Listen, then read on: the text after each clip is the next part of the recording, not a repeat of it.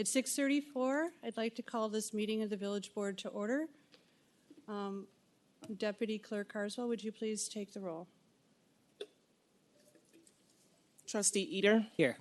Trustee Enya. Here. Trustee Levin-Jacobson. Here. Trustee Straw. Here. Trustee Taglia. Here. Trustee Wesley. Village President Skaman. Here. Okay, so we do have a quorum. I would entertain a motion to approve the agenda as it's been presented. So moved. Second. All in favor? Aye. Aye. And I think that was motioned by Trustee Eater and seconded by Trustee Strong. And so the agenda has been approved. I would entertain a motion to approve minutes from the March 3rd, 2026 regular meeting of the Village Board. Motion, please. So moved. Second. Okay, motion by Trustee Levin-Jacobson and seconded by Trustee Straw. All in favor? Aye. Aye. Thank you. Do we have any non-agenda public comment this evening? Okay, hearing none. Then we'll move forward to proclamations. It's our great honor to be recognizing a number of people close to our hearts and to the hearts of the village here this evening. We'll begin with a motion to approve a proclamation honoring Faith Julian and the Julie family legacy in Oak Park. Motion, please. So moved. Second. Motion by Trustee Enya, seconded by Trustee Eater. And I have asked Trustee Taglia if he would please read this proclamation aloud for us. Good evening. This is a proclamation honoring Faith Julian and the Julian family legacy in Oak Park, Illinois. Whereas Faith Julian is a longtime resident of Oak Park, Illinois, and the daughter of renowned chemist, inventor, and civil rights pioneer Dr. Percy Levon Julian and sociologist Dr. Anna Roselle Julian, both of whom made extraordinary contributions to science, education, and the advancement of civil rights in the United States. And whereas Dr. Percy Julian, one of the most accomplished chemists of the 20th century, held more than 150 patents and developed groundbreaking methods for synthesizing life-saving medicines, including affordable corticosteroids used to treat rheumatoid arthritis, asthma, lupus, and other inflammatory conditions, as well as progesterone used in the development of the first birth control pill. And whereas in 1950, the same year Dr. Percy Levon Julian was honored as Chicagoan of the Year for his groundbreaking scientific achievements, the Julian's family Oak Park home was targeted by racist violence before they could even move in, when intruders broke in, poured kerosene throughout the house, and set it on fire, causing damage and delaying the family's move. And in a separate incident, dynamite was thrown toward the bedroom window of young Faith Julian, damaging the front entrance of their home, though it did not penetrate the window. And whereas, despite these acts of hatred and intimidation, the Julian family moved forward with their plans to live in Oak Park, demonstrating extraordinary courage and helping affirm the principle that all people have the right to live where they choose. And whereas the Julian family home on East Avenue stands today as a powerful symbol of resilience and progress in Oak Park, representing both the painful history of racial discrimination and the enduring determination of a family who refused to be driven away. And whereas Faith Julian, the only member of the Julian family who still resides in the historic home, has worked with determination to preserve the property and protect the legacy it represents, striving to keep the home in her family's name and ensure that the story continues to inspire future generations. Whereas the East Avenue home has become a significant community legacy site, reminding residents of the courage it took for the Julian family to stand against hatred and remain in Oak Park, and serving as an enduring testament to the progress of our community, continues to pursue justice toward justice, equity, and belonging. And whereas through public remarks and community engagement, Faith Julian has shared the powerful legacy of her father and family with students and residents, encouraging future generations to pursue education, overcome obstacles, and work toward a more just and inclusive society. And whereas Faith Julian's stewardship of her family's home and story reflects a deep commitment to preserving Oak Park's history and honoring the courage of those who stood against discrimination in pursuit of a more equitable future. And whereas the Village of Oak Park recognizes the Julian family's lasting impact on our community, including the naming of Percy Julian Middle School, the presence of Dr. Julian's bust at the Oak Park Public Library, and the inspiration his life's work continues to provide students, scientists, and residents alike. Now, therefore, I, Jim Taglia, on behalf of Vicki Skaman, President of the Village of Oak Park and the Board of Trustees, do hereby proclaim our recognition and appreciation of Faith Julian for her perseverance, her dedication to preserving the legacy of the Julian family, and her continued contributions to the story of courage, scientific achievement, and civil rights that form an important part of Oak Park's history. Thank you, Jim. Faith has joined us on the phone, but we also, I've invited Trustee Enya if he has just a few words to share. We thank Trustee Taglia for reading the proclamation for us. He's known the family, grown up with the family, and has represented and made sure that Faith and her father's legacy, her family's legacy, remain front of mind. So we thank him for that. Trustee Enya. Yeah, thank you.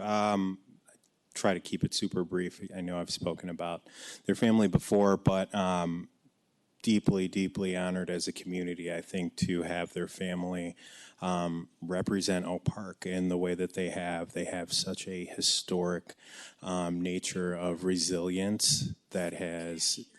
Can you hear me, Faith? No, How about now? yeah. All right, there we go. I couldn't hear you before. Oh, I can start over for you.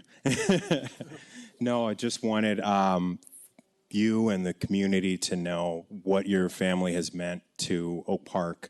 I mean, from past, present to future, the level of resilience that you all have shown in the face of, so much hatred and, injustice, but still stood through it.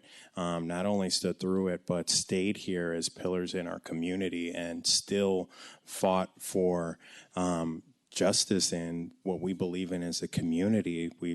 You stand for all of these things that we stand for.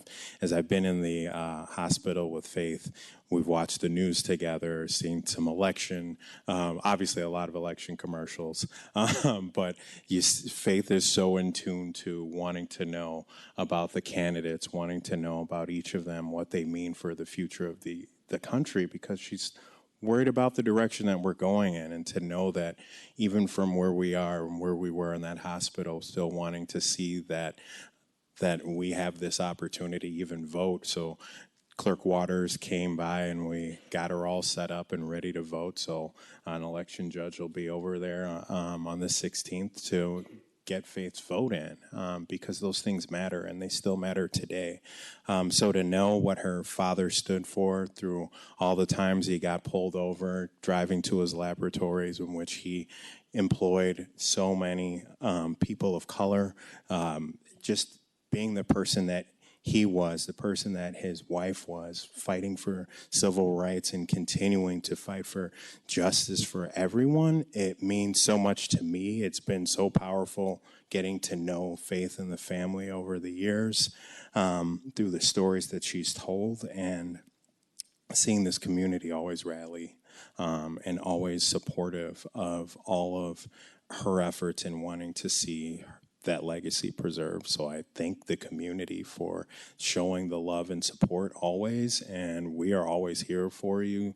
When I show up, I'm showing up for the community because I know that the community has that same love and support for you and your family, and we couldn't be more pleased to show you this honor. So just want you to know we love you, we care about you so much, and thank you for everything that you've done and stood for in this community.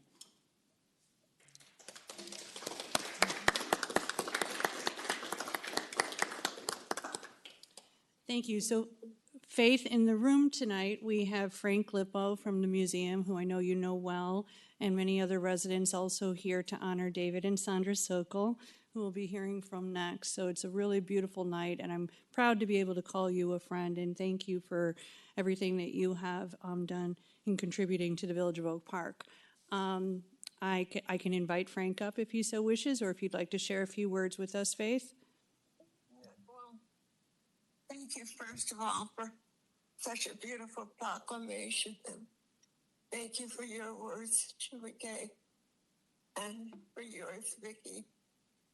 And, oh gosh, I know my dad and mom would be really proud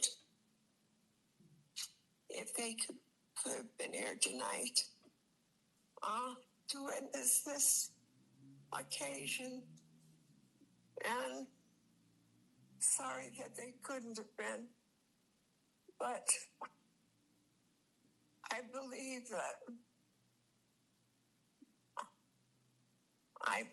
that as we go forward, better things will come. That's what my hope is always, that better things will come. And I hope that, when I'm no longer here, that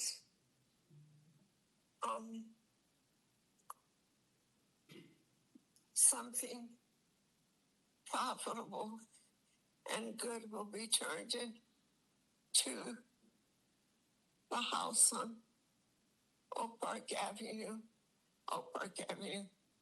Chicago Avenue, and East Avenue. And I'm so appreciative of everything that the board and the village as a whole has done for me and to help me. And it's not easy for me to talk, but I just wanted to give my sentiments along this line. And thank you.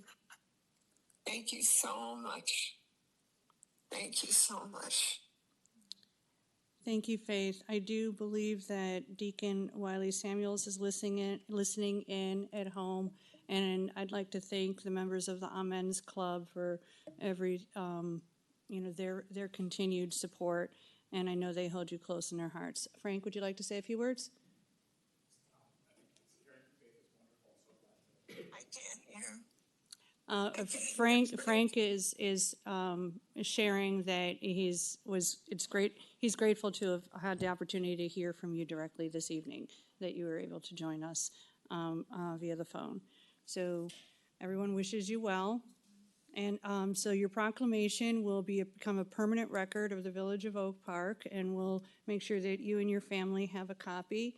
Thank you again, Faith. And I hope you have a restful evening. Thank you so much. All in favor? you. Oh, sure. Aye. Okay, it's official, Faith. Have a nice All right, evening. Thank you. Thank you. Thank you. Bye-bye, Bye. Faith. Bye, Bye. Faith. See you soon. All right. Thank you. And now, also blessing this evening is a motion to approve a proclamation recognizing Sandra and David Sokol as the 2026 recipients of the Historical Society of Oak Park and River Forest Heart of the Villages Award, March 12th, 2026. So moved. Second. Motion by Trustee Leving-Jacobson, seconded by Trustee Straw. Hello, Trustee Wesley.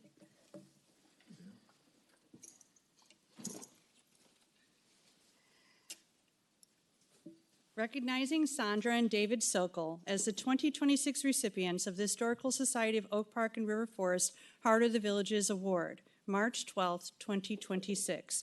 Whereas we are here today to express our appreciation to Sandra and David Sokol and to honor them as 2026 recipients of the Heart of Our Villages Award, presented by the Historical Society of Oak Park and River Forest in recognition of their contributions of time, talent, and skills in support of multiple community activities. Whereas Sandra and David Sokol have been residents of Oak Park since 1972 and have shown their commitment to the community through their involvement in multiple organizations, beginning as founding members of the Hawthorne Community Council and continuing their PADS, Opelga, Beyond Hunger, the Oak Park Temple, and the 19th Century Charitable Association, as well as participating on numerous volunteer commissions and in village government for more than 50 years.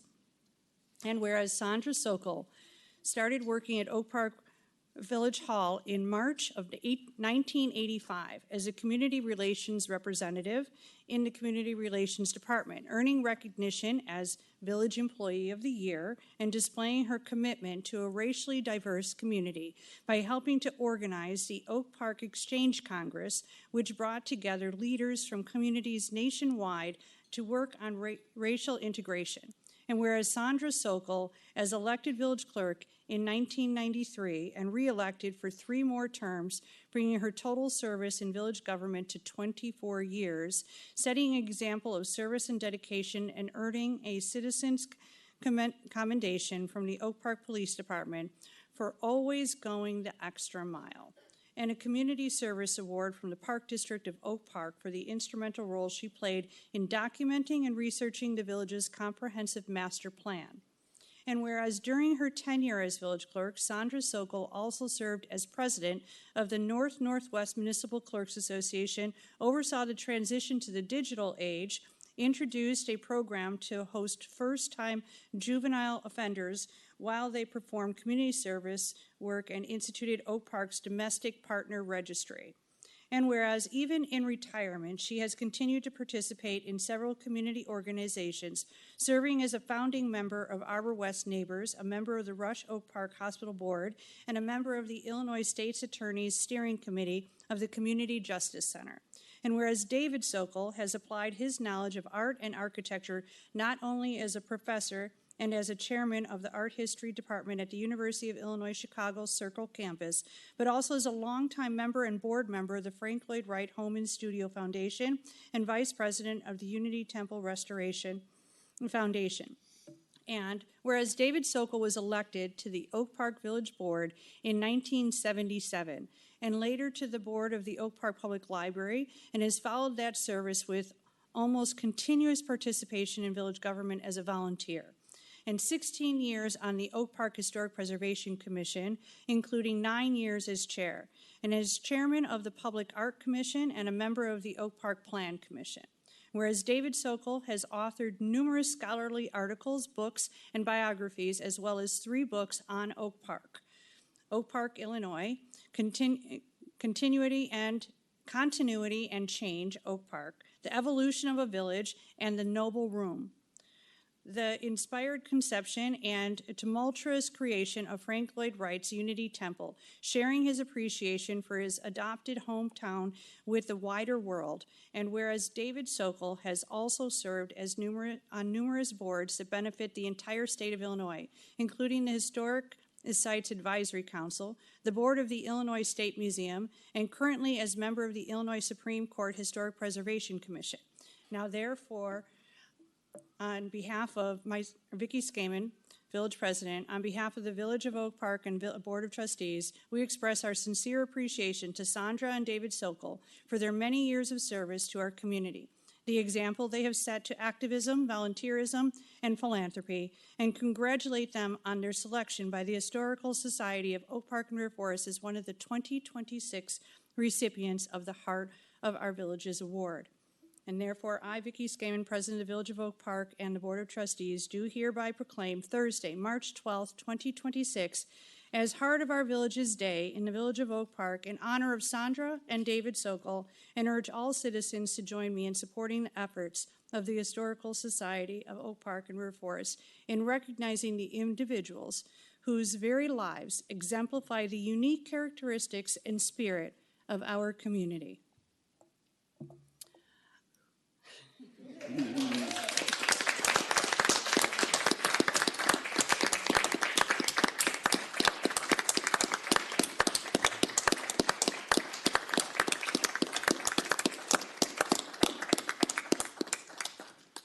Should we start with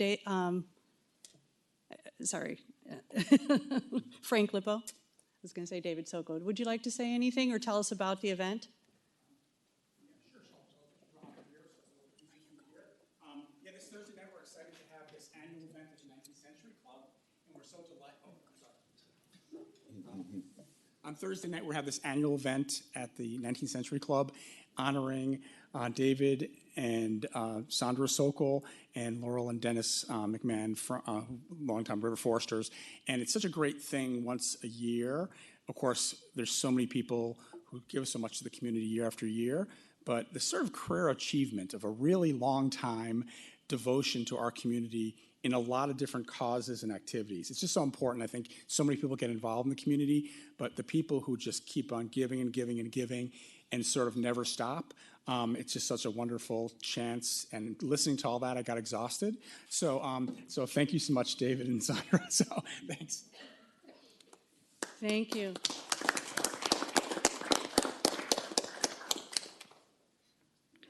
And I know that we have Ray Heiss, our longtime village attorney, who is here as well, and many others that are here to share. Does anyone want to share a few words before we invite David and Sandra Sokol up? Oh, please, Chief. I'm just saying hi. Sandra knows how much she and David means to me. Well, Sandra has been a longtime mentor of myself. I think many know that I was village clerk before I ran for village president. And so I don't know that I would necessarily be here without her support always. And David, we're really looking forward to your presentation this evening. Ray, please. It's so wonderful to have you here this evening as well. Well, I couldn't pass by the opportunity because these two have been doing this for most of their lives. And I came to know David first when he served as a young man on the village board. And I have to say, he was never afraid to express his opinion. He was never afraid to take on a statement he disagreed with, and he did a wonderful job as trustee. And if you could have all seen him in action, I think you would have found him to be a perfect role model. Sandra was involved in everything. I knew her long before her participation as a community relations rep. And for those of you who don't know how important that commission was, it was doing the nuts and bolts of civil rights. It was forming this community up. It was getting neighborhoods activated and charged to not fall prey to the not their attitude. Can't say enough, and it's long overdue. Thank you. Thank you.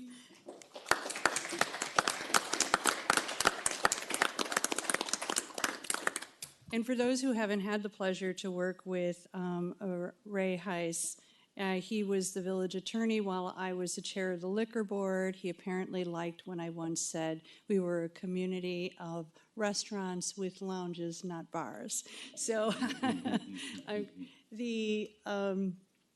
as we continue to work on having a nightlife and inviting all kinds of businesses to our community. But we have you, Ray, to thank for, along with Sandra and David Sokol and many of those who sat at this dais before us, a lot to thank for the work that we've done as a village and great on racial equity and, going back to the Fair Housing Ordinance of 1968, but also that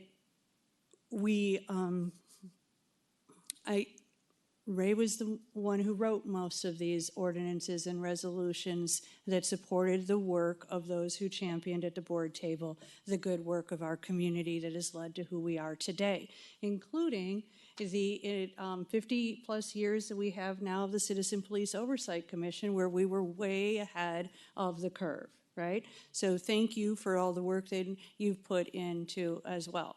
I'm thrilled that you're here. So, but very few people hold a place in my heart closer than Sandra. So Sandra and David, would you like to come up and share?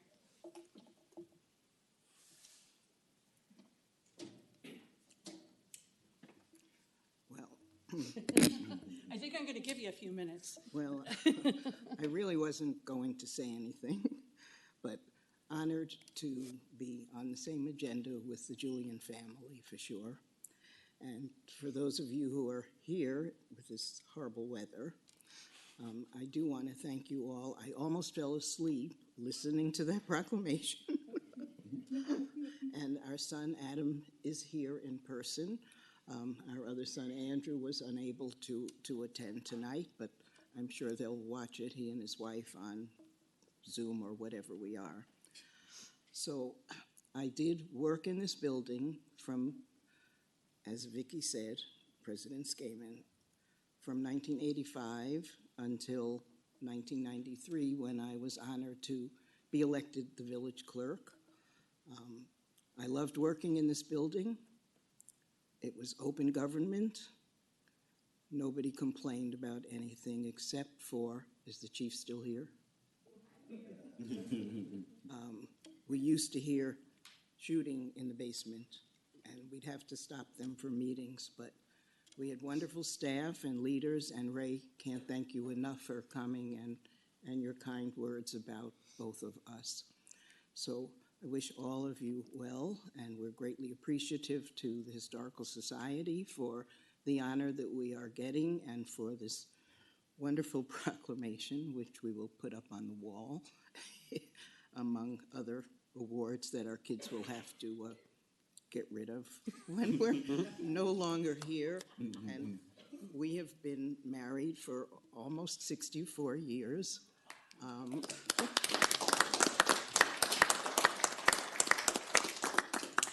different people with different interests, but we love Oak Park. We chose to come here. Won't go into history, which someday I'd love to share with you all. And it is our home. We always thought we'd go back to New York. We never did. And here we are. So thank you again very much. And if David has a few words. I was just thinking about when I was on the village board, and the building was fairly new in 77. It was a long, straight table, not curved like this. And the thing that sticks out the most in my mind, it was not only a long table, but it was open at the bottom. A reporter for the Wednesday Journal had nothing better to do than to write about the fact that I wasn't wearing shoes or socks. And I was, she can see my feet underneath the table. Sic transit gloria. Again, we appreciate the honor. This is, as Sandra says, home. We've moved once within it. I'll be talking about that later. But yeah, it's home. We raised our kids here. We came here for reasons that were valid, but it evolved into something way beyond what we ever thought. Thank you.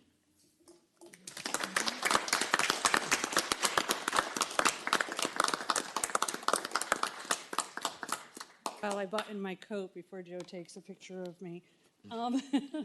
She is wearing heels. I'm always wearing heels. I could tell a story about blowing my calf muscle because I didn't own gym shoes.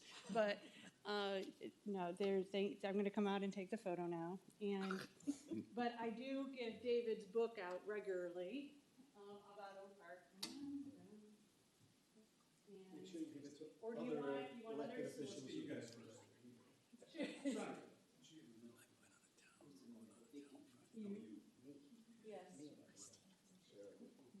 I took the shoes off for a non once.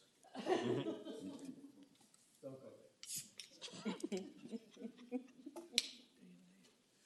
No one's going to tell him I said that, right? He can listen himself. It's between us and your 54,000 closest friends.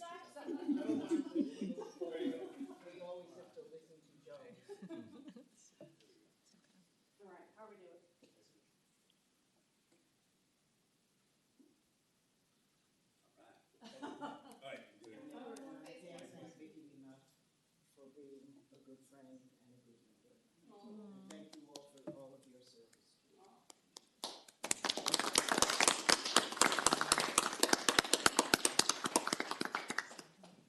And I do appreciate that we have that now, David.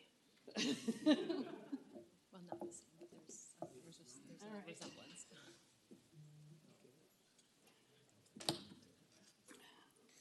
I will keep my socks on, though.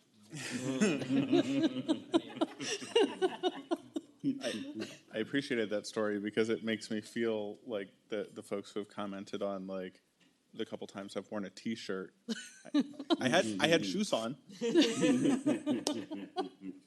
All right. Thank you. And all in favor?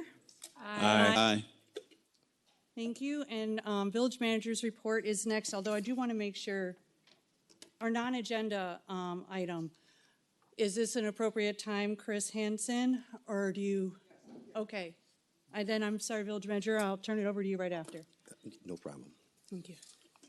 Thank you. I'm sorry I wasn't here a little bit earlier. That was quite the storm that came through, Oh, it sure was. Thank you for joining us. which actually has something to do with what I'm here. I wanted to pass these around so you're able to visualize what I wanted to talk about.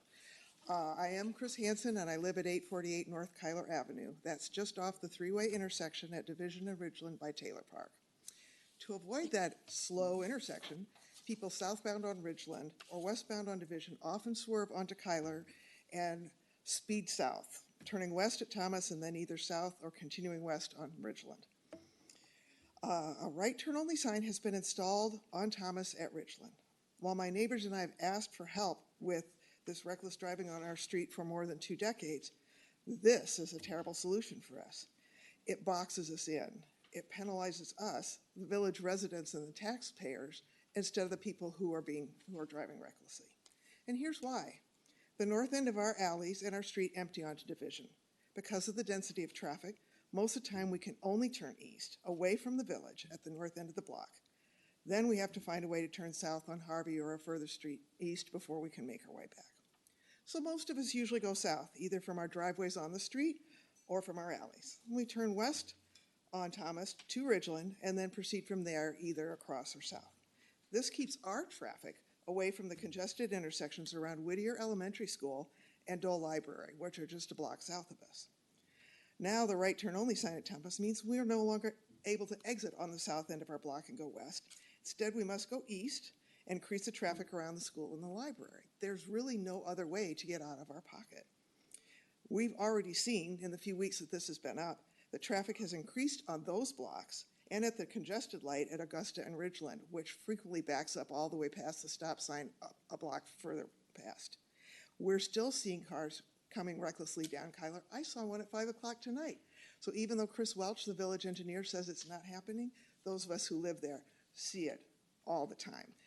Maybe we're not tripping his speed meter, but we're watching people swerve onto our street and then roll right through one of those stop signs to careen along there. And now I notice a new thing. Some of those drivers are turning down the alley behind the 700 block of Ridgeland, all of which creates increased risks of car accidents, particularly involving pedestrians, children. It also adds time and distance to every trip that we make from our homes, every single day. There's another solution. Simply install a curb barrier like the ones in the 800 blocks of Humphrey and Taylor. This would prevent those left turns from westbound Division traffic and swerves from southbound Richmond from ever getting onto our block. It stops the speeding drivers rather than penalizing us. And if those drivers decide to move a little bit further east to make those turns, they run into a series of stop signs. That's not going to get them where they want to go faster. It's going to make more sense for them to actually go through that intersection. The other thing we're finding out is now can I go fast? They want to make Kyler a one-way north, which Mr. Welch pointed out that somebody had asked for by petition back in 2017. Yes, we defeated that because we don't want it to be one-way going north. If anything, we want to be able to go up and down on our street. But the real problem, of course, is that intersection, and I do not have the engineering skills to solve that, but perhaps somehow, someday, someone could figure out a way to get traffic to move smoothly east-west and north-south without causing all these people trying to jigger around. In the meantime, I'm just going to ask you please to request the village engineers to remove that right turn only at Ridgeland Thomas and to install a curb barrier at Kyler and Division. Thank you. Thank you, and thank you to your neighbors as well who have emailed with their concerns over the last couple of days. I don't have an immediate response for you, but I know that we did have discussions, and the village manager will be, seeking to get some neighborhood, at least respond to questions and hear all of the concerns. Okay? Thank you.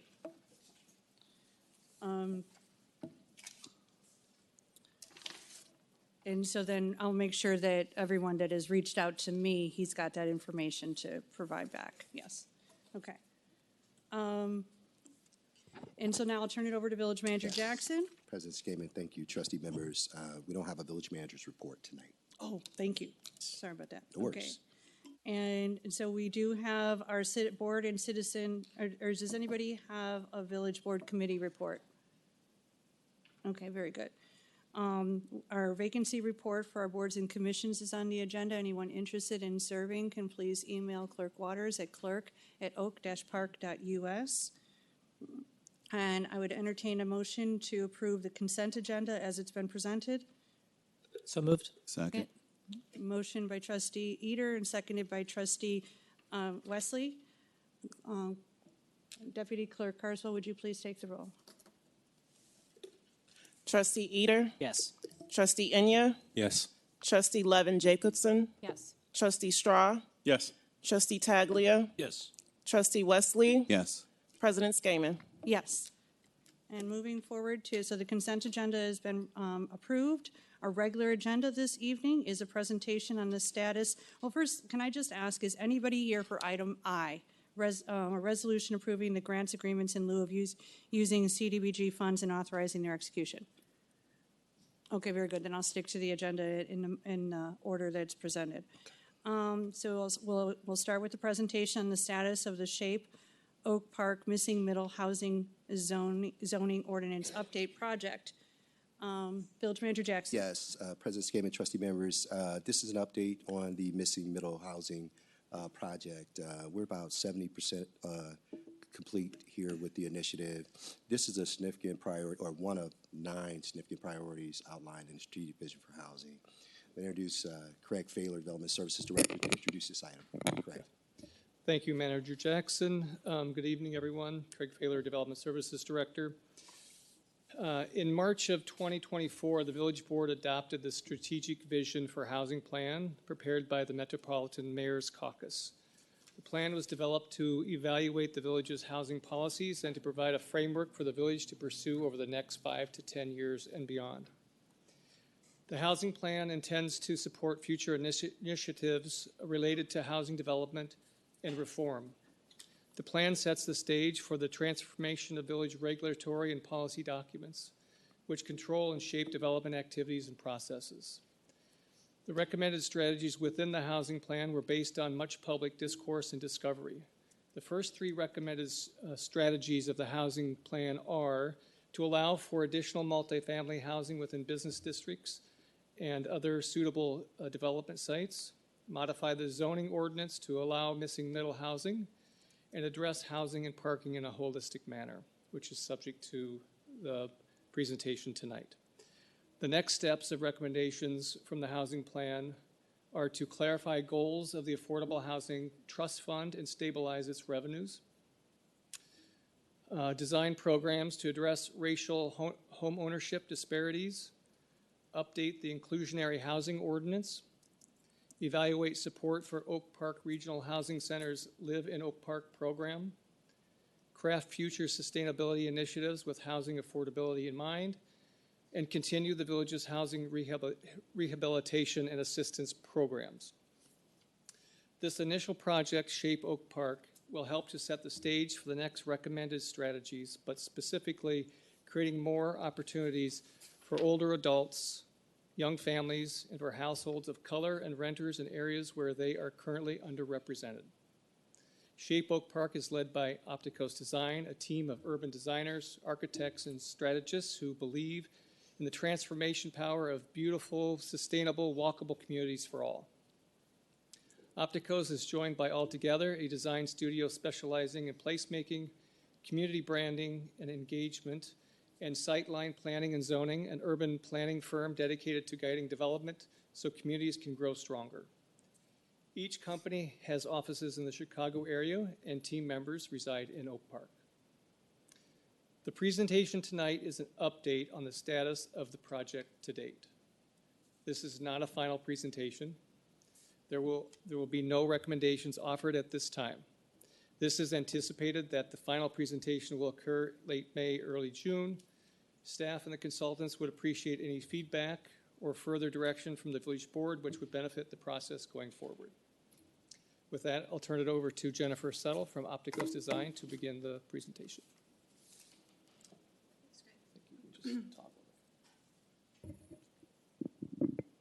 Thank you so much for having us here tonight. Hopefully my voice sticks around. We know that we gave you a very large informational memo with the depth of our work and analysis and understanding over the last 5 months, and we're excited to be here tonight, which means we're moving into that final phase where we can start to dive into the final recommendations. So we'll try to keep this brief. We know you have a lot on the agenda to cover. And so a quick synopsis of what we'll look at tonight. I'll give a quick project overview. Myself, Jennifer Settle, and Zach Borders are here representing Opticos. We are also residents of Oak Park and care deeply about our community. We're honored to be on the same agenda as others who have worked very hard to make this a place we love. And it turns out that doing this work in the place you live is a little bit more stressful. Then I'll turn it over to Marisa Schultz, who will cover the depth of the engagement and outreach that we've done over the last 5 months and some of those key takeaways that we've been hearing. This is a hard topic, right? And there's a lot of perspectives, and that's where we're really coming at this to figure out and craft the solutions that are right for Oak Park. And then finally, we'll turn it over to Jake Side from Sightline Planning to start to talk about some of the barriers we found in the existing zoning and our approach to refining those regulations. So how do we move to that next phase? We're actually coming to you next time with the actual recommendations moving forward. Craig mentioned, right, the impetus for this work is really some of those goals and calls for action that came from the village's strategic vision for housing plan. This work is really rooted in that. The recommendations we read from there, the data that they did, the survey work that they did from the strategic vision for housing. And we are looking at this rooted in those values and goals that plan called for, that the village has called for. The two that I want to highlight and that we'll focus on tonight is really the technical aspect of this work is twofold, really. The first part of that is how do we support middle housing, right? This is really thinking about what are the housing choices that fit within our neighborhoods, right? So we'll talk a lot about that. But the other aspect is reviewing the residential zoning on our commercial corridors. And you'll hear about a little bit later some of those barriers that exist. So on the first side for middle housing, it's understanding how we can do that thoughtfully and strategically to allow more housing choices across Oak Park. The second aspect is looking at our corridors and centers where we do have more capacity to understand what role our zoning is playing in adding cost and affecting the outcomes that we see in those opportunity areas. The second piece that you'll hear from Altogether is really there was a call within this project to engage and educate the community on what zoning is, why it matters, and how it does or does not align with our current needs and our current values as a community. So a lot of our work is on that education, and we hope that a lot of the conversations we've had in the workshop and to come will help set the stage for more productive conversations. It's really the goal. You'll see in all of the outreach material, and we're being very upfront, that this project aims to strategically update the code. This is a strategic update. We're being very thoughtful about what are some of the things that we can change in the code that better align with our values. That does not mean this isn't important work to be done, but it is hard. And the reality is it's not about dramatic change, but it's setting the stage for generations to come and aligning our zoning with our goals of equity and inclusion, while also acknowledging the market realities of today, the cost of housing today, the way we deliver housing today. So we're really looking at middle housing, the variety of housing choices that fall within that, to see where different types fit. It's not a one-size-fits-all approach. A quick update on the timeline. As Manager Jackson said, we're sort of at that third phase of work. We kicked off end of last September and spent a lot of our time setting the stage for communicating, talking with different focus groups. You'll hear about all the engagement, and doing a really robust analysis of what the existing zoning allows now, and a lot of mapping that you'll start to see. And we've just entered into the refining the regulations phase. What are we at? Where do we go from here? So a little bit of proportion shift for anyone who knows Oak Park, but this is really a quick snapshot of the analysis that we've done. I think everyone that we've talked to on all sides of this conversation acknowledge that middle housing, right, those 2-unit buildings, those 4-plexes, those 6-plexes, those courtyard and small apartment buildings have played a really formative and important role in our housing landscape throughout history in Oak Park. And so this map, it's hard to see here, but really sets the stage of what we have now in terms of zoning. So all of the blue areas are where our residential zones that allow any type of multi-unit, 2 and up housing. All of the yellow is where we only allow a single-family house. And what you can't see real well here, but all of the orange dots that populate that orange area are middle housing. So what this means is we have middle housing throughout our community. 2, 4, 6 flats that exist in almost every area of Oak Park. But the underlying zoning does not allow those to be built today. It doesn't allow them to be rebuilt today. It doesn't allow us to add new middle housing types in the majority of Oak Park today. And so part of this work is understanding what we have and aligning the zoning with that community character and housing choice that have really played a unique role in the community that we have today. Second aspect that's driving our work is what we call place types, right? We hear a growing demand, and part of the love for Oak Park is that walkability, that access to transit, that access to neighborhood centers, that access to downtown in a walkable, green neighborhood feel, right? That's why people want to live in Oak Park. And so we look very closely about how the zoning does or doesn't align with those areas, those access to amenities and services and transit. So that's part of driving our work. And finally, part of our analysis is understanding the impact of lot sizes. Right? So this sort of is the DNA of Oak Park. And zoning impacts different lot sizes differently. And so our zoning needs to acknowledge that. So we've done a robust analysis of where there are larger lots and where there are smaller lots. And that directly aligns with which building types fit in those areas. And we can design for that. The zoning should respond to these differences in lot size and protect that character that makes up the fabric, so that we're not encouraging the consolidation of lots, and we're aligning the zoning to be very clear about what we want. Quick run through of the application of missing middle. It's not a one-size-fits-all approach. It's really about aligning with the different contexts that exist across Oak Park today. So at the smallest end, we're looking at housing types that fit within that house scale on those typical size lots that we see throughout the neighborhoods, and starting to align the zoning with different uses and housing types that fit within that same character and scale that we love today. The second area of application for middle housing tends to be in those transition zones.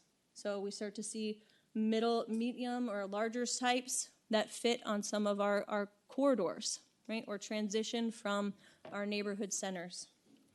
And finally, the third aspect is thinking differently about our mixed use areas and how middle housing and multi-unit housing plays a role in those applications.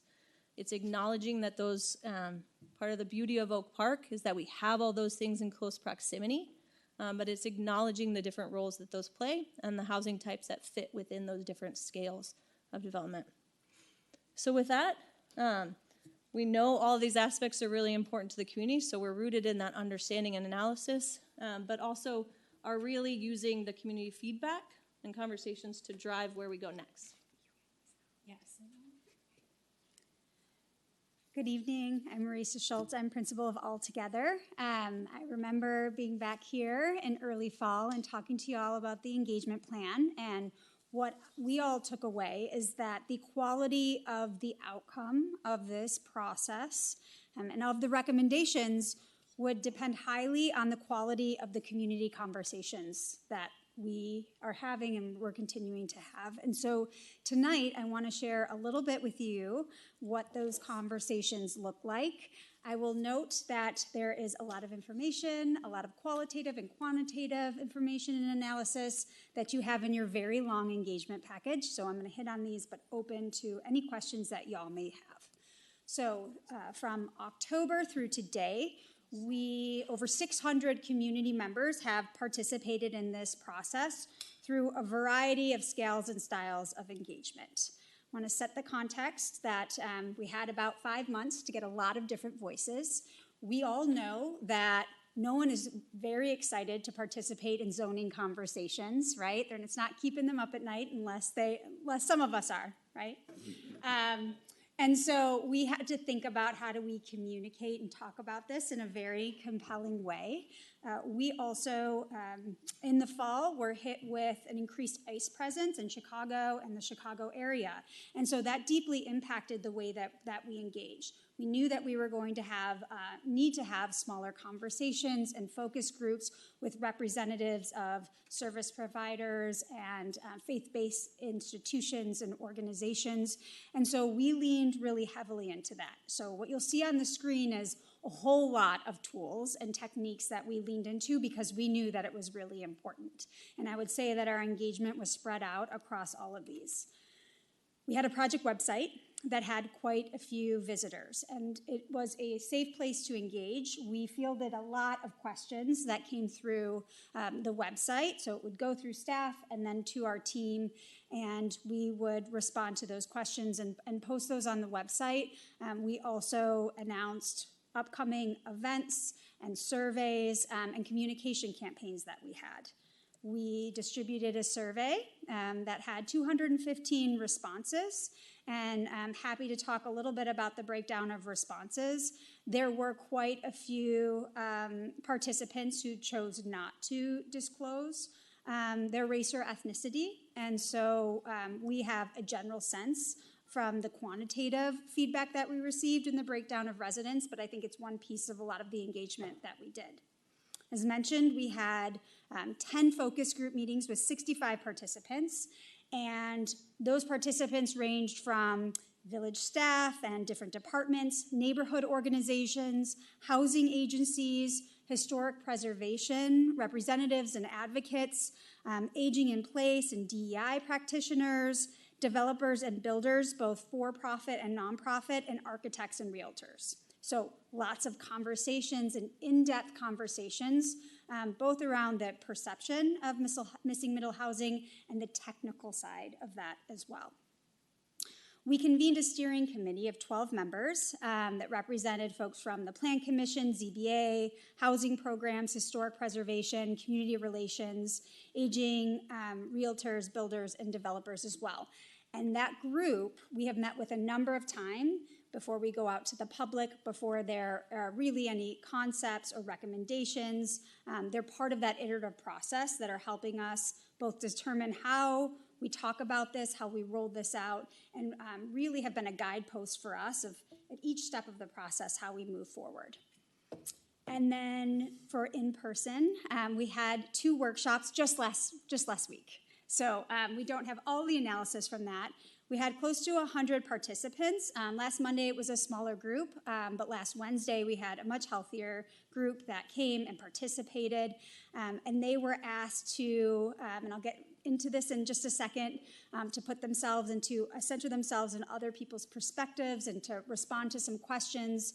And then they started to really dig into different typologies, the design, the look and feel of that, and then reactions to this scenario that Opticos had presented. And then finally, and I want to say most importantly, we went to 3 pop-ups. Serendipitously, these were around the holidays. And so we were able to go to Saturday with Santa, Winterfest, and Home for the Holidays.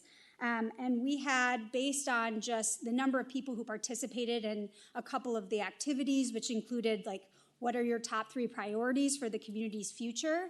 And those top 3 were, we want walkable and safe neighborhoods. We want to be able to access parks and green space. And unanimously, we want to have housing options that they can afford. So those were the 3 that percolated to the top.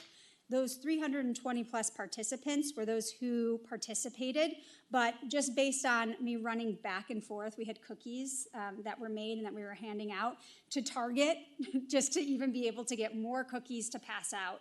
I would say that this was closer to 600 people that we were face-to-face talking to about this concept and the project and what was to come that may not have felt comfortable participating in the activities. So there have been a lot of eyeballs on this project as well. And with that being said, we all know zoning is technical and it's abstract. And so we felt like we needed to humanize this. We talked about this in our last meeting. And we brought Oak Park characters to life. These characters were formed from a lot of the collective conversations that we had, not a one-to-one on characters, but really the people that needed to be represented. And there are a lot of community concerns, which I know you are all well aware of, right? Parking and tax increases, change to neighborhood character, they're real. But they are also a block to receptivity to conversations around housing.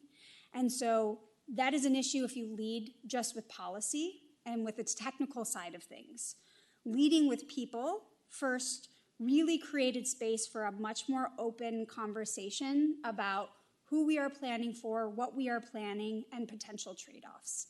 And so in our workshops, you'll see here that we had an activity with cards where there were these characters. And we asked participants to pick a character, to read through that, to root themselves in their lived experience and perspective, and then to answer some questions based on that before they then went through the workshop and answered them from their own perspective.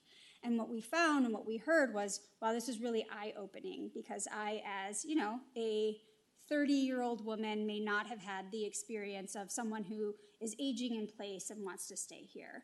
And vice versa, I, someone who has been in this community for 40 years and not thinking about the fact that there are people and younger people who want to move here and can't afford to either rent or purchase a home here.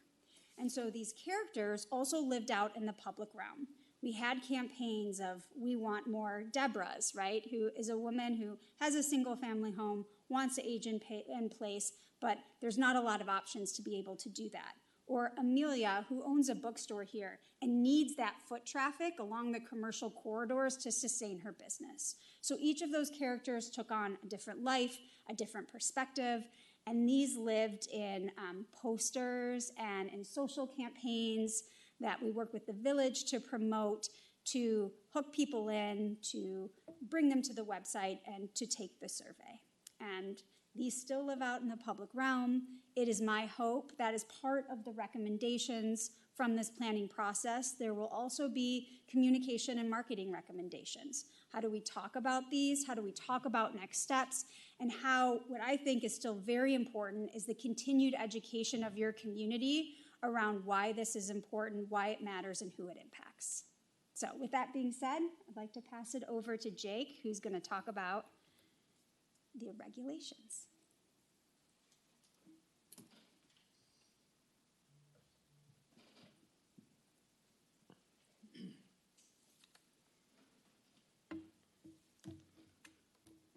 All right, thank you, Marisa. Good evening, everyone. My name is Jake Seid. I'm the founding principal of Sightline Planning and Zoning. I'll also working with the village right now on the Roosevelt Road Corridor plan, so it's good to be back with you again. So the village is trying to do a lot of important things through the strategic vision for housing, but portions of the existing zoning code create a number of barriers that the village wants, that are preventing the village from doing what it wants to accomplish. So the village's use restrictions are the first thing we wanted to talk about in terms of barriers. Now, 5 of the 8 residential zoning districts in town only allow single-family detached homes. So the table here on this slide shows those 5 districts there with the yellow box. Now, one of the goals of this project is to continue to allow single-family housing. You know, that's not going anywhere. But we also want to allow more types of housing that Oak Park already has. So in the current code, missing middle housing types are prohibited in most districts. So you can see the blue box on this slide as well. Now, this prohibition includes triplexes, fourplexes, and cottage courts. And this is an odd barrier because triplexes and fourplexes are already quite common throughout town. The R6 and R7 are your only real, missing middle districts, but they allow everything from duplexes to 60-unit multifamily buildings. So there's a really wide swath there. And in the commercial corridors, most housing types require special use approval. So this adds time and uncertainty for the discretionary review process. So essentially what the ordinance does now is create a binary choice for housing in the community. Either single-family zoning in most of the districts in town, or large multifamily housing with very little bit of wiggle room between those extremes. Now on the next slide, we wanted to show another barrier to missing middle housing is that you often need to assemble more than one lot to build missing middle housing types. So this is an unnecessary barrier because duplexes, triplexes, and fourplexes fit within the same footprint as a typical single-family home. So the illustrations on this slide kind of show what that missing middle housing type would look like in terms of a typical Oak Park lot. So these illustrations show the existing requirements for things like lot area, lot width, setbacks, and building height, and how missing middle housing type could fit within that envelope. The current code has the impact of encouraging bigger and bigger single-family homes, which is not what the goals of the strategic plan for housing are looking to accomplish. Our third barrier was that we wanted to highlight the design standards in the existing code, and design standards are great. We love them. They help maintain the look and feel of the community. But the existing standards that the code has now are exclusionary to some degree and a little bit fuzzy, which leads to uncertainty and adds cost to the development process. So one example of that is that the design standards for multifamily buildings integrate with the design standards for both non-residential development and mixed-use development. So this creates confusion in terms of what type of look and feel we're looking for those multi-unit buildings. Similarly, the design standards for all residential development along Roosevelt Road are very complicated. There are layers of standards there for everything from building facades to building height to on-site parking, which adds quite a bit of uncertainty to the design process there. The final slide that we have on barriers is about accessory dwelling units. Now, the village has been talking about ADUs and coach houses for years now, but the existing zoning requirements still create quite a few limitations for development for that. Now, ADUs are only allowed on zoning lots for single-family dwellings, and this prevents the establishment of ADUs for other missing middle housing types like duplexes. Now, either the principal unit for an ADU or the principal unit or the ADU must be owner-occupied, which is another barrier. This prevents the development of a property where the owner does not live on site. And additional barriers for ADUs include standards for building height, setbacks, lot coverage, and design, all of which makes it harder to design an ADU and to build one, which are also, they're pretty expensive housing types to develop in the first place. Now, the last slide we have for you here is our kind of ideas and options for proposed zoning districts.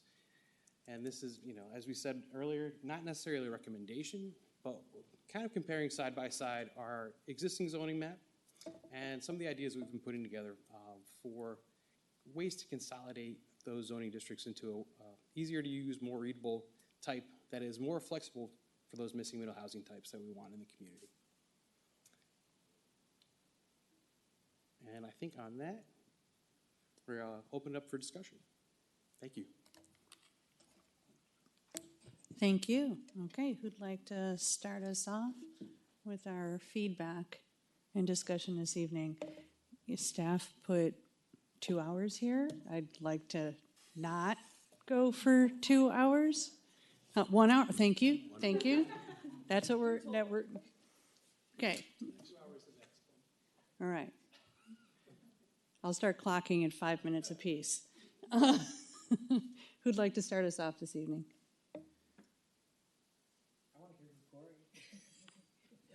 Well, we do often throw it to him first when it's anything else, but Brian's raising his hand, so we'll spare you for a moment. I'm Trustee Struggle. I'm still thinking. 5 minutes.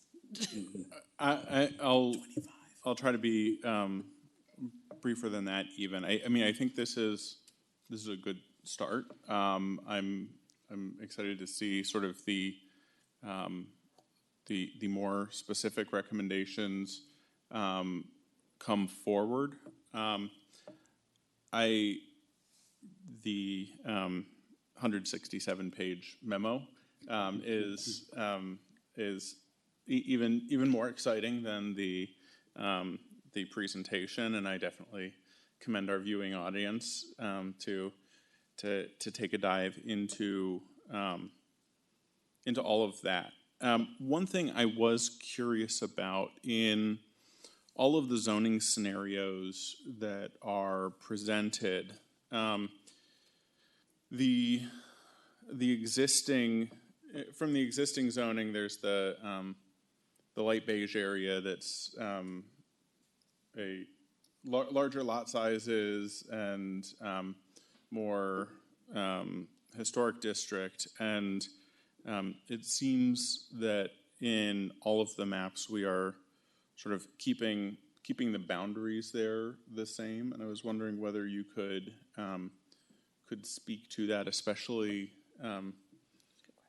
there's the part where the Frank Lloyd Wright Home and Studio is, and much of the Frank Lloyd Wright designed homes that are sort of in that prairie style, and then the larger light beige area that has a little bit less density of those specifically identified structures, but is much larger by land, and as a result ropes in a large number of contributing structures. And this crosses over a little bit from our first agenda item to our second agenda item, but I'm curious why these largest lot sizes are getting the lowest density treatment on the zoning map, because it does seem like there may be some opportunities for more missing middle housing there if there are larger lots where the existing use isn't maintainable in the future. Yeah, absolutely. It's a great question, and one that we've done several iterations, and we brought this question, that exact question, to the steering committee, and in smaller ways to the community, to try to get at this answer of which housing types we want to allow where, and do we draw different lines, for lack of a better terminology, in the zoning map. And really we go back to that analysis of what are the existing zones and what are they allowing now. So we did a robust comparison to show that right now R1 and R2, your lowest intensity, have the exact same setbacks and standards. But what we recognize is that they have very different lot sizes, right? So we want to be very careful about treating a very large 100-foot lot the same way we treat a 50-foot lot. And so that was where we went through several iterations that actually broadened that lightest yellow color, because there's justification for that, because the standards currently today are the same. But that next layer of analysis is that the lot sizes are very different. And we know zoning impacts different size lots differently, and we want it to do so. We want it to acknowledge that change in character that we see in that district. And so this map is really starting to combine those three layers of where do we have access to amenities, downtown, neighborhood, where is the existing zoning at now, and then where does lot size come into play? And so part of the community feedback that we were looking to get is in those areas where we have the largest lots, what uses are appropriate. And from the steering committee, we heard loud and clear, it should also be allowed to have middle housing, but we need to protect and think about the size and shape on that larger lot very carefully. So that's why those get called out differently in this map. So the differences between the proposed N1 and N2 zones is about setbacks and massing. That would be about setbacks. It would be aligning the footprint or the lot coverage with the character of that district today, while allowing 1, 2, 3, 4 potentially units within that same building envelope. But it's maintaining the setbacks and the lot coverage and the scale, so it matches that district regardless of what use goes into those. Okay, so the N1 and N2 uses allow the same housing types. It's just a difference of setbacks. It could be very similar. I think we're anxious to hear from you if you desire to see a difference in what those two districts allow in terms of use. Yeah, I think I'm in favor of allowing the same type of uses. That is to say, allowing missing middle that sort of fits in a neighborhood context and historically has been in our neighborhoods throughout Oak Park. And I'll be interested in hearing more about what my colleagues think, and more as we get to future presentations about some of the thoughts on the setbacks and how we do that. Because I think one of the things we've talked about previously, and I don't know that this presentation necessarily gets into, is with any zoning proposal, if our goal is to actually encourage the development of additional missing middle housing over time, we need to be thoughtful about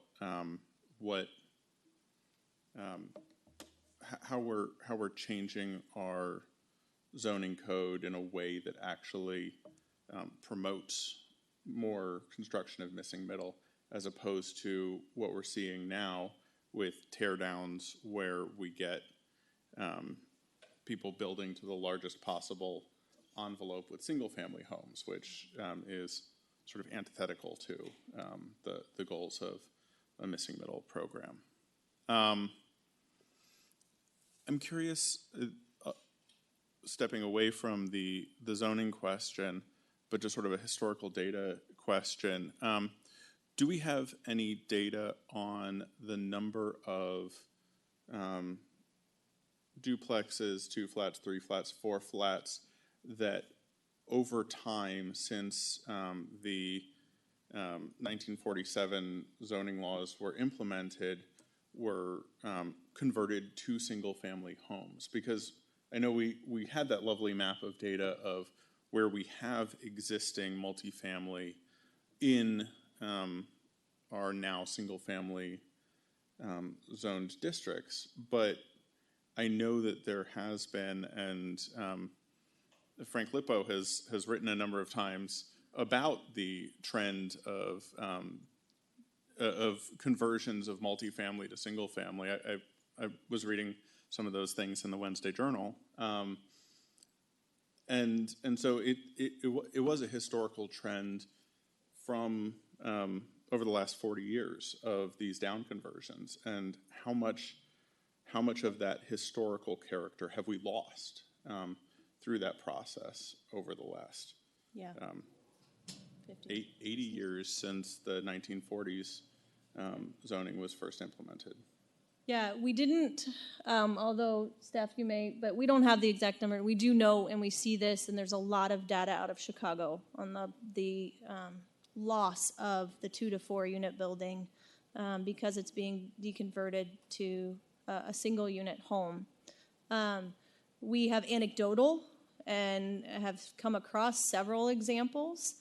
We know as a region and as a community we are losing middle housing types, and there's a lot of reasons for that. Our building code, our financing, our development industry really incentivizes the single family home, and you know, has done that for a long time through many different angles, not just zoning. But so we are losing them, and I think we have several examples that we've heard of, you know, a fourplex that was lost, that burnt down, and was replaced with a very large single-family home because that's the only thing we can build today. It's the only thing that pencils in the market today for a lot of reasons. Zoning alone is not going to change that, but it sets the stage to start allowing those housing types that exist to be replaced with the same small multi-unit building, and it starts to level the playing field. So it's definitely not about eliminating or encouraging demolition of single-family homes. That's some of our most affordable housing stock in Oak Park today, but it is allowing broader housing choice, and it is allowing more attainable options if and when sites become available over time. Yeah, I definitely agree with that, and I feel like one of the things I've heard the most from folks who are opposed to this is like, oh, you're gonna like do away with single family homes, and no, you can stay in your single family home. I'm not going to come and take it away from you. But when people are choosing to tear down some structure and build something, I want them to have options beyond a single family home that work for our community. So I guess my feedback based on what I'm seeing is I do want, as you're evaluating the existing R1 zoning, I would appreciate if you and the steering committee can come back with sort of thoughtfully, are there parts of what is currently zoned R1 that should be in the N2 mix instead of the N1 mix? And you know, some of the options you show in your presentation that go to as much as a sixplex, I think, within the setbacks that we're talking about and within the community setting that we're talking about could absolutely fit within the neighborhood, and would be very, very reasonable. So I think it makes sense to consider going to up to sixplexes instead of limiting to fourplexes, and then you know, my hope is that we see in the proposal more around what the specifics of the setbacks and the parking requirements and those things might be, and whether we should be considering making them variable such that there is some incentive towards the missing middle over the single family, with sort of built-in allowances, such that more of the duplexes, 3 flats, 4 flats, end up being built. Thank you for that feedback. I do want to say, if I can, we tested every zoning district and tested, construction methods today for these types for 2 to 6 units in every zone. And by and large, there was very little that we needed to do to the building envelope that's allowed today to fit a reasonable and marketable small middle housing type within that. And so that's encouraging. But it begs that next question of how do you actually, or do you want to incentivize these, not just allow them? And I think that is a next step that we would encourage the village to keep thinking about, because they are hard to make pencil today, in today's market. For me, the answer is yes. Noted, thank you. Pretty confident that was closer to 15 minutes. So, Corey, the rest of us are ready. Since everyone is apparently waiting to hear from me, I will say that Trustee Straw, I did judge that to be about 37 seconds, so we're very well done. That's good. So the question I'm curious about is, what are we optimizing for with this? Like, what's our goal in terms of the proposed zones? In terms of like a housing count capacity wise, or? Is it character? Is it housing count? Is it housing unit count? Is it capacity? Is it like, what is it? It's all of the above, and it's none of the above alone. You know, I mean, I hate to say that it's not a cop-out, it's a complicated, right? Middle housing alone is not going to meet your affordability goals, right? Just in the same conversation that ADUs didn't. Are they more attainable than the single unit house? Absolutely, right? But zoning alone isn't going to make them affordable. It is about equity and aligning the zoning map with both the physical conditions and geographies that we have today, right? So this lot size use where we allow different things, where we already have them built, and where we're allowing housing choices to meet the different needs that want to be in Oak Park. That to me is the goal. We weren't given, nor did the strategic vision put, in many communities you see, we have a target unit count that we need to hit in the next 10, 20 years. That wasn't given to us. That wasn't the goal of this project. It is to allow more housing broadly. And I think what we recognize is that we don't have a lot of vacant properties, and that's a great thing. But we do have a lot of opportunity on the corridors, which is why this isn't a middle housing only endeavor. It is also looking strategically at our corridors, at our underutilized parking or commercial or gas station sites, more site, where we can unlock some of that opportunity for more capacity. So it's both. It's setting the stage for a more inclusive zoning and incremental change over time, as well as reducing some of those barriers that we know add cost. We heard again and again from developers, both nonprofit and for-profit, that Oak Park was not a welcoming place for development, that we were adding cost that's directly passed on to the consumer in many of our developments today. And so it's right-sizing some of those zonings so that we're not unintentionally adding cost to new development. So that's not a straightforward answer, but it's all of those. And it's complicated. Yeah, I was going to say I didn't find that to be a straightforward answer, nor did I find it to be a compelling one. Honestly, if we're not optimizing for anything, we're optimizing for nothing, and this is a change without a North Star, which means it's a change that will have no impact. And so for me, we need to figure out what we're actually trying to do. Are we trying to encourage more housing units? Are we trying to, and if that's the case, right, that will obviously encourage more affordable housing units, right, because supply creates affordability. If we're just trying to do an equity fix, that's fine, but then show how what this change does actually creates the impact that creates the equity fix, right? From what I'm feeling right now is that we're painting the existing zoning code with different colors, right? Because we didn't like that it showed brown, where only the brown people could live. And so now we're putting orange there. And so I personally, I feel like I don't quite know what we're doing. And without that context of that North Star, I feel like we're rudderless. And this has been a endeavor that we've been working on for the last 2 years, I think, and is one that is very near and dear to my heart for a number of different reasons. One, the equity component. Single-family home exclusionary zoning is racist, right? It was created as a result of racism to use class as a proxy for race, right? That is historic. It is absolutely validated in its truth. It's documented everywhere, right? Not talking to you, talking to the people. That said, there's also affordability here, right?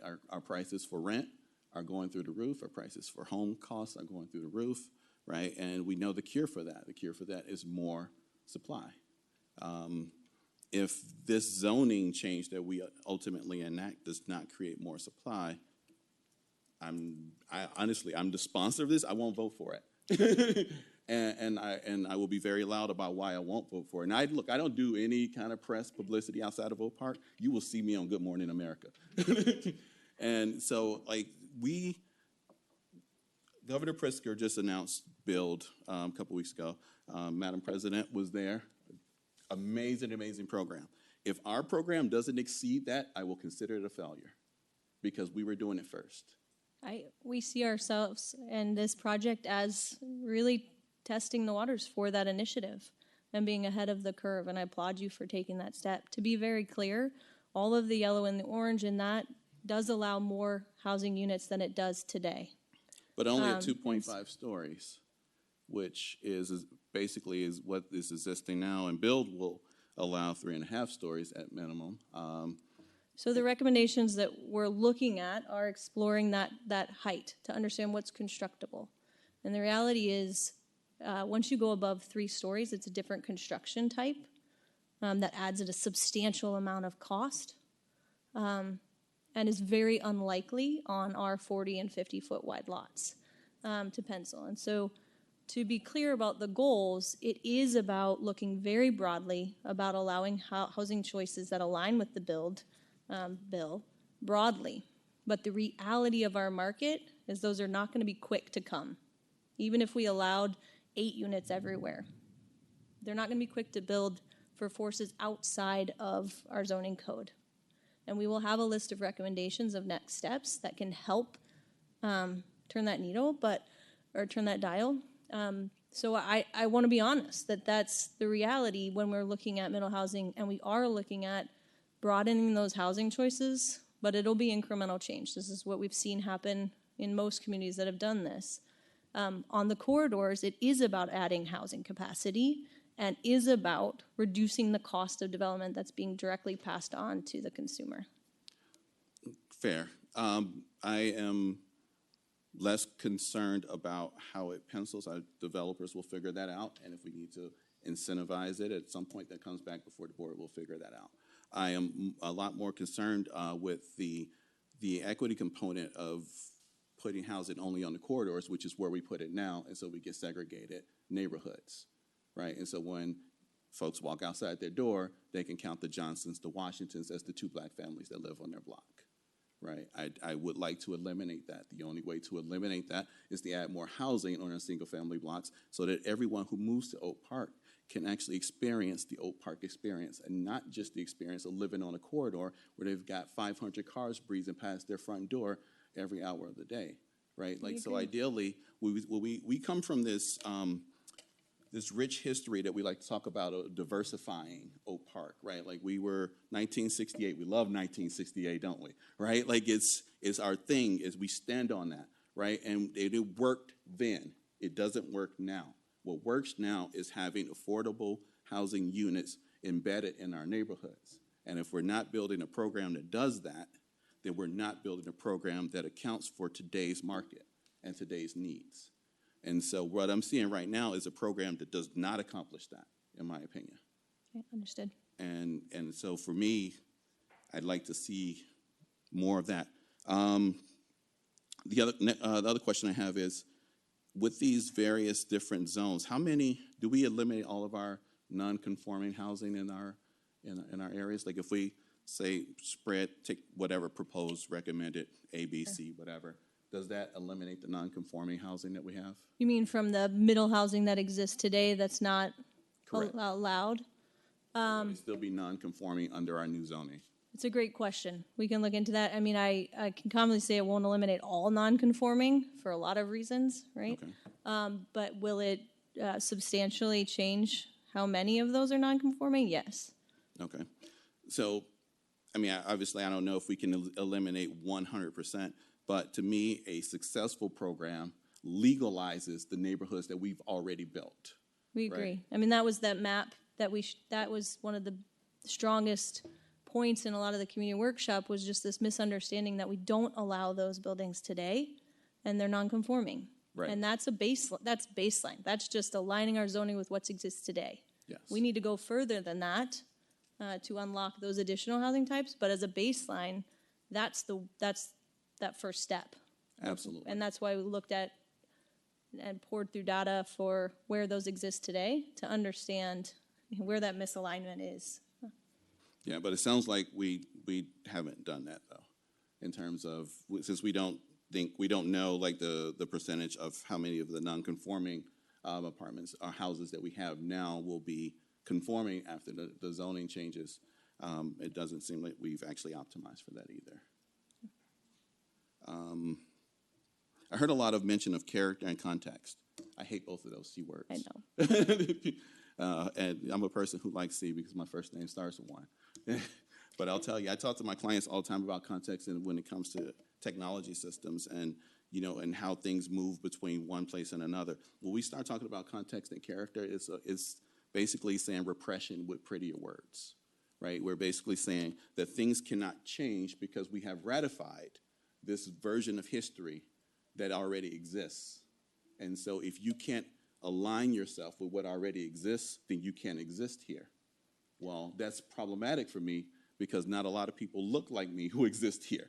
And not a lot of people looked like me then when the ratification period started, right? And so if we're saying character is our baseline, is one of the things that we have to adhere to, then I'm saying that we're saying that Oak Park must adhere to a white standard of character. I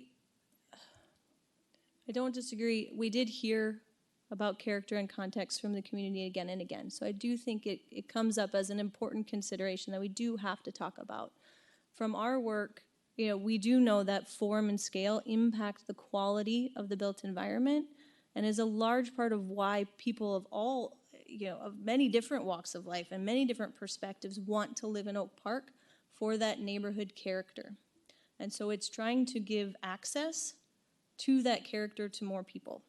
And it's a terrible word, I get that, but it is about aligning with the context.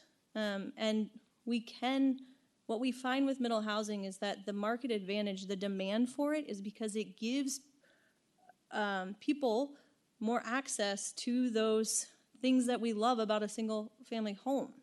The front door, the little bit of open space, the ability to live on a great residential street that has block parties, right?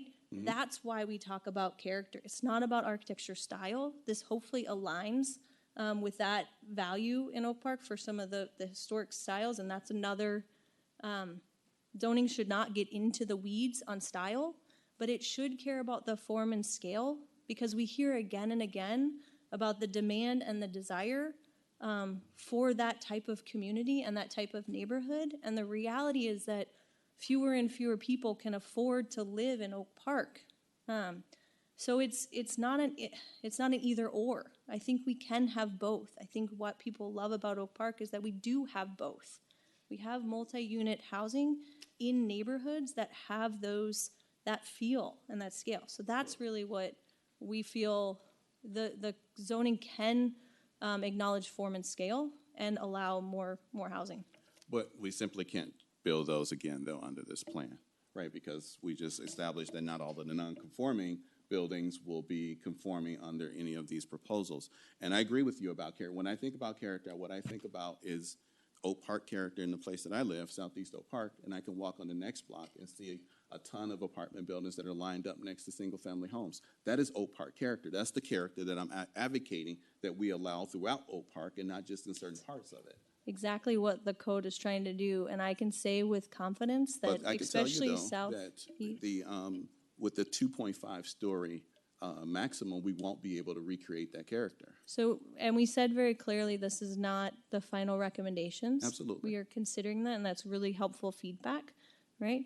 But in terms of nonconformities, I can say with confidence in Southeast Oak Park, especially because they have the smallest lot sizes. And the largest infield, three flats, yes. For sure, and that this would dramatically shift the nonconformities. I mean, if I had to guess from our experience, it'd be removing 75 to 80% of those at a minimum. I'm confident in that. You know, we haven't done the lot by lot analysis, I would love to. But that would take, more time than we've heard we have, so. Sure. Sure. Yes. Appreciate that. Thank you. So, got that one. So, yeah, and character, honestly, if build passes at the state level, this discussion is moot anyway, because the build gets rid of character as a item that can be regulated by zoning. So. TBD on what that actually means, because in most states that we've seen legislation passed down, it still allows zoning to regulate setbacks, height, lot coverage, all those things that impact that. So I think we are doing our due diligence to align as best we can the market realities of what's buildable today in today's market with the zoning, and that's. But I don't really want what's buildable today, right? Like, this zoning takes decades to change. If we're going to change it, I want to think about what's going to be buildable in 40 years, right? And things might not pencil today that might pencil in 30 years, right? Or in 20 years. And honestly, right, like, I want to have zoning that allows for the creation of things, even if they don't necessarily pencil out, because then we can have those discussions with the people who are going to put the money up to build them, and they can tell us where the deficit is, and then this board can decide whether or not we want to incentivize that delta, right? Yeah, I think we agree, right? If we were doing what's only buildable today, then even our corridors would be just townhouses and single unit. I think we are pushing forward, but we also acknowledge that zoning, we can't predict the market in 50 years, and zoning should be a living document that responds to and changes, and we are making a substantial change to align it with the housing needs of today. But I appreciate all that. Yeah, no, and I agree with you. It should be a living document. I think what we've seen through the history of this country is that it's not. Yeah. And so if we have a chance to change it, then I would like to change it and approach it from the perspective that this won't change again for 50 years. So let's make sure that it counts. All right, thank you. Who'd like to go next? Jenna? Sure. Okay, thank you very much for the great presentation and the very informative memo. I struggled to prepare, I don't have that many questions. I have a lot of remarks kind of all over the place because similar to my colleague, Trustee Wesley, a lot of what I feel compelled to say and talk about is not part of this. Yeah. But I understand that's not the charge of the initiative. I totally support loosening restrictions to allow more diverse middle unit or middle housing. We're not saying missing anymore because we won't be missing anymore, right? It's going to be in here. So middle, multi-unit, middle housing, so that can get built here. So I feel less frustrated with the document that we read than you do, because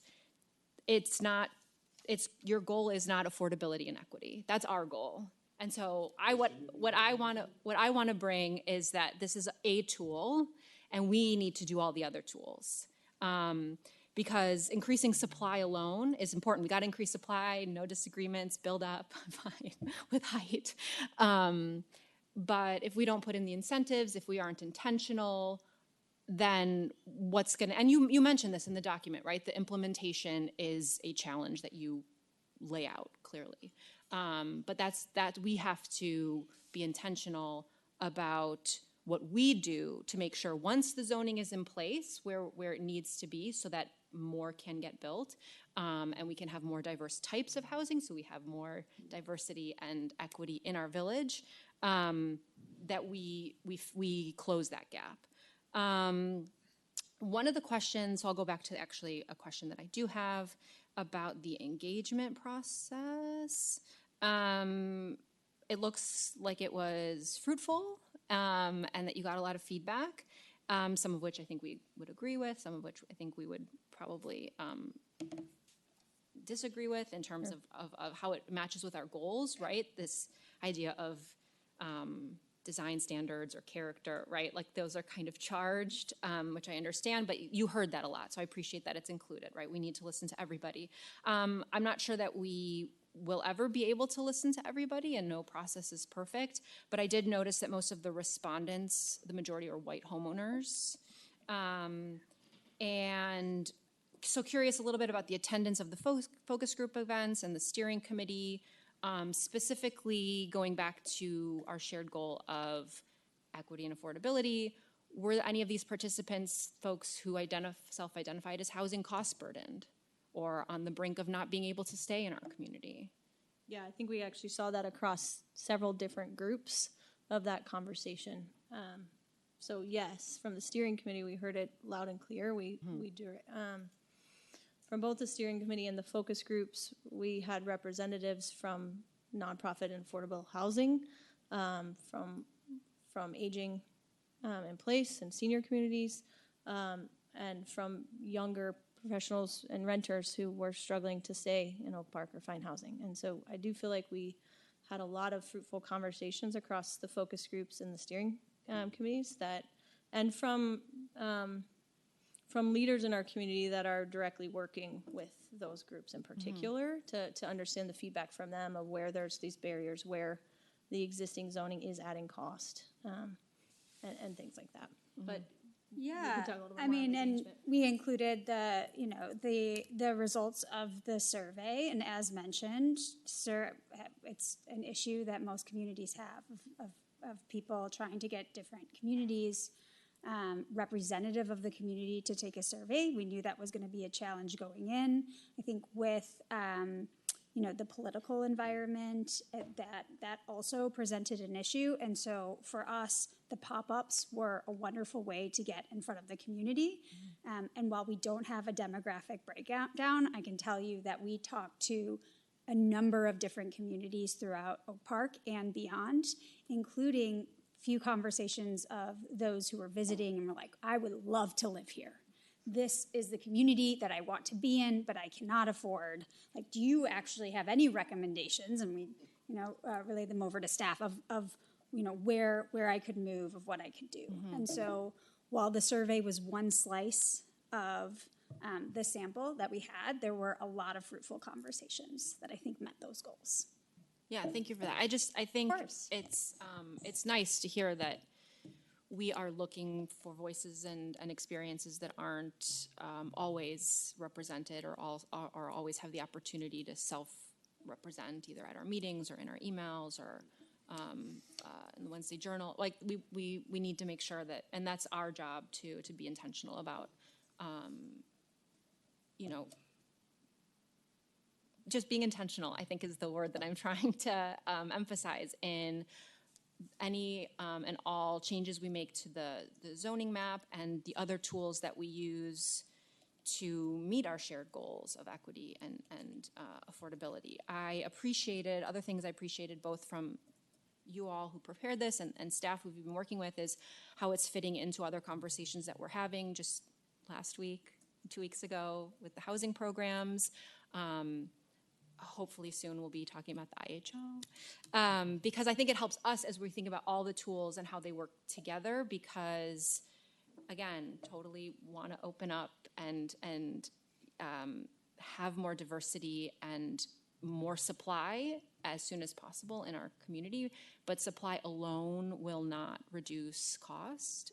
We need the diversity in options. I'm thinking about my aging parents, for example, but in order to kind of think about all the folks that may or may not always have the seat at the table or at the steering committees. Boosting supply is necessary. It's not going to get us out of this crisis, and we're not the only community in this crisis too, right? So just to keep us in line about making sure we're doing as much as we can with zoning and pushing you to do as much as you can with your recommendations. But then once we have those updates, that we're intentional about things like incentives and updating the IHO and all of the other tools that we can use. So I'm starting to repeat myself. But thank you again. May I respond to one thing? I just want to be clear. Right now, while I said, this can't change or meet all of the affordable goals, right now the zoning is very clearly working against your affordability goals. It is adding cost directly. And so while zoning can't solve all of those issues, It is setting the stage, and it is moving in the right direction of all those other goals and work that needs to be done. And I think that's a really important part. And it's easy to look at it and say, well, why are we doing it if it can't fix everything? But right now it's working against those goals. And we heard that again and again in the focus groups and steering committee. Derek. All right, thank you. I have, like Jenna, lots of random thoughts that I'm trying to organize into a cohesive statement here. I'll start with thank you. I know this is a lot of work. I heard a lot of subtext in this is difficult work when you live here, so thank you for taking this on. I'm sure you're having really grateful to be difficult conversations with your friends and neighbors. It also makes it a lot more fun because you know the place and for better or worse. Yeah, and you're we invested, know it too well. right? Whatever happens, you're also going to have to live with it too, care. right? Yeah. I'll go ahead and I guess start at a high level, just on some of the comments that Jenna was making. I definitely agree and about this is one piece of a larger plan. In preparation for this, I also did a little bit of research, probably not as much as you, on other cities like Minneapolis, because they're kind of like the poster child for, they eliminated single-family zoning. They have, you can build up to 3 units, I believe, throughout the entire city of Minneapolis. And I was just curious because it's kind of like the ghost of Christmas future, like what will come if we do something like this here. Yeah. So it's really fascinating to see that, and the way they tackled it was actually part of a comprehensive plan, right? It was something that included, tens of millions of dollars for affordable housing development. They revisited their own inclusionary housing ordinance and all of that. We're doing it a little bit differently. I know we talked about this yesterday, Kevin. We're doing kind of pieces that will then hopefully eventually lead into that comprehensive plan. But I do see it as one piece. And I'm largely supportive of this work and the direction we're going in, mostly because of, we mentioned affordability, we also mentioned the equity piece, but also from an environmental standpoint, right? More dense is more, it reduces the amount of emissions per person in the village. When you can be more dense, you can walk more, there's just all sorts of proven advantages from an environmental perspective when it comes to being more dense. The trick, though, is how do you do it in a way that doesn't completely disrupt what we already have here that we all know and love about Oak Park?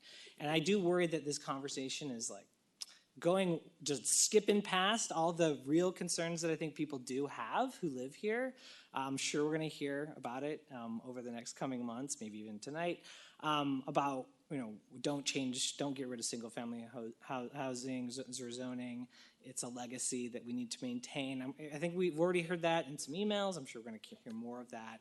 But I think it's, for me, it's helpful to sort of just walk through some examples that I've just personally seen in Oak Park. I live in Southwest Oak Park, but it is generally a little bit denser than the northern parts of the city. And so I live in, and I noticed this on the map. I'm not sure if it shows up on this one, but just on my block, I actually live right next to a multi-unit building with a coach house right in the back. So it's probably one of those non-conforming units. But I also noticed on my block, just like maybe like 10 houses up, there's actually another little orange blip on there. I was like, oh, that's a multi-family house. That's a family that I know, and they converted a single-family home into a 2-unit so that their aging parents could live in the same house as them, in the same footprint, right? And I have a lot, that makes a ton of sense. I'd love to be able to do that kind of thing. And I just wonder what they had to go through to do that. I have no idea. I'll ask them after this. Maybe but it might have been a lot, I would imagine. It's a lot, yeah. It's a lot of red tape for that flexibility. Yeah, right. And the house, it just looks like another house. You wouldn't know it was a multi-unit from the outside, except that I know that, Jerry lives on the bottom floor, right? So that's a thing that already exists that I know people are trying to work within the system, and I know there's challenges there. I also know that on the opposite of my alleyway, there was an ADU that was built. And I know that that's something that we've allowed in the last couple of years. I don't think that many have been built, though. Maybe 15 is the last I heard. Is it more than that or less? 22 total. Okay, 22 total. Not a ton, right? I think that speaks to the challenges of actually going through with it, even though we did make it easier, right? And then I also think about walking, we're walking our dog the other day, and there's this lot that was kind of just an empty basement for a long, long time. They finally built a house there. Great, yay. It is the tallest possible house you could possibly build. It's still single family though, but it is still this giant thing. And I'm sure they did it to maximize the ROI, right? Like you're gonna build, that's expensive. So you're gonna have to build the biggest possible thing that's allowed by zoning to get your money out of it, right? So the things that people are building are already kind of filling those slots, but it's just gonna be for one family, right? And one probably pretty affluent family, frankly, right? That's gonna be able to buy and move into a new construction home. It's probably easily $1 million. I didn't look it up on Redfin, but it's probably something like that. I also think about before I moved to Oak Park, I actually lived in Logan Square in the city. I'm sorry, I'm not a lifelong Oak Parker like so many people are, but I moved here for a reason. And before we moved here, we actually bought a 3-flat and lived in one unit and rented out the other 2. And it is through having that source of income, we were able to afford to buy a single family home in Oak Park. So I just think about all these different stories that I can just personally spout off that I've experienced or have seen, and think about how zoning has impacted adversely probably many of those scenarios, like how hard it is, right, to do any of these things today, right? I also think about the town that I grew up in, which is Portland, Oregon, a suburb of Portland, Oregon, Lake Oswego. It's a pretty affluent suburb of Portland, and my parents are both teachers, and they moved there for the schools. Similar reason we moved to Oak Park is the schools are great and all of that. And I was talking to my mom a little while ago, and she's like, "Oh yeah, the school you went to is closed. They closed it down." And I looked it up, and about 15 years ago, they shut down 3 elementary schools in Lake Oswego because there were not enough new families moving there, and they had to do it as a cost-saving measure. And so the middle school I went to was also merged in with something else. So two of the 3 schools I went to just aren't there anymore. And Lake Oswego has a median home price of $932,000. And I can tell you now that I couldn't afford a $932,000 home. And so I think about that also as a little bit of like what could happen if we don't act, right? And that if we don't make housing more affordable, one of the most important parts of this community, the schools and the kids and the new families that keep making that possible, that keep moving here, that starts to slow down and come to a halt. We might see that here, right, in a few years or even a decade. So there is a cost to doing nothing, and I know that that's in the sales world, right? That's the thing you think about, right? What is the cost of change is hard, but there's also the cost of doing nothing that people oftentimes don't really account for in the same way as they think about the cost of acting. So I just wanted to put those things out there because I know there's a lot of people watching. It's going to be a big issue that's going to come up over the next few months. I just want people to think about those things. And I appreciate all the scenarios you did because I think that was probably the point, is to try to get some of these ideas outside, get people to think about experiences outside their own and think about who's really going to benefit from this, right? And it's probably going to be people you may not meet, right? Don't know now. And the idea is if we make more housing, people will move here, and you'll get to meet new friends, right? And that's great. So, yes. So, sorry. Those are my high-level thoughts. Again, very supportive. I do have 2 questions. One is, in going through the larger memo, there's this concept of an N1 and an N2. Yeah.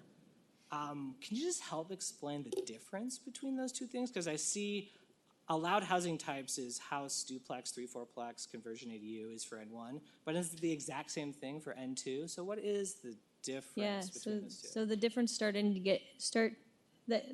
get into when we look at the bulk standards. So that includes the setbacks, the lot coverage, the building coverage. Jake, you can help me out as well. But so it directly impacts minimum lot width, right? Would change across those 2 different districts. So even if the use doesn't change or is consistent between those, what the zoning calls the bulk standards, so the setbacks, the the height, all would be different. We haven't figured out what those exact differences are. We have some frameworks for that. We don't want to create two districts that are the same, but when we look at the lot analysis and the context, we recognize there's a need to treat those differently with the actual dimensional standards. Okay. So that's why there's two different districts there. If you just looked at use alone, you could consolidate those into one neighborhood district across Oak Park, but we believe strongly that it should recognize those different form and lot size. Okay, thank you. And then my second question was, I had done some research on this, and I know that staff had sent there's a request about other cities that had done similar things, and there's a long list of other cities that have done this. We're not an uncharted territory here. I would just love to hear a little bit more about, if you could share about, okay, Minneapolis this has been in place for a while. Yeah. What does that look like? I mean, my impression is that this, if you make these changes, and I think what people are worried about is, all of a sudden there's gonna be a high rise next to my house, and there's concern. And I don't think that's true. I don't think that's been proven out to be what has happened in these other places. I'm just curious what the rate of change has been. How many new homes or new multifamily buildings are going up in some of these places that have passed these kinds of rules, and what kind of change could be expected, right, for folks, just to get a sense about what may come? Yeah, I think that's a great question, and zoning is really slow to take root, right? So it's we do have a lot and a growing list of communities, large and small. We've recently done this work in places as diverse as Hanover, New Hampshire, Sacramento, California, Cumberland, Indiana, South Bend, Indiana. Wildly different markets with some of the highest land costs we've seen and some of the lowest land costs we've seen, right? In places like Minneapolis and Boise, where the Altogether team has recently worked, they're really doing a good job of tracking, and they're seeing a substantial increase in the number of housing units built. And that's really a result of a multifaceted effort, right? Minneapolis in particular, did a really robust effort to add some incentives and some tools, funding mechanisms from economic development to drive some of that. But what we see is that there is an uptick in new units in small multi-unit buildings, dramatic increase in that, as well as a dramatic increase in units overall. But a lot of that is still substantially on their corridors and in larger buildings, so it's hard to parse out. But they are seeing more housing in those transition zones. So in Nashville, they're doing this as well, where they're seeing that 8 to 12 unit building in those transition zones, right? So the area around downtown, where some of that blue is, it started to unlock. But in general, the two things that are noteworthy are that there's an increase in the number of permitted units. It varies wildly across communities, whether they have land or not, right? That's a dramatic, right? Exactly. They have a lot of land when you look at Boise. The other thing is that it does, when we look at communities that have a diversity of housing stock, we see a lower rate of increase in rent prices substantially. And I think that's something to really be watching. And that's really at the root of this attainability. If we do nothing, those prices, we will continue to go up and up. Both in rent and home sale prices will continue to go up, and fewer people can afford to live here.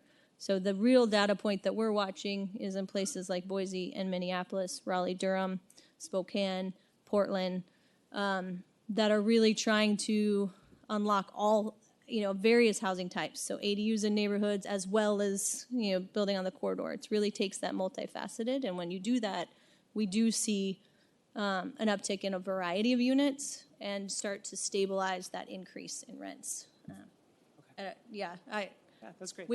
Happy to send some more data points from that. The work's been done, but it's slow to come out. All right, thank you. That's all my comments, questions. Appreciate it. Okay, Jim? Thank you. I'll try to be brief. I'll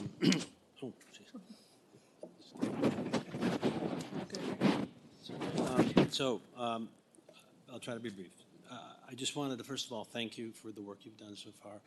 I don't think we've gotten a chance. I know there were times slated for trustees, and I think I was missed, or maybe I had to cancel. I don't remember. So I still need to do that. I would like to do that. Yeah, we'd love to. So please. Secondly, I know you've done, and the other company all together, trying to do a good job on the outreach, and I appreciate that. I think it really is hard, incredibly. Never been harder. It's never been harder to reach out to people and try to get their viewpoints. And I was at the library last week, and there were 50 people, which is less than 1/10 of 1% of our population. Obviously, it's a very small sliver anyway that could attend, but it was very small. And I think my concern is, through no one's fault, perhaps, I think the effort's been made, but a large segment of our population has no idea this is going on, and that's going to be an issue. And I know that there are a lot of people that will be very surprised when they read the paper or they find out a year or two later that this is occurring. So I don't know what the remedy for that is. I'm not an expert. I don't know, but I'm observing this. People are going to be caught flat-footed, and I'm concerned about it. And I just wanted to touch on, what is the public process? Is there a public hearing at some point, Craig, if we get into this later on, as we bring forth something, as you bring forth something? Will there be a public hearing? Yes, once we get through this process and you do provide us direction, we'll have to go for public hearing to amend the zoning code. Okay, so there will be an ample chance on the part of the public in general to weigh in and to come and have these discussions at the board table or in the council chambers. Okay, very good. Thank you. Appreciate that. So I do have concerns on the outreach, and I don't think it's anything that's reflective of your efforts, and you really have tried, I think, but it is difficult. It's a difficult thing. A couple other thoughts I want to mention. I think we touched on it a bit, and that is capacity. We're changing this. It's kind of a wholesale change in some regards. We're going to change things. And has there been any concern or consideration given for what the future looks like? We have 55,000. I think the peak population in Oak Park was 63,000 in about 1940, something like that, in the 1940s. So what can we, I don't think it's 63. Frank, what's the peak population? I think the maximum population was 66,000. 66. Okay, excuse me, 66. But so what is like, is there some, because I think about fire, our police, our infrastructure, what can we, what are we able to handle?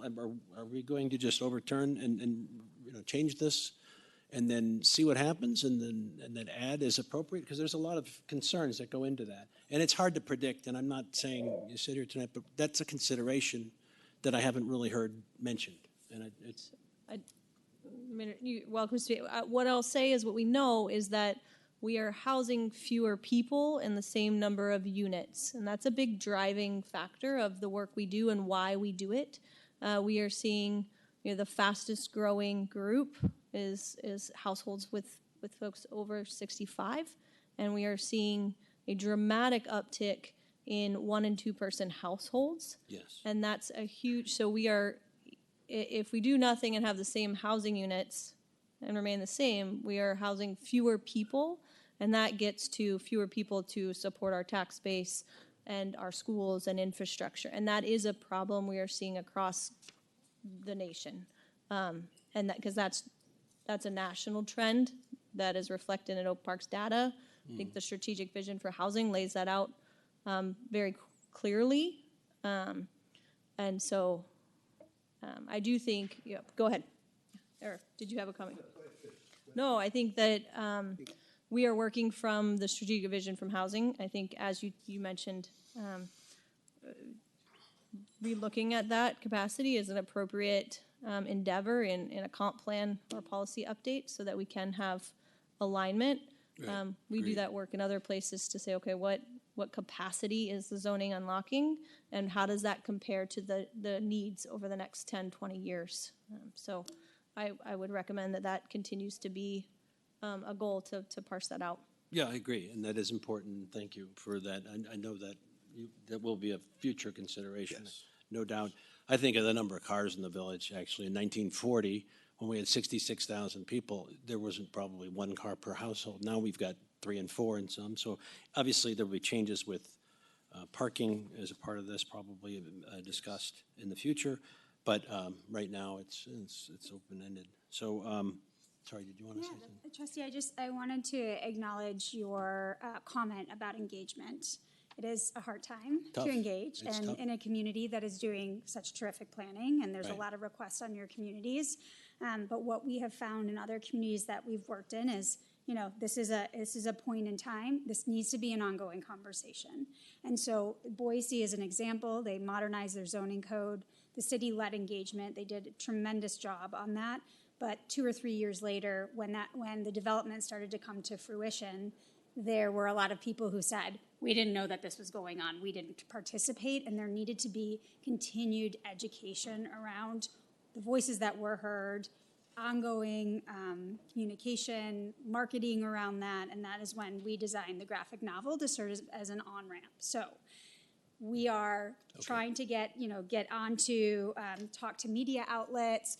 We're even on Reddit responding to a lot of comments there, and we'll continue to do that. But as part of the recommendations I had mentioned, will be an ongoing communications guide for you all and for city staff, because really the work in that facet is just beginning. Well, we're going to need it. Thank you. I Yeah, of course. appreciate that. Well, it's true. It is true. So I just wanted to address a couple of thoughts.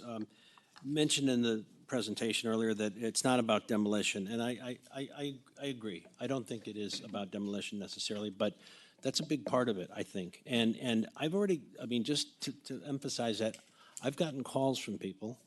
They know I'm on the board, and they'll say, is this going to pass? Are we going to change these things? Because I'm looking at a house on South Lombard, and it's $330,000, and I could buy that, tear it down, and put a 4-flat. They're looking to make money, and I get that, but it's a concern because, and I don't know what the answer is, or if there is how you address this, or how it is addressable. But my concern is that we are depleting that entry-level housing stock. The first-time home buyers, part of the American landscape is the ability to buy a house, build equity, and over time and reap the benefits of that. That is just part of our fabric. Yeah. And to say now that this is,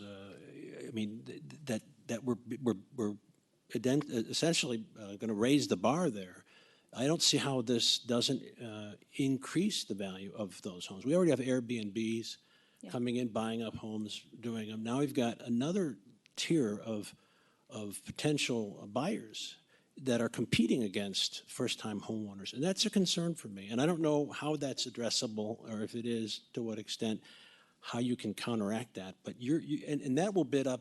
It's economics 101. The entire value of our housing stock in Oak Park, all levels, because you're going to increase it. You're just going to float it higher. So I do. How do you respond to that? That's a concern. Like, this is a consequence? Is that? So it's a really important part of the continued conversation. Right. Of and having, we would love to speak with those. We tried to get some of those smaller developers who do this type of work to give us that feedback. We talked with developers to understand where is that tipping point.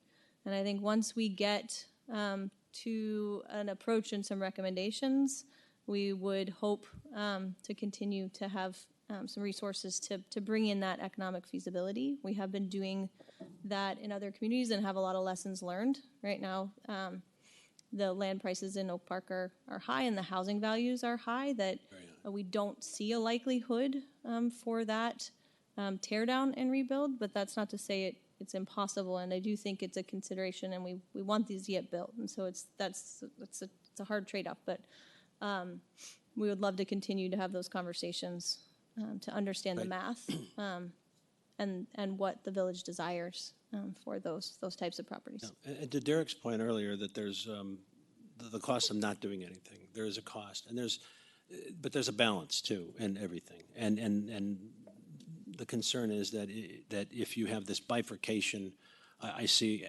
where we already have, I think it's 12,000 apartments in Oak Park and 10,000 homes, which is actually a pretty better than most respectable, places. way better than most places. So we have really a good supply. But I understand what this is intending, and I totally get it. But when you're changing that dynamic, and the value of the housing stock may actually increase, and it may increase overall. So there's a couple of strategies we can include in the Yes. recommendation, and there's a couple of ways you can look at adding regulations that incentivize those smaller units. So that's not penalizing or taking away from the single family unit or option, but there are ways you can add on to incentivize those. There are also regulations you can put into play to protect and prevent against demolition or lot consolidations. So I think that the zoning districts themselves set the stage for what you want to see or what's included in that district. And then there are additional steps you should take to either incentivize that type of development or ensure that it's providing smaller, more attainable units instead of larger that are outside. But that also takes objective regulations to say you can do this, but it has to fit within this size box, and not just saying we'll give a variance because that's what we do to build larger because you're doing more housing. So but we'll put in the regulation or in the recommendations ways that you can mitigate against that concern for tear downs or lot consolidations, which are the two things that are of real concern. There's a balance. I think there's a balance you're hinting at, and I agree. I don't think it should go to one extreme or the other. I think we want to be able to people. It's important to have first-time home buyers in Oak Park. They are in 20 years they'll be moving up. They like it. They'll live here. When you lock them out, if there's a higher barrier to get in and they can't get in, then we get into prohibiting that, and then we're going to have a more expensive housing stock, and we're going to have.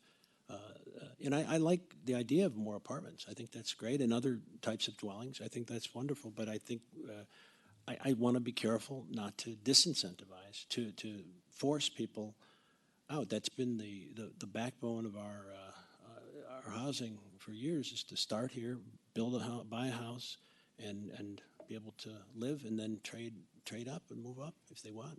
We agree. And middle housing, I want to be clear, it does not just mean rental.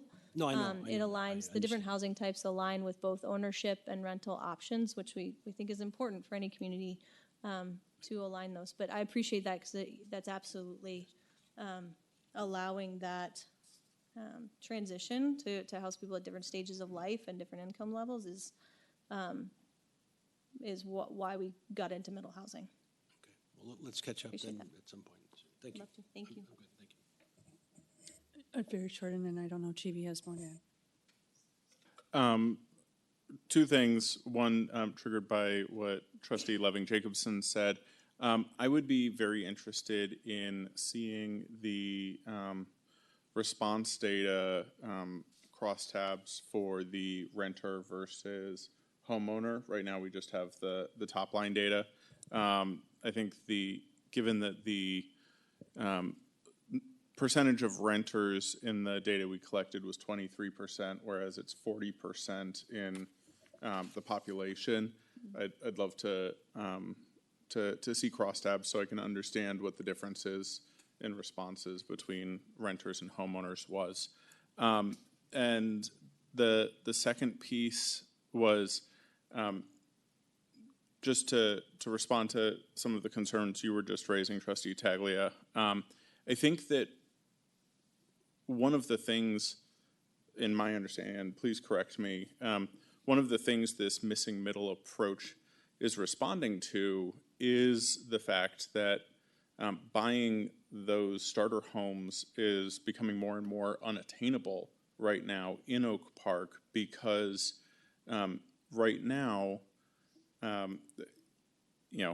it's just anecdata, but there was a ranch-style home a couple blocks from my house that instead of someone buying it as a starter home, it was bought, torn down, replaced with a 3-level home, 2.5 levels, basement plus 2 above ground on the same footprint that sold for $1.2 million.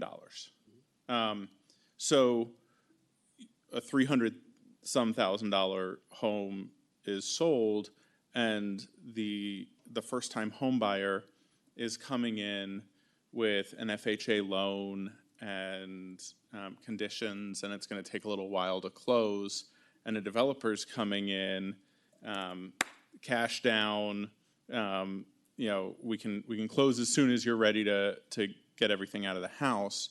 And the missing middle approach is creating housing opportunities where people can be first-time home buyers in Oak Park, because we're creating more affordable homes. It may increase the value of land over time, but what we're attempting to do is create affordable home ownership opportunities and rental opportunities. And so I just want to draw the distinction between, the cost of a home and the cost of the land of a lot. They're correlated, but when we're coming up with duplexes and other ownership opportunities, it creates an ability to create affordability that doesn't exist right now. So I just wanted to respond to that. Trustee Enya? We good? All right.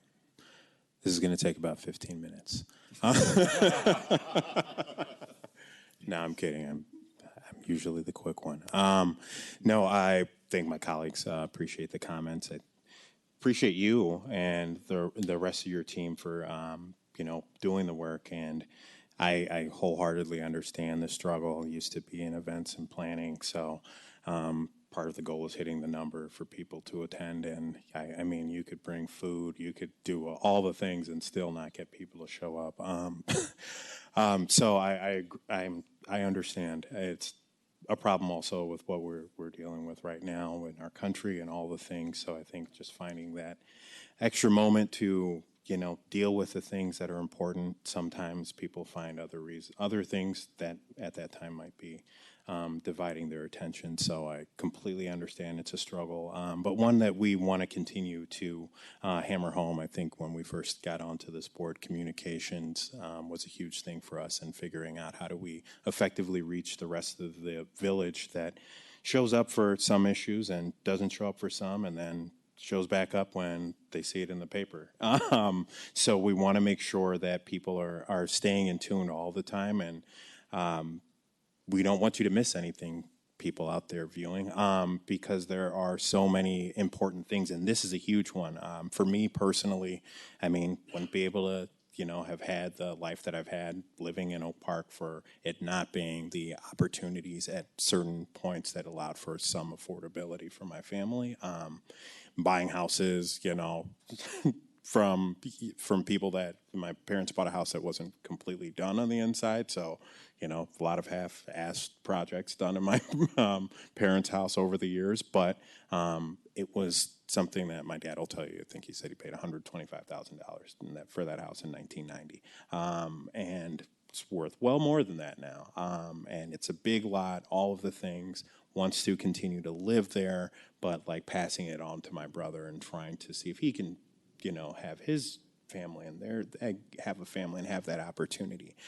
So I think of having that opportunity and living on one of these house or one of these apartment buildings, which I was had the opportunity to live on Carpenter and Jackson. It had 2 apartment buildings in the middle of the block, 3-story apartments. It's interesting because half of us now have homes in Oak Park, and we had an opportunity that was not the norm, right? Normally you're living on the edge of Oak Park if you're a minority, running into what Corey was talking about, finding an affordability or finding an option that wasn't on the edge of town. So we found one that was in the middle, and it was amazing, and we were able to, find opportunities and then get a home, which is what Jim is alluding to, is that, we want to have some of these options so that we can level up and continue to have our family grow within Oak Park. So I think what I've seen today, you've opened up, some deep conversations with us to making sure that we are completely intentional in what we're doing, but it's a multi-tiered situation. It's not, you come with this idea and this fixes all of our problems. No, we have to address it with zoning. We have to address it with these first-time homeowner opportunities that we're starting to work on. All these things have to happen in order for this to work, and the margins for error are very slim. So we are continuing to have long dialogue. I apologize for the time, but it's definitely, this is the conversation that we want to have longer dialogue on so that we can make sure that we get this right. I've heard amazing feedback from everyone. I know we don't always get things right, but I liked how this was open-ended, and you took, I mean, all of our questions, and you've been up here like a champ. I truly appreciate it. And I hope that it has invigorated our residents to looking more into this and letting their voices be heard and understanding all of the different pockets that this falls within. Because, yes, we love to complain after the fact, you know, that this wasn't done the way that we would have liked to see this done. So I love that we are talking about it, and I'm hearing all of the different aspects, and I hope you all are hearing it all and absorbing that, because I truly do. I don't want to repeat, because everybody had such good pieces that I was like, oh, yeah, that's true, too. All of these parts are very true.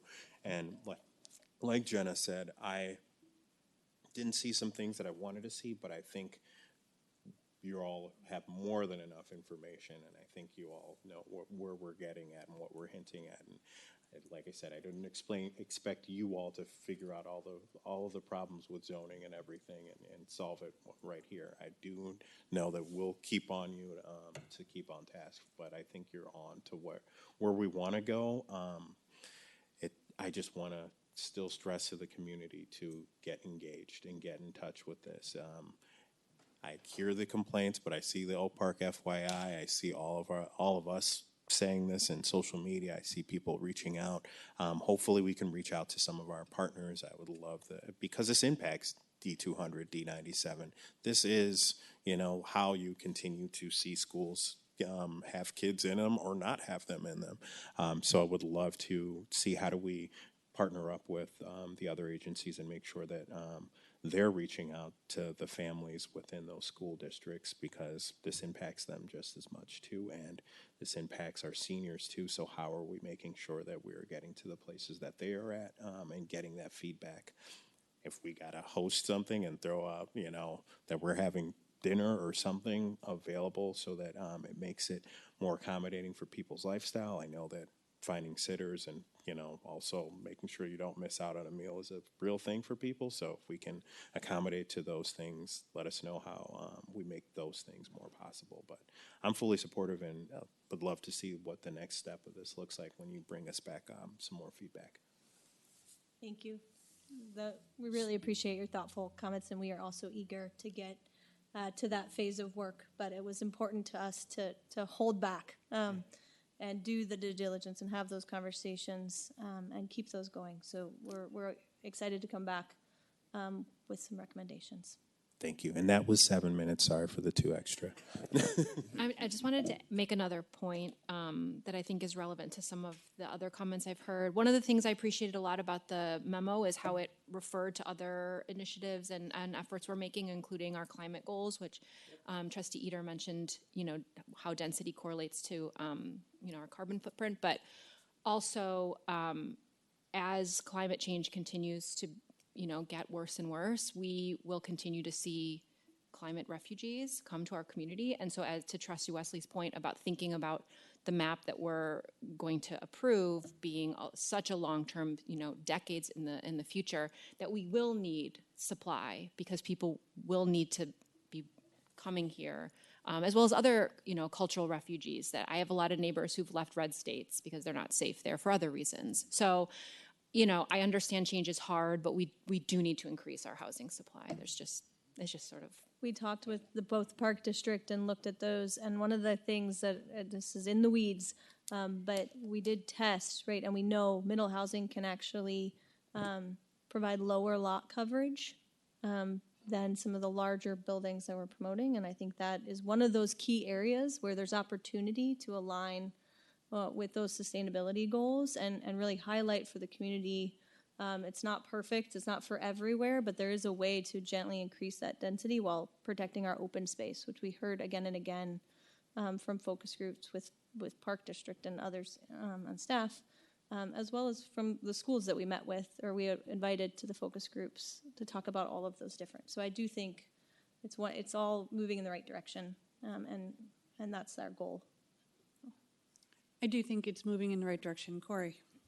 Sorry, I'll be quick. Okay. You just said gently increase our density. Is that one of the goals of this project?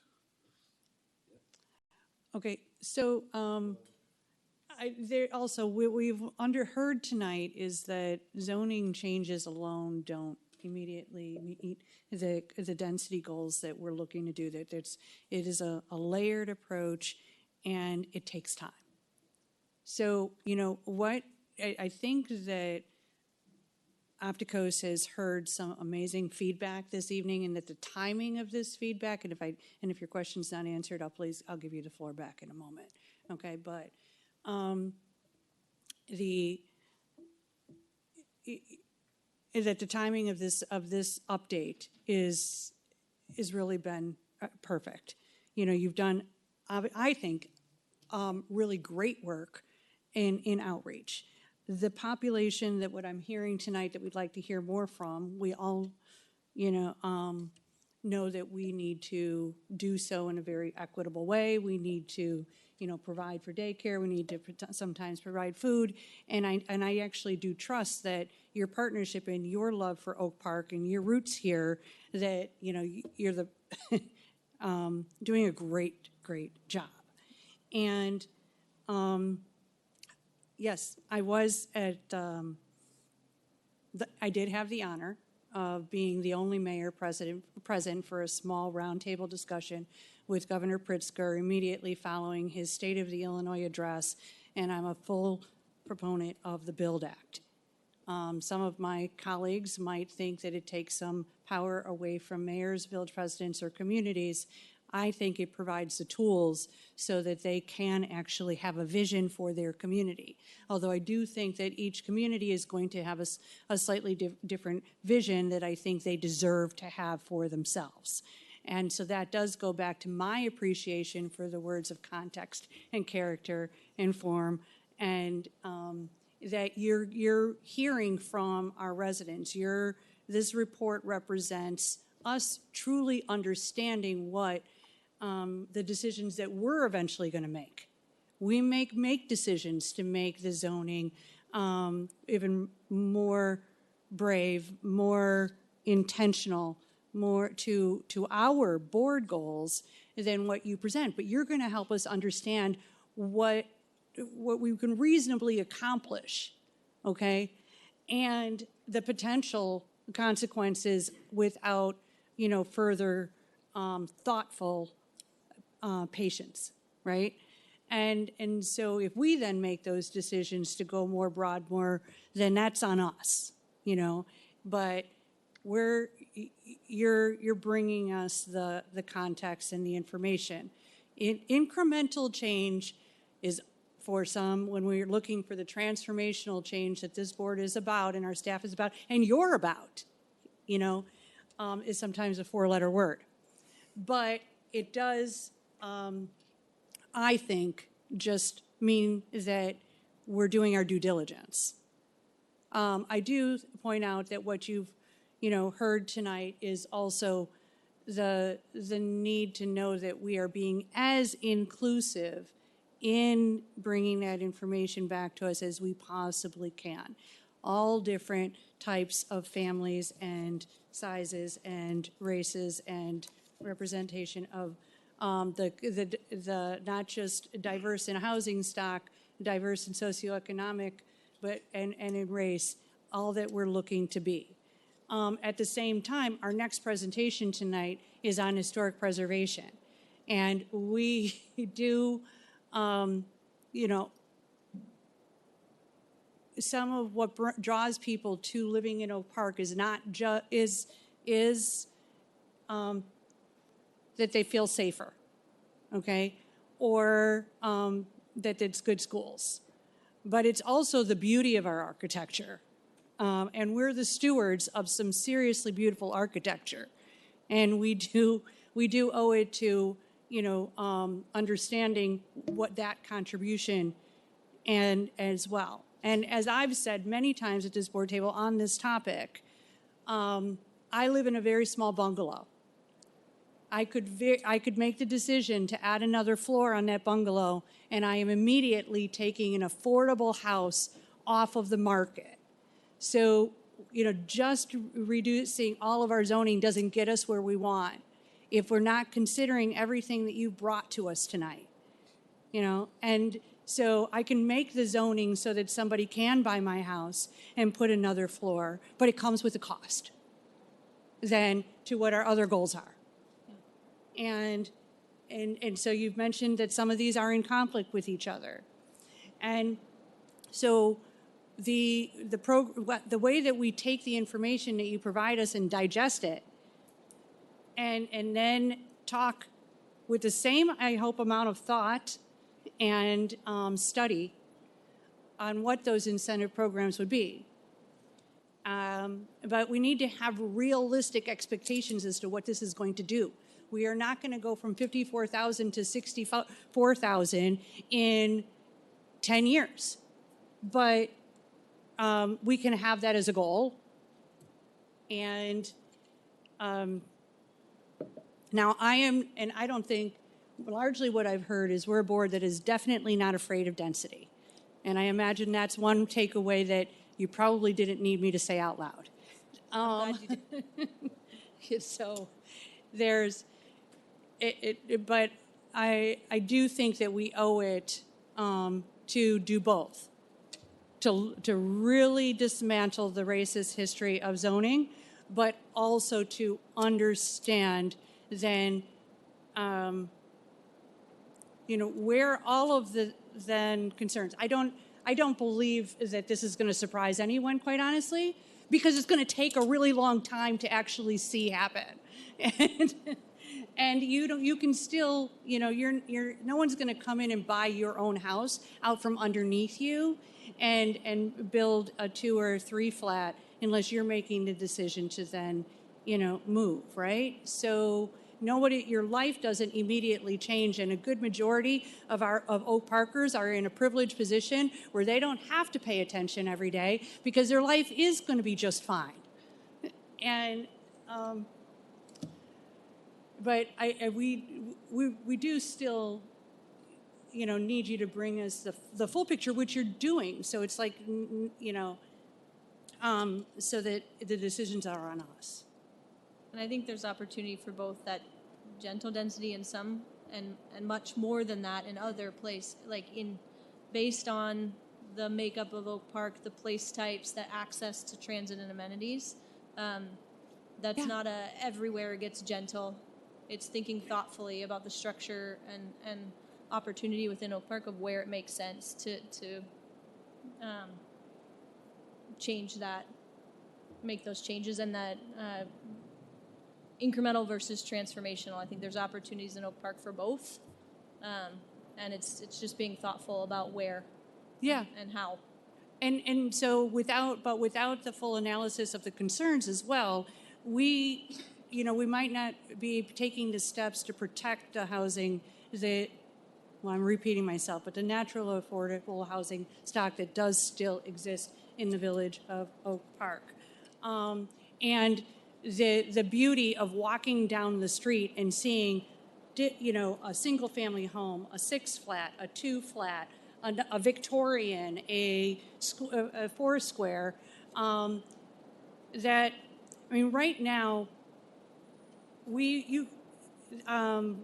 the 300 block of South Euclid? There's some gorgeous, gorgeous big Victorian homes that are 4 feet from each other. Or they're, 5 feet from a mid-century modern apartment building. But right now I can't go on Instagram without whoever that person is who's driving down Oak Park streets about how beautiful it is. Whoever that is, love them. And so we're going to be fine. But I think that your approach is what we need. So thank you. Thank you for your time and all the feedback. Yes. Okay. Sorry. I wasn't done. So this is probably one of the most impactful decisions this board will ever make. Not because it controls grid lines on a map, but because it controls who ultimately gets to live in our village and how many. This is basic. That's what zoning is. Zoning is a quota system that was enacted after the Supreme Court determined that race-based segregation was illegal in housing. And so what happened was they created exclusive single-family home zoning because you can, in this country, due to the legacy of economic racism, you can determine who lives where by the cost of of how you price the housing. And how do you determine the cost of how you price the housing? Determine what you can actually build. So when we're talking about what can be built, we're not talking about what can be built. We're talking about who can live here and where. Do we want only certain people to live in certain corridors? Do we want only certain people to be able to rent here? Do we want only certain people to be able to own here? I think this village has a history of being unreasonable. 1968, Fair Housing Ordinance, unreasonable. Look where it got us. Before that, we brought in Harlan Bartholomew to create zoning that was racially exclusive, also unreasonable. The creation of single-family home zoning, exclusive single-family home zoning, unreasonable. I don't want a reasonable zoning change. I am sick and tired of racism being reasonable, but fixing it being unreasonable. And it's not just about race, because when you increase the price of housing, you're not just determining what race of people can live here, you're determining what economic class of people can live here. I don't know how long our values will continue to exist when everyone who lives here is in the top 1% or top 0.01%. I know it won't be long. And I know unless we fix zoning so that housing is affordable on the axis of both rent and owning, where we are going is a place where Oak Park is not yet, but will be. And we can see it in our neighboring communities. And maybe not neighboring communities, but communities that are in the Chicagoland area. We know where this takes us. I don't want reasonable. I want unreasonable. I don't want gentle. I want fixed. Kevin? Yes, if the trustees are done, I'm going to ask Craig to wrap this up by just briefly, quickly talking about next steps. You know, we're contemplating substantial changes to the zoning ordinance, right? Comprehensive changes. This is a pit stop, as we articulated, for us to get feedback. It's going to move really fast. We'll be back in June with some very specific recommendations, at which time we'll be expecting the board to provide us direction, and then there will be next steps after that. And so I wanted Craig to kind of recap that. Yes, that's before correct. we move on to the next item. Yes, once we're through this process, we present the final. Is there something? Oh. That's more important than me? Come on, wait. Can we turn the TV off if there's water on the TV? Probably should. Emailing Joe right now. Go ahead. Okay. Turn it back to Craig. It did turn pink a little while ago, so maybe that was it. Yes, so next steps, we'll present the final recommendations to you late May, early June. Once that's done, once we understand how you want us to go forward, then we'll go and draft some zoning regulations, which comport to what's coming out of this, and maybe modify it based on what discussion we have with you. Then we'll set up a public hearing before the Planning Commission and invite the public to come and talk us through that process. And then eventually I'll come back to you for final approval. But after that, you know, in the housing plan, there are some other things that we need to do that will help kind of facilitate this in the future. So we got more things to work on as far as incentives and first-time homebuyer packages, you know, down payment assistance, things like that that can help on the affordability piece. So there's other things we need to do to complement what we're doing today. So with that, I thank you for your time tonight. Great feedback. We really appreciate it. And we'll hopefully come back with something you'll accept. Thank you, Craig. You know, I do want to point out a few things because yes, we do point to the Fair Housing Ordinance of 1968. But I am extremely proud to serve this community, and I'm extremely proud of our history, and I think it's very important for us to learn from people like David Sokol and Frank Heitzman and others who are here tonight, but not just on this, but many other topics. We're also the first community that actually proactively went and applied to have our own housing authority, so that we can so that Oak Park has 553 housing vouchers and has a residence corporation which manages many of those buildings that that some of those housing vouchers are at. But those housing vouchers, where allow someone with a voucher to live anywhere in the village. But they're housing vouchers that we applied for with the federal government to have, that had the village of Oak Park and the people who were in leadership at the time not done, we wouldn't have. You know, it's not through Cook County, it's through Oak Park. And, you know, the Residence Corporation here. And the Housing Authority. So there has been some real intention. We are the 5th densest community in the state of Illinois, and we're the 29th densest in the United States. Those, so I do think that just speaks to the fact that we are more than ready for these next steps. We have proven that you can maintain the beauty of a community and increase density. We have proven that you can work to be socioeconomically and racially diverse. We are recognizing that we are at a crossroads. If we're going to continue to maintain that, we need to do something about it right now. But I just do think that we owe it to ourselves to have looked at it from all perspectives, even those that we don't agree with, and then help explain that as we go as leaders in our community. Thank you. Okay. Okay, next. Yes, we are. What's our time limit on this one? 2 hours. It is 2 hours, so let's not double that like we did the last one. All right, everybody should be writing so that you.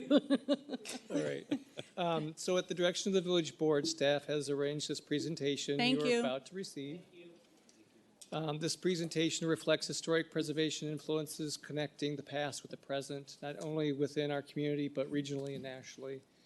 You will hear a succession of presenters who have extensive knowledge of historic preservation, which they wish to share with the village board and the community. So I will turn it over to Mike Bruce to introduce the presenters.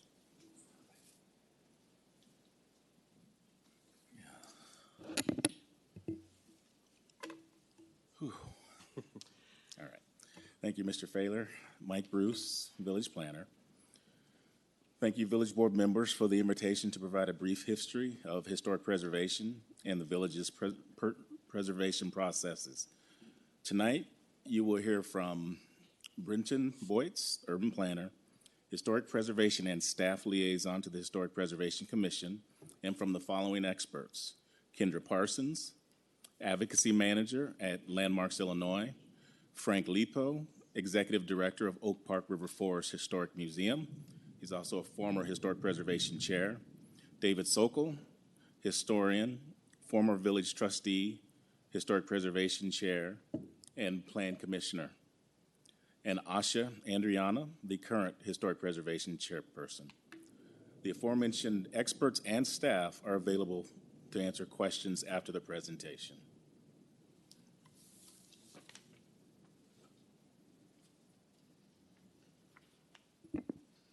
Good evening, everyone. I think I'm a little less well known to you than some of our other presenters this evening, so I'll start off with an introduction. My name is Kendra Parson. I am Advocacy Manager for Landmarks Illinois.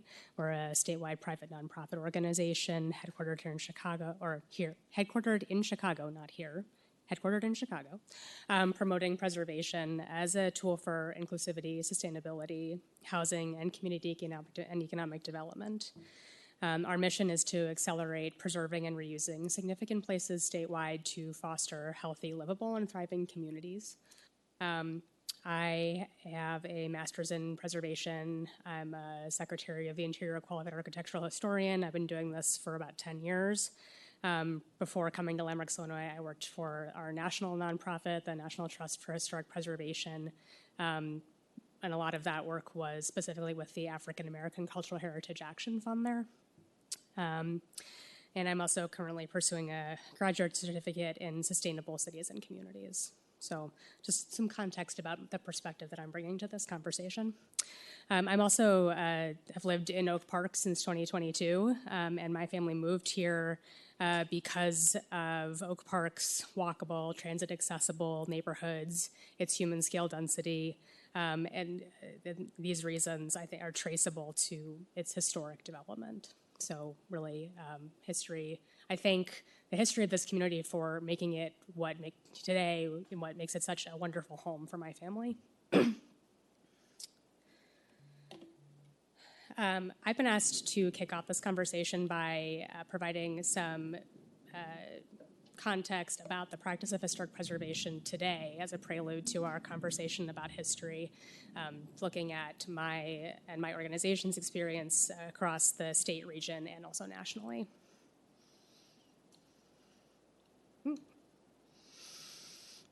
So let's start off with a very basic question. What is historic preservation? Because I don't think that there is widespread agreement about the answer to this question.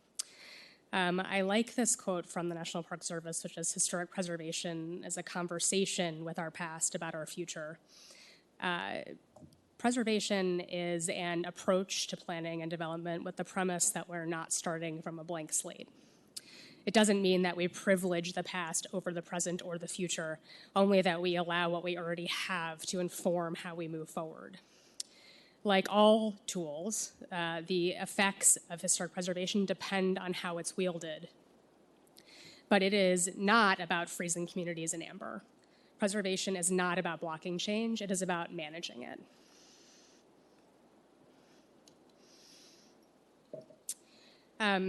Again, for some statewide and regional context, I just wanted to provide this overview of the work that my organization does across the state. And particularly that this is from 2023 to 2024. We worked in 146 communities. So in the many communities that we serve each year, we see the power of historic preservation to generate economic activity, to provide housing, to meet sustainability goals, and to coalesce people around the shared history of their communities. And I can also observe with confidence that Oak Park has one of the most robust and successful historic preservation programs in the state of Illinois, very likely in the United States. And as you'll hear later in our presentation, that has direct and measurable benefits.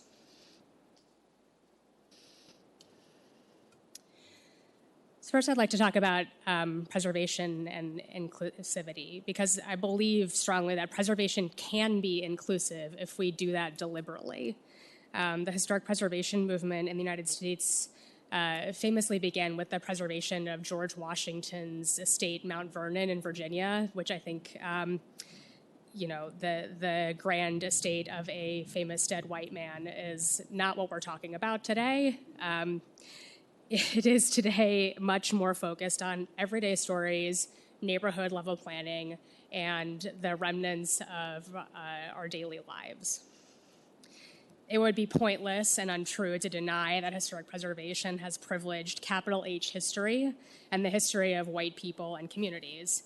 And we have to acknowledge that some histories have been privileged to the detriment of others, and that preservation has at times actively played a role in that, and resolved to be deliberate and practice historic preservation differently going forward. However, preservationists today are working diligently to expand our narrative and make sure that a broader range of histories are represented. Pictured here is an event that took place this past Valentine's Day, so quite recently, at Our Lady of Guadalupe Vietnam Veterans Memorial mural on the far south side. Landmarks Illinois is working with local advocates as well as the national advocacy group Latinos in Heritage Conservation to advocate for the preservation and restoration of this 1970 mural, which honors 12 fallen parishioners from the church. So I would say, 1970 preservation may also look like more recent things than you probably would imagine. Sometimes a more inclusive version of preservation looks like acknowledging erasure from the built environment. And Oak Park did that when it erected the plaque acknowledging the Mount Carmel Baptist Church in 2022. And then also add, given the recognition of Faith, Julian, and the Julian family earlier this evening, that sometimes preservation looks like recognizing and supporting family and descendant stewardship and the right to lay claim to a place and have that claim respected over time. Preservation is also sustainable. The reuse of older and historic buildings is a key part of meeting net zero emissions goals. So globally, the built environment accounts for 39% of global carbon emissions. I've seen this figure fluctuate a little bit different places, but for discussion's sake, it's about 39-40%. 28% of that is operations. Another 11% is embodied carbon, which is the energy that went into building materials and construction. So when we reuse an existing building, we retain the embodied carbon that already went into its construction and avoid the carbon generated with new materials.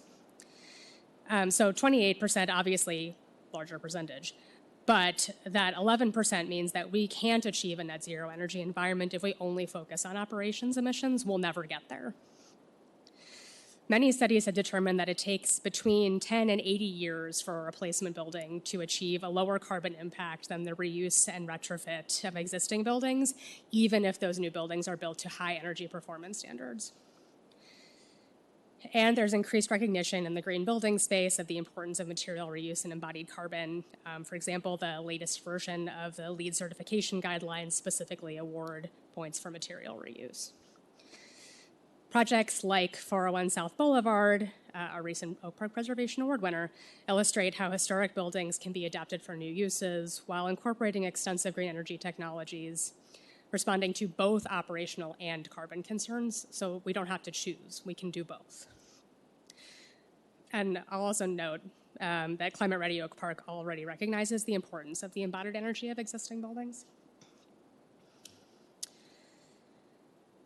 Of course, we've already talked extensively this evening about the importance of meeting our housing goals.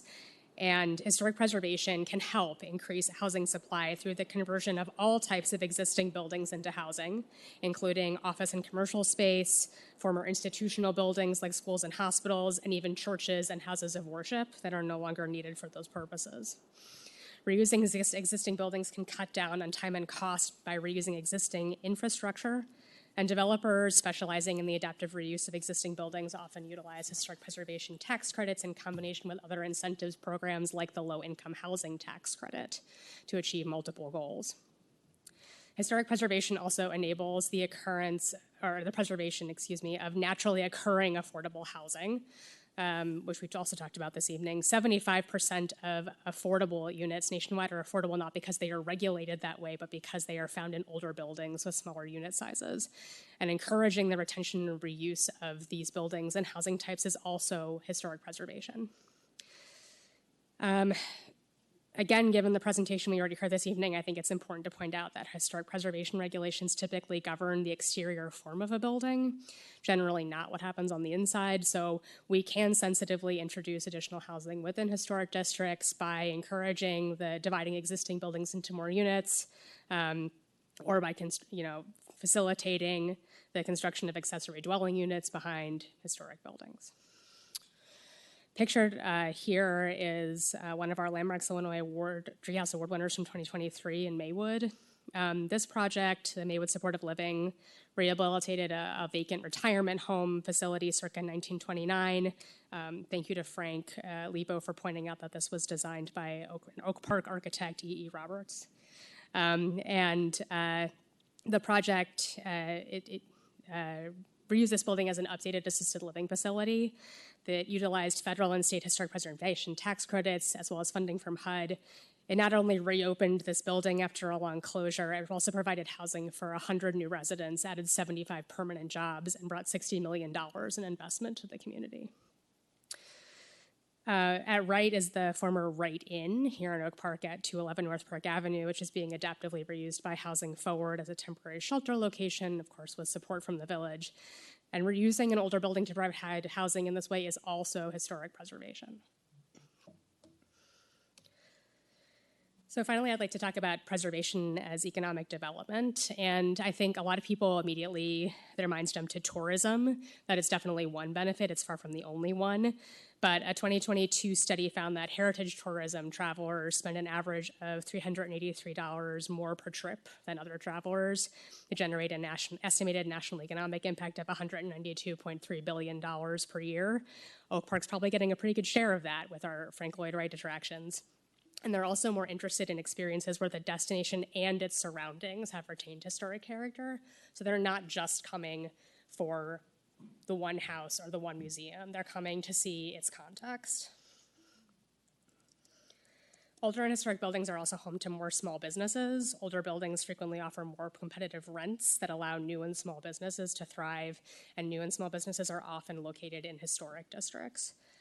Pictured here are two buildings that after rehabilitation are home to small businesses. One of them is another Landmarks Illinois award winner, the Midtown Foss building in Rockford, which after rehabilitation houses a pottering studio, a wood shop, and a nonprofit office space. And I'll also take this opportunity to recognize one of my favorite Oak Park businesses, One Lake Brewing, which won an Oak Park Preservation Award in 2020. So thank you for sticking with me through this very quick overview of historic preservation today. There are a lot more considerations and benefits I didn't have time to include but would love to talk about sometime. And I'll now turn the preservation over to Frank Lebo to walk us through the history of historic preservation in Oak Park. Thank you.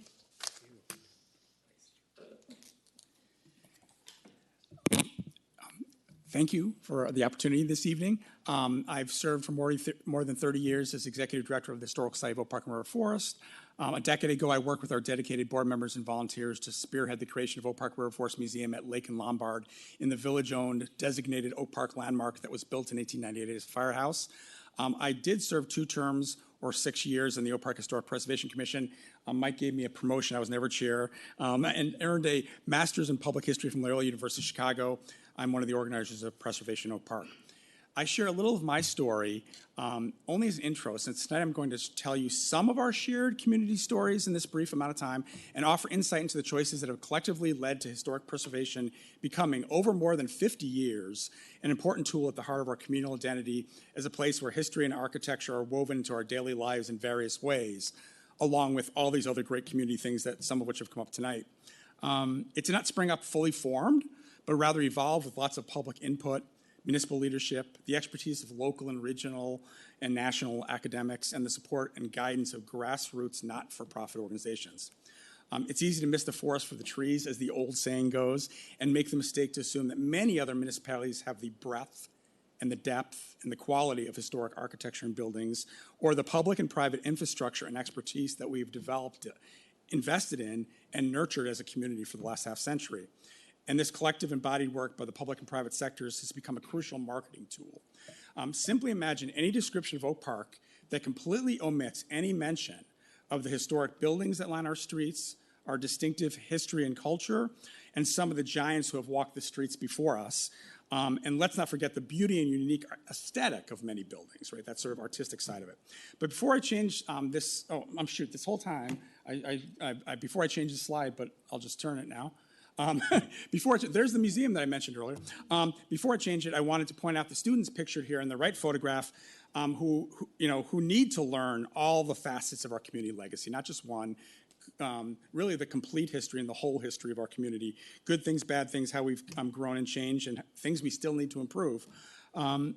And on the bottom left photograph are some of the community giants, Mac and Harriet Robney on the left, who had to purchase their house through a straw buyer in 1965 because of the discrimination at the time.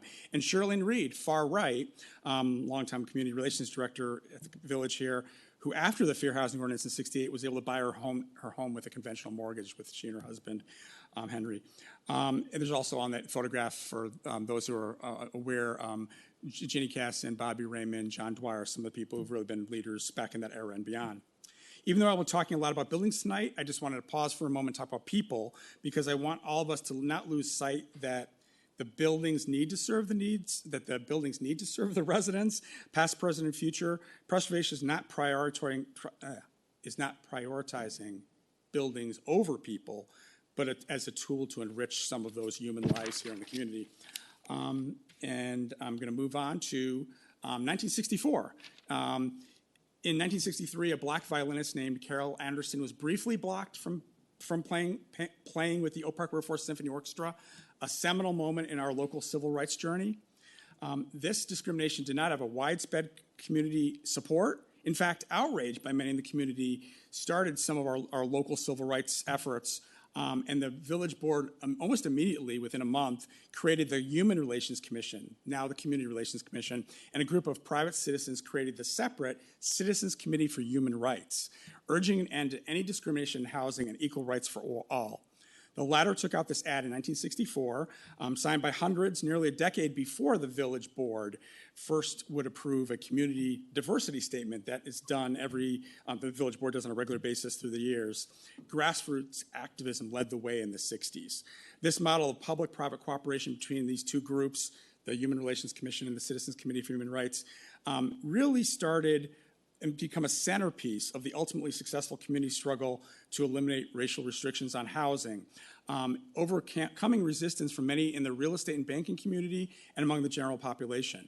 Between '64 and the '68 passage of the Fair Housing Ordinance, the Public Human Relations Commission and the Grassroots Citizens Committee I mentioned helped create kind of a template for they started calling it the New Oak Park. And part of it was, having a lot of meetings. We complain about long meetings, including tonight, but this idea of getting together, getting the community involved, this concept of public-private collaboration, listening to the community, and trying to reach different constituencies, and to really build a welcoming community and a racially integrated community ultimately that would seek to preserve and enhance some of the existing community assets, like schools, the transportation network, the walkability, some of those things that were thought to be maybe preserved even as we tried to improve some other things in the community. As a sign of that, '68 Fair Housing Ordinance, as Trustee Wesley has mentioned, right, we talk about it a lot, but a lot of times you don't talk about what happened right afterward. And I think it's really important because it's going to flow right into preservation. Is in the upper left here is Oak Park seen thriving after housing law. The week after the ordinance passed by a 5-2 vote, the village manager wrote a blunt editorial in Oak Leaves that listed all the great things that were happening in the community and said that if you don't like what we're doing, his name was Harris Stevens, the village manager, why don't you just leave the community? Because black and white residents want to build a new community together. And very, very blunt, the brashness was part of the plan. Racial integration and the pursuit of a more diverse Oak Park was non-negotiable. But the village board understood they needed to engage the community and encourage the creative thinking, since not every good idea, of course, is around the village board table, and they were trying to reach out into the community. And even some of the people who were less resistant were maybe more racist or had the resistance to Oak Park changing, as we were talking about change tonight. This began a 5-year journey to the village's first comprehensive plan, which tapped professional planning consultants, but also adopted and really kind of leaned into this grassroots model. It recruited the board and the plan commission recruited citizens to get involved. Even many, including a number of people who had sort of been on the losing side when the Village Manager Association swept the election in '69 after the '68 Fair Housing Ordinance. There's concern there might be pushback and the community might not continue to embrace the Fair Housing Ordinance. The village created a Citizens Action Committee of upward of 300 people, a cross-section of Oak Park, including leaders like the Robineys and John Dwyer that were in the photograph earlier. It also was tied to a new system of block clubs called the Hundreds Clubs. That was the era that our robust tradition of block parties really took off and was really pushed by the village. A 45-person steering committee and 8 different task forces cast a wide net of subjects, and they describe themselves as an independent citizens group working with the village government to try to figure out the next 10 years in Oak Park beyond the 68 Fair Housing Ordinance. Historic preservation in Oak Park grew directly out of this effort. Seen as a public and private partnership from its inception, the core concept was that Oak Park's distinctive older housing stock and commercial and institutional buildings were ready and needed to be revitalized and invested in. There were architectural gems to be spotlighted and promoted that might attract tourists and would-be residents. While the real estate and banking industries typically called structures more than 50 years old obsolete or blighted if there was even some condition or they weren't maintained perfectly, particularly in areas where racial change was occurring, the still new National Register of Historic Places, created in 1966, so just a couple of years before the Oak Park's embarking on this plan, this sort of comprehensive plan. Other related federal legislation also was promoting preservation and renewal of such housing and commercial buildings as a progressive approach to community development. Such policies were seen as a corrective to the wholesale bulldozing of many communities in the 50s and 60s to create the interstate highway system and so-called urban renewal, which destroyed many communities, including disproportionately places where minorities and poor people lived. Many Oak Parkers loved the ambiance of their neighborhoods and rejected any sort of wholesale demolition, which is part of the preservation mindset. And what do we need to do in the coming years? So this comprehensive plan also one of the first formal CAC actions, literally by 70, so right in the early months of this, they hired architect Wilbur Hasbrook and historian Paul Sprague conduct the first survey of Oak Park's architecture in 1970. Sprague was working on a historic survey of the entire state in the same time frame.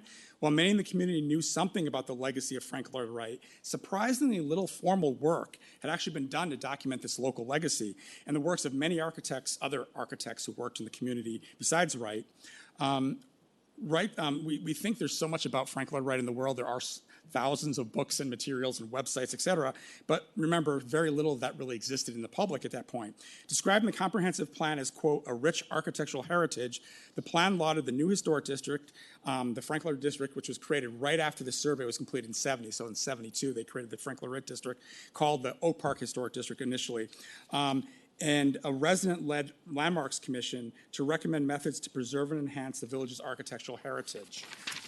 The significance of this large concentration of early modern architecture led to the question, what to really do with it, right? So, what to do with it. So I'm going to just pass this out. There's a copy. This is from the village website. This is not new. This is the 3 historic districts. I'm just going to do quickly on each historic district. So 1972, the Oak Park Historic District, later the Frank Lloyd Wright District, is organized. And it was notable that pardon me, that they were talking about this being sort of a cutting edge. Remember, 1966 is the National Register of Historic Places. This is 72. Oak Park was among the first communities that were really embracing having historic districts in the community. The ordinance itself provided no specific formal review or criteria to evaluate any proposed changes in the district. They were really focusing on the landmarks, the individual buildings they thought were the finest and highest quality as identified in that survey I mentioned. And so it was sort of an open-ended call to the commission, what should we do about this? What's the way forward? There was a sort of generic in the ordinance to try to avoid anything that would harm the character of the area was one of the languages used. The first chair of the Landmarks Commission was Bob Bell, an architect living in South Oak Park who had been a volunteer with the Citizens Committee for Human Rights, I mentioned, and one of the signatories of that ad I showed you earlier, the right of all people to live where they choose. He and his wife assisted with racial testing of realtors at open houses, and at one point he assisted the Robinets by sketching the inside of the homes they were considering purchasing after realtors turned them away from open houses. Another charter member was Don Follett Goshorn, previously a teacher at Lincoln School, and a CAC officer, this large planning group, who worked closely with Bob and the commission, along with the Historical Society, local banks, and the National Trust, to purchase the Frank Lloyd Wright Home and Studio when it went on the market. And plans to tear it apart and to sell pieces to the museum were really seriously being talked about by the son of the owner. The purchase Don Gosharon became the founding CEO of the Frank Lloyd Home and Studio Foundation, now the trust. The purchase, the multi-million-dollar renovation over a period of years, and the opening of a new tour center at Lake and Forest, supported by the village and the parking garage that used to be at Lake and Forest, became the centerpiece of the local tourism industry, attracting tens of thousands of visitors each year from around the nation and world. In 1976, Oak Park was named an All-America City, with the creation of the Home and Studio being one of the specific projects cited for getting this honor. The annual Right Plus House Walk became an instant success and now attracts more than 2,000 people for the festivities, as you might know. It is the granddaddy of many other local house walks that expose visitors to Oak Park's charm and raise funds for local organization. There's also a lot of stories of people go on some of these house walks and end up wanting to move to the community, or at least get, they know more about the community. I'm going to jump over, for the interest of time. There's other groups besides the Historic Society, the Frank Lloyd Wright Home and Studio Foundation, the Union Temple Restoration Foundation was there in the 70s, saving that great building, organizing tours. Later on, in addition to the Historical Society being over at Pleasant Home, a group called the Pleasant Home Foundation. Also in the 80s, the Ernest Hemingway Foundation. So a lot of these organizations focus on heritage, culture, the built environment. Moving on to the next historic district, 83. About 10 years later, 11 years later, the possibility of creating a second historic district was discussed as early as 1975, focusing on the small areas surrounding Pleasant Home that had been identified in that original 1970 survey as having some great buildings. But the early 1980s, the growth in tourism and the many millions of dollars that had been invested in properties in the first historic district, sometimes tapping into federal grants then available to private property owners in the historic district, led the village to give the idea a closer look. Preservation was being embraced by more residents and by governments at the state and local levels. Historic preservation protocols and more rigorous standards had developed across the preservation field, bolstered by historic preservation academic programs at the university level and other factors. The Landmarks Commission sought a detailed, thorough architectural and historical survey necessary to seek listing in the National Register for what became the Ridgeland District. A University of Chicago PhD student was hired to complete the survey and to do the nomination form that you see up on the screen there. And they were looking at new methodologies, already the broadening of preservation beyond landmarks, like just what the average people, the range of buildings in an area. And so also things like what really contributed to a historic district and what was a non-contributing building. Age, condition, other factors, right? So once the surveying, researching, and studying had been completed, it became clear that the new Ridgeland Oak Park Historic District would represent a wide range of building types and eras, stretching from the community's earliest days until 1930. The diversity of buildings represented in the district, single-family homes, large apartments, churches, commercial buildings, was striking, and basically it started to really get popularity among some of the people in the district who lived there, because there was also a statewide tax freeze program that had been developed that would allow you to invest in a property and then get a tax freeze for a period of years before it came up to the market rate. But the new district also triggered a public discussion about the role of the Landmark Commission's work, since so many more buildings have been added to the oversight of the commission. So this is really an important turning point. 20 years in, historic district, first one is 1972. In 83, you get the second district. In the early 90s, the talk was these more buildings are now being sort of overseen by the Landmarks Commission, and it's essentially the original ordinance. And it's all advisory. It's sort of like if something bad's happening, maybe talk to the owner, right? There really wasn't like a structure and a review process. So that general and vague situation. So essentially, it became a respected bully pulpit among some, but some residents themselves wanted some protections against the tear-down mania that had transformed large parts of Hinsdale and Elmhurst into so-called lot line McMansions, as people would talk at the time. After several years of discussion and spirited community debate on all sides of this issue, the Historic Preservation Ordinance was approved by the Village Board in 1994. That's essentially today's current ordinance. It changed the name of the body to the Oak Park Historic Preservation Commission, created a clear public process to designate and protect landmark structures anywhere in the village. Prior to that, there were no designated landmarks. There's like lists of landmark-worthy buildings, and stipulated a process to review proposed exterior changes visible from the street for contributing buildings in historic districts, guided by the Secretary of the Interior standards and incorporated many best practices that had been developed in the previous 25 years. Ordinance allowed the village to become a certified local government in the state of Illinois. There's some funding for programmatic and educational programs, some of the guidebooks and things that were developed in the years after that. The 1994 ordinance, again, has generally served the village for 30 years, has been validated in court, and is studied and cited by many other communities as a model of public planning. It balances individual property rights with our community's collective right and responsibility to guide and shape development. It supports new development and encourages compatible, not radical, changes to existing buildings. Asha and Brenton will tell you a little bit more about the ordinance in a moment. The last historic district, the Gunderson District, it was designated in 2002. After a nearly 5-year period of research, surveying, public outreach, and public education, including an exhibit of Gunderson homes displayed at the Oak Park Public Library and the Historical Society, the district shares the story of the Gunderson brothers' creation of a solidly middle-class subdivision and their own homes in South Oak Park's rapidly changing prairie south of Madison soon after 1900. It's the first district to be designated under the 1994 ordinance I mentioned, modeled broad and inclusive public input. A few years after the historic district was designated, and that's part of the reason I passed you out that thing, residents of an earlier Gunderson subdivision, this is actually the first part of the Gunderson Historic District, was actually the second Gunderson subdivision in town. And so people who lived in that southwest corner, you see the separate other part of Gunderson, they said, wait a second, I was on the commission at that point, how come we were left out? We should, we would like to be part of the Gunderson District, we're proud of it too. And that was accommodated, and it allowed them to actually also seek that state tax freeze program. It's a little footnote, but they're actually not listed on the National Register like the other 3 districts because the state office said there's too many changes in that area, but over time people will maybe renovate the house a little bit and maybe it'll be listed on the National Register too. Last slide here is, again, there's so many images. I could have shown you a million great photographs of great buildings in town, but I just want to end with this note. Obviously, tourism on the left, just a bunch of different Visit Oak Park related brochures.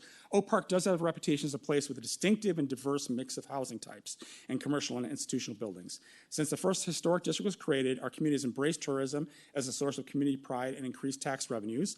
A collective love of vintage homes and buildings by many, not everyone in the community, many, has seeded an industry of small, high-quality contractors and service providers, woodworkers, art glass artisans, etc.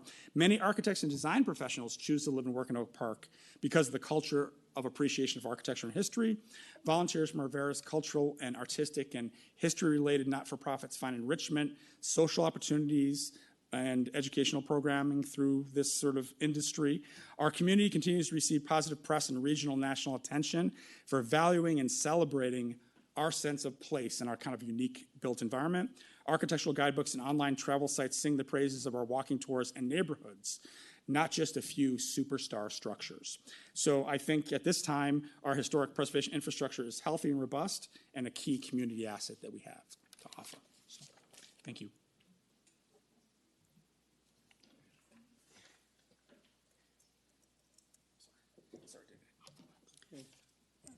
David, I'm going to ask for a motion to go beyond 10 p.m. So moved. Second. All in favor? Aye. Aye. Thank you, David. Didn't want to interrupt you. Okay. You heard a little bit about some of the things I've done some hours ago. And I'd been asked to sort of personalize my journey through preservation, so there'll be some duplication of what Frank talked about primarily. But I am going to do this brief autobiographical thing. I started teaching at UIC in 1971. After a year in Park Forest, Sandra and I looked for and found a nice house for our family on South Taylor Avenue in Oak Park.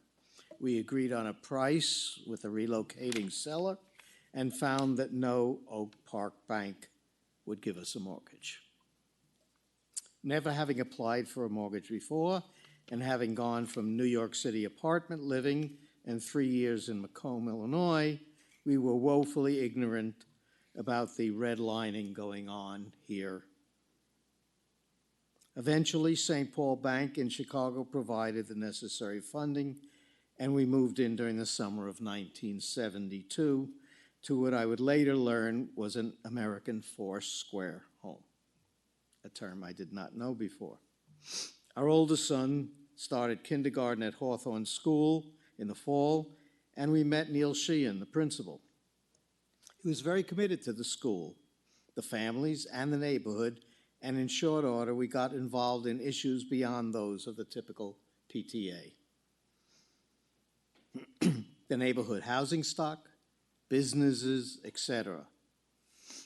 Sandra and I became part of the Hawthorne Community Council, and we worked on issues of disinvestment, housing code violations, banks holding secret land trusts for slumlords, and other things that all affected the quality of life here.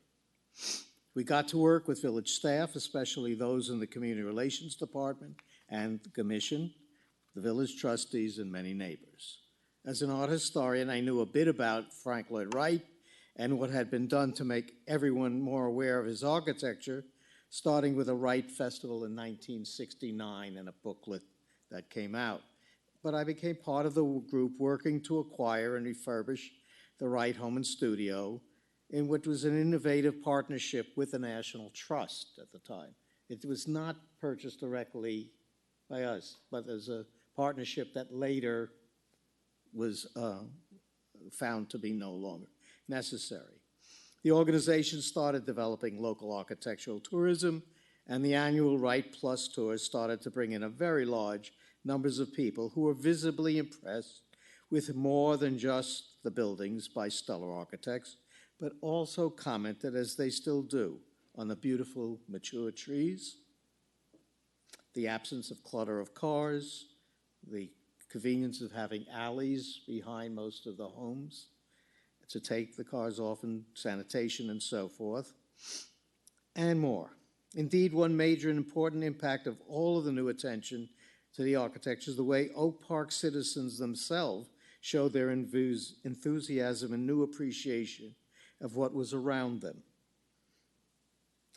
whereas they started to get more involved in volunteerism and service relating not only to the Wright architecture, but also to the later additions of Pleasant Home and the Cheney Mansion, to both the National Register and to the field houses that started to get attention as for their role beyond being places just where the kids could do sports and so forth.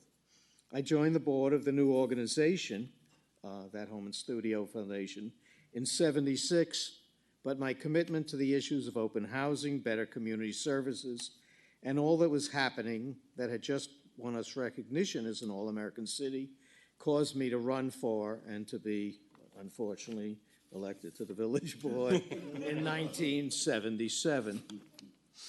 During my 4-year term,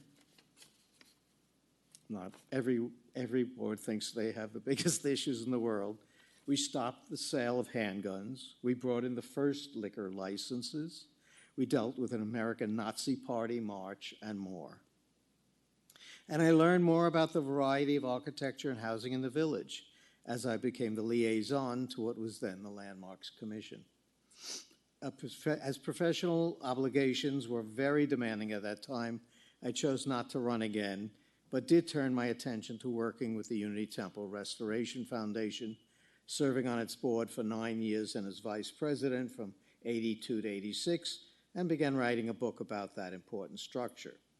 In 1985, I was appointed to the Landmarks Commission and served as chairperson for my second and third year when the chair decamped to Charleston, South Carolina, which wrote the books on preservation, I assure you. This was the era of the Oak Park Exchange Congresses, and we had the privilege of serving as a model for other communities around the country for our inclusive and varied approaches to the preservation and reutilization of our varied architectural structures. A great early example was the conversion of an old Masonic temple attached to a Roman Catholic church on Ridgeland Avenue into several units of housing, and still attached with the same heating system, the two of them. Another was the major revitalization of the apartments and businesses in the Niles building at Marion and South Boulevard. Other adaptive reuses continue to develop. I returned to the commission as chairperson in the 1990s, and the village board accepted our recommendation to change the name to the Historic Preservation Commission in recognition of the diversity of types and styles of architecture, especially within the Second or Ridgeland Historic District. We also organized and oversaw the publication of the guidebook Ridgeland Revealed in 1993 and initiated the creation of the Gunderson Historic District mentioned, with a full survey and that exhibition that Frank referenced that showed at the library, at the museum, and also at one of the banks. Another guidebook, and I have to say as an aside, it was a pleasure to see people coming in who lived in the area and say, hey, I have a better fireplace than the one you're showing there.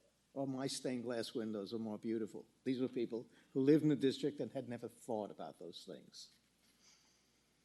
Another guidebook, this one concentrating on the Wright Prairie School District, was published in 2000, a collaborative effort of 5 volunteer authors and 5 volunteer photographers. No one got paid for it.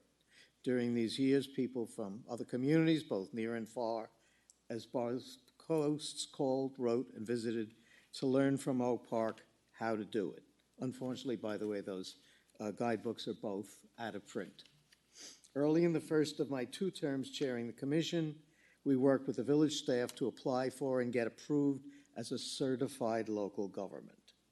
That program is national but administered by each state, with the certified local governments working in tandem with federal partners to assure that the local body is committed to national preservation standards and is eligible to apply for grants, for surveying, planning, and other activities. And we were approved as a certified local government in January of 1994. A certified local government differs from all other commissions. Well, not all. There's one other exception, in that rather than making recommendations to the village board, it makes decisions that can be appealed to the board. Members of the HPC also got involved in the state organization, and Oak Park got to host the 25th anniversary of what was then called Landmarks Preservation Council of Illinois, now Landmarks Illinois, with tours, lectures, and various sessions with commissioners throughout the state. And we were proud to be chosen to do that. After completing my 2 terms chairing the commission, as extensions of my interest in our community, I served a term on the library board, a couple of years on the plan commission, and then 6 years chairing the public art commission, where we began the integration of sculpture in various neighborhoods in the village through the sculpture walks, which are still an ongoing project. Public support for the sculpture walk, the mural programs, and resident interest in the history and care of our field houses have continued to grow to the present time.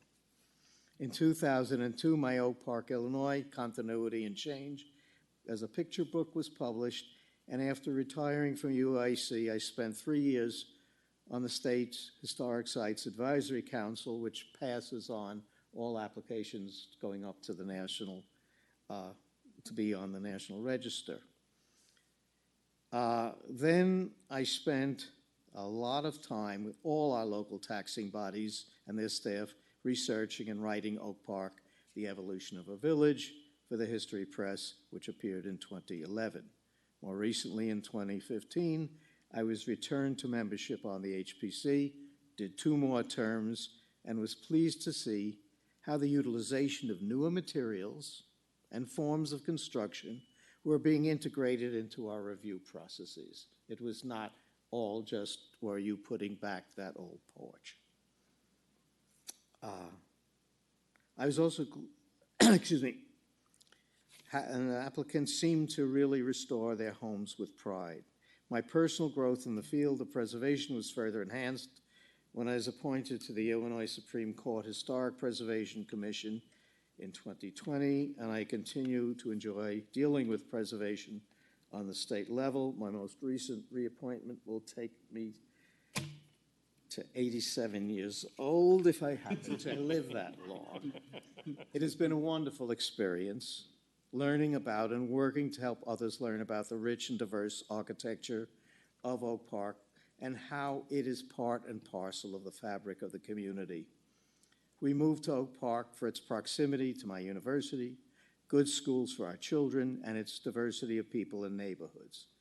And though we moved to a condo almost 20 years ago, we are still here for over those 50 years as it became our home.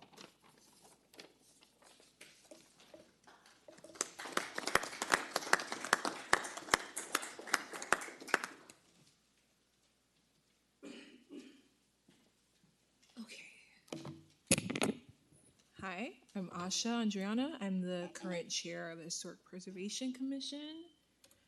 Okay, let's do this. Okay, here we go. So I have a background in art history. I was a diversity scholar at the National Trust for Historic Preservation. I grew up in Hyde Park in Chicago in an old 1912 built condo building. My stepfather was a historian, and we used to travel around the city. And he used to kind of tell me about like all of the different buildings, all of the significant architects from this area. So about 2012, my best friend brought me to Oak Park. He's born and raised here, and I fell in love with it, particularly because of the old architecture here. And I said that I would live there and I would own a condo here, which now I do. So I've been on the HPC since 2022. I believe. So a significant time. Okay, so I'm going to start with kind of explaining what the HPC actually is and what it is we actually do.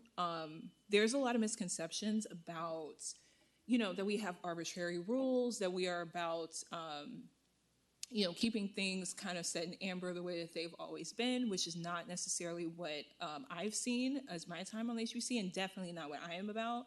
I personally live in downtown Oak Park. I commute to everything. I do not own a car. Sustainability is a very, very big thing for me. I'm also a small business owner, so that is also very much something that is very important to me. So last year we had about 1784 reviews of building and demolition permits. Most of them, 98% of them, were approved administratively. So that means they did not come before the commission whatsoever. The certificate of appropriateness that are needed is typically for demolition or any type of, I don't want to say severe, but just something that deals with the outside of a building, whether it be commercial or residential, that changes like let's say the roof height, or if there are windows that are going to be taken off, especially if they're historic. If they aren't, that's not necessarily something that we really care about. Most of our COAs are approved. 93% of them are approved typically. And a huge chunk of those, pretty much, especially in 2025, instead of one, were also administratively approved with certain conditions being met. So a lot of the discussion that we will have as commissioners is more so about putting the project more in line with the Secretary of Interior guidelines, because that is what we follow. And so we really want to have kind of a collaborative effort in order to get the, usually the homeowner to kind of come in more in line with those interior guidelines. So, this is not something where certain commissioners have an idea about the way something looks, and so they'll say that. This is more so about how do we get this project to meet the guidelines. That is pretty much what we do, and that is our goal. So, let's see. Oh, also we do have certain things that do happen if a COA is not approved. People can do things like apply for economic hardship, which is a public hearing process. So therefore, everyone who lives within a certain mile radius of that property will be able to give feedback, will be able to come to a meeting kind of like this, obviously our commission meeting, and plead their case and talk about how they feel about it. And we take all of that into consideration to make our decision. And last year, we only had one property that we had to do the economic hardship thing, and of course, come before the village board. Okay, so first I want to say that Oak Park is a very unique place. Oak Park is an inner ring suburb. It is very small. It's 4.7 square miles. We already are considered a very dense area. And I know for people around, in my age group, that is something that we are looking for, and that is why a lot of us want to live in a place like Oak Park. We mostly are compared to like Brookline, Massachusetts, or Ann Arbor, Michigan, or Bloomington, Indiana, like places like that where they're mostly historic inner ring suburbs that are very walkable and very dense. So Oak Park specifically has about 40.4% single-family homes and 59.5% multifamily units, which includes condos with 2 to 4 units and buildings with 5+ units. We also kind of deal with a lot of conversation about wanting to preserve more of our mansions, historic, bigger, more grander historic homes. But we do have 2 historic districts, but specifically the Ridgeland Oak Park Historic District, which has most of the densely built lots in town. Most of them are in the Ridgeland Historic District. So we do kind of want to have diversity even with what it is that we are preserving and what we find is very important to preserve. So let's see. Okay, so for myself and for other commissioners on my commission, adaptive reuse is something that comes up a lot. I think for me, that is the main goal because it seems to be the more sustainable one. I know that Kendra earlier talked about how small businesses do typically exist in historic buildings, and the study pretty much proves that. And we also see that older buildings have superior materials when it comes to what they were used for their construction versus what we have now. Of course, there are certain things, like even in a commission, we will have people who want to do certain things, and we have things like LP Smart siding that we might recommend. So it's not something where it's like, oh, this exists this way, this is the only way it can exist. We understand the economic realities of today and try to move and, kind of like understand the different things that come up today which probably wasn't as big of an issue in the past. I know Kendra also talked about the sustainability aspect and the average of 10 to 80 years for a new energy efficient building to pay back its carbon debt from demolition of an older building and the construction of a new one. Okay. Also, when it comes to a lot of the starter homes that come before us, we do have a lot of issues where, I think starter homes is very important. Any entry-level housing for people, especially when it comes to single-family housing outside of the multifamily units, is very important. But we don't typically deal with those as much. And when they do, it's more so people trying to significantly increase the footprint of a smaller home, which a lot of us are against because we think that, again, it takes away that affordability and kind of eliminates the entry-level housing for people like myself who, want to start families and want to live in a place like Oak Park. Okay, so I'm going to take it over to Brenton, and he'll talk more about the economic impacts of having historic districts. Hi, oh my gosh, it's like really late. So I'm here, it is super late. My name is Brenton Boytz. I'm the urban planner for historic preservation for the village. I've lived in Chicagoland for about 15 years. I am a red state refugee from Ohio, from Springfield, Ohio, actually. Actually, Springfield's amazing, but it's crazy. Yeah, cats and dogs. But I went to UIC for both my bachelor's in history and public policy. I did my master's in urban planning and policy with a focus in economics and economic development. I kind of as an urban planner, I kind of look at how the economics of how we lay cities out, the policies that we pass, all of that. And so I looked at, for this, the total economic impact. And so when I talk about total economic impact, what I'm talking about is there's three facets to that. There's direct, indirect, and induced. And that's combined makes the total impact, right? So direct just being that kind of initial infusion of money, jobs, or output. It's directly resulting from like an event or project or like a company expanding. In the case of Oak Park, it might be spending by a tourist at a hotel, right? The indirect impact is kind of like the economic activity that's generated from supply chains. So it could be that hotel that tourist just went to bought from a food vendor, a local food vendor, right, for their continental breakfast, or I don't know, I never eat those. But, and then there's that's kind of like the multiplier effect. So that allows us to kind of see that kind of, that ripple effect, right? And then finally, the induced economic impact, which is that kind of further economic growth that's driven by the spending of income earned in the previous two steps I was talking about.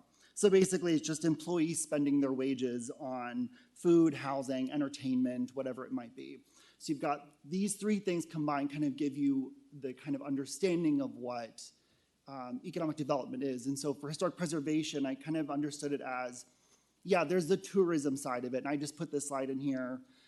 It's really interesting, and it does reference this, that the total economic impact from tourism for historic preservation for Oak Park reached about $1.89 billion. That is including the direct, the indirect, and the induced. That is an enormous amount of money.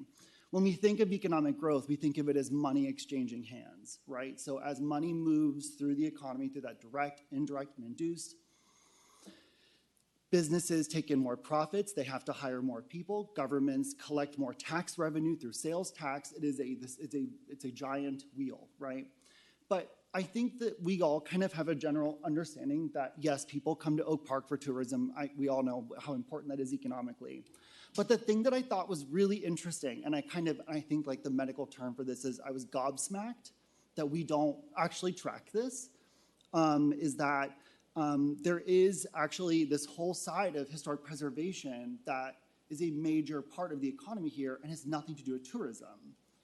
And so the first thing I did was I tried to figure out, so in urban planning, we have these ways of trying to measure this stuff. And it's a little bit harder because Oak Park is a village. It's not like, the Census Bureau tends to just track county level. So I kind of like broke my back reaching out to like a ton of different businesses, asking them the question, people do hire, and kind of punching in the numbers and giving up to the range. So one of the formulas that we can use actually in urban planning is something called a location quotient. And what that does is it allows me to see, is there industry around historic preservation that is concentrating locally? So if it scores above a 1 after you do the math, and I'm not going to do the math here for you guys, it's like way too late for that.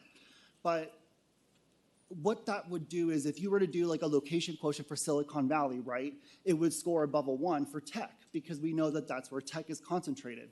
So I actually punched the number in, and Oak Park scored an absurdly high number. So normally it's like 1 to 5. Oak Park's historic preservation related industries scored a 15 on the high end and like a 7 on the low end.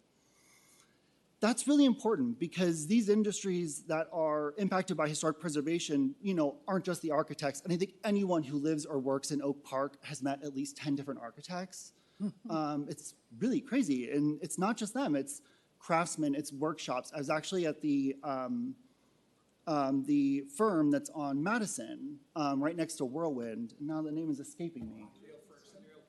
Oh my God, Vondriel, okay. I got to talk to them, and it was really interesting because they actually hire, they have a workshop. They have about 30 employees, but they have people who do specialty woodworking. They have people who do glass work. They do research. How was this done? How can we replicate this? And that's really great because what we're seeing is, and this kind of feeds into the next formula I did, and if you guys do feel like doing the math, I did on the very end include these things here, so you can go in there and you can go to town and see what I did. Have fun. And so, but the shift share analysis was important because what that showed me was that actually Oak Park's growth in these industries was higher than the national average, which actually showed me that Oak Park has a regional competitive advantage. that means that if we were to reduce historic preservation in any way, and this was something I heard over and over again, it would lead to layoffs. It would lead to economic slowdowns in these sectors. That's really important because these are non-tourist jobs. These are hardworking, these are actual skilled labor, people who do works in these workshops. These are good paying jobs, and these people actually then go out and they go out to eat, right? They go out, they do all these things, and then those restaurants have to hire more people. And if you have a good minimum wage, those people have extra money to go out and spend money too. And so it's kind of this great ripple effect. And so it's really interesting because while this is kind of an initial thing, I would need more time to really dive into this, right? And I would delightfully do that. I think that this really gives me something to really look at when we try to understand what does historic preservation mean economically, right? It is such a major part of the economy here, not including the tourism. It is a major employer here. And that was what I was going to cover on the economic side. So there you go. And then I think for here, we can take questions because that's everything. And so, yeah, there you go. Yeah. It's a great evolution of a presentation. Thank you. Okay. Who would like to start us off on questions, comments, whether you learned something new tonight or if there are areas that you'd like to understand better of our relationship with historic preservation and the process for Yeah, I mean, if I could just ask for you maybe to set the table here for what kind of conversation are we having? Is it okay? That's fair. That would be helpful for me. So the history behind this presentation this evening was initiated by former trustee Lucia Robinson, and she had been the liaison to the Historic Preservation Commission during her term, and when there had been a number of examples of where appeals had come to the village board, and we make decisions then when it comes to us, and I do think that members of our Historic Preservation Commission, have heard this from me. At that time, sometimes not just from the purview of the historic preservation, but as elected officials and representative form of government for the overall goals of the village board, and sometimes then our appeal or our vote has more to do with just the purview of the Historic Preservation Commission. However, as historic preservation is a considerable asset and a draw to our community, we've never really had taken the time at the board table for the village board to digest the history and the significance, the asset to our village that our architecture is, and truly work to try to understand then the purview of the Historic Preservation Commission, how they base their decisions, how they interact with homeowners, as we, had heard, and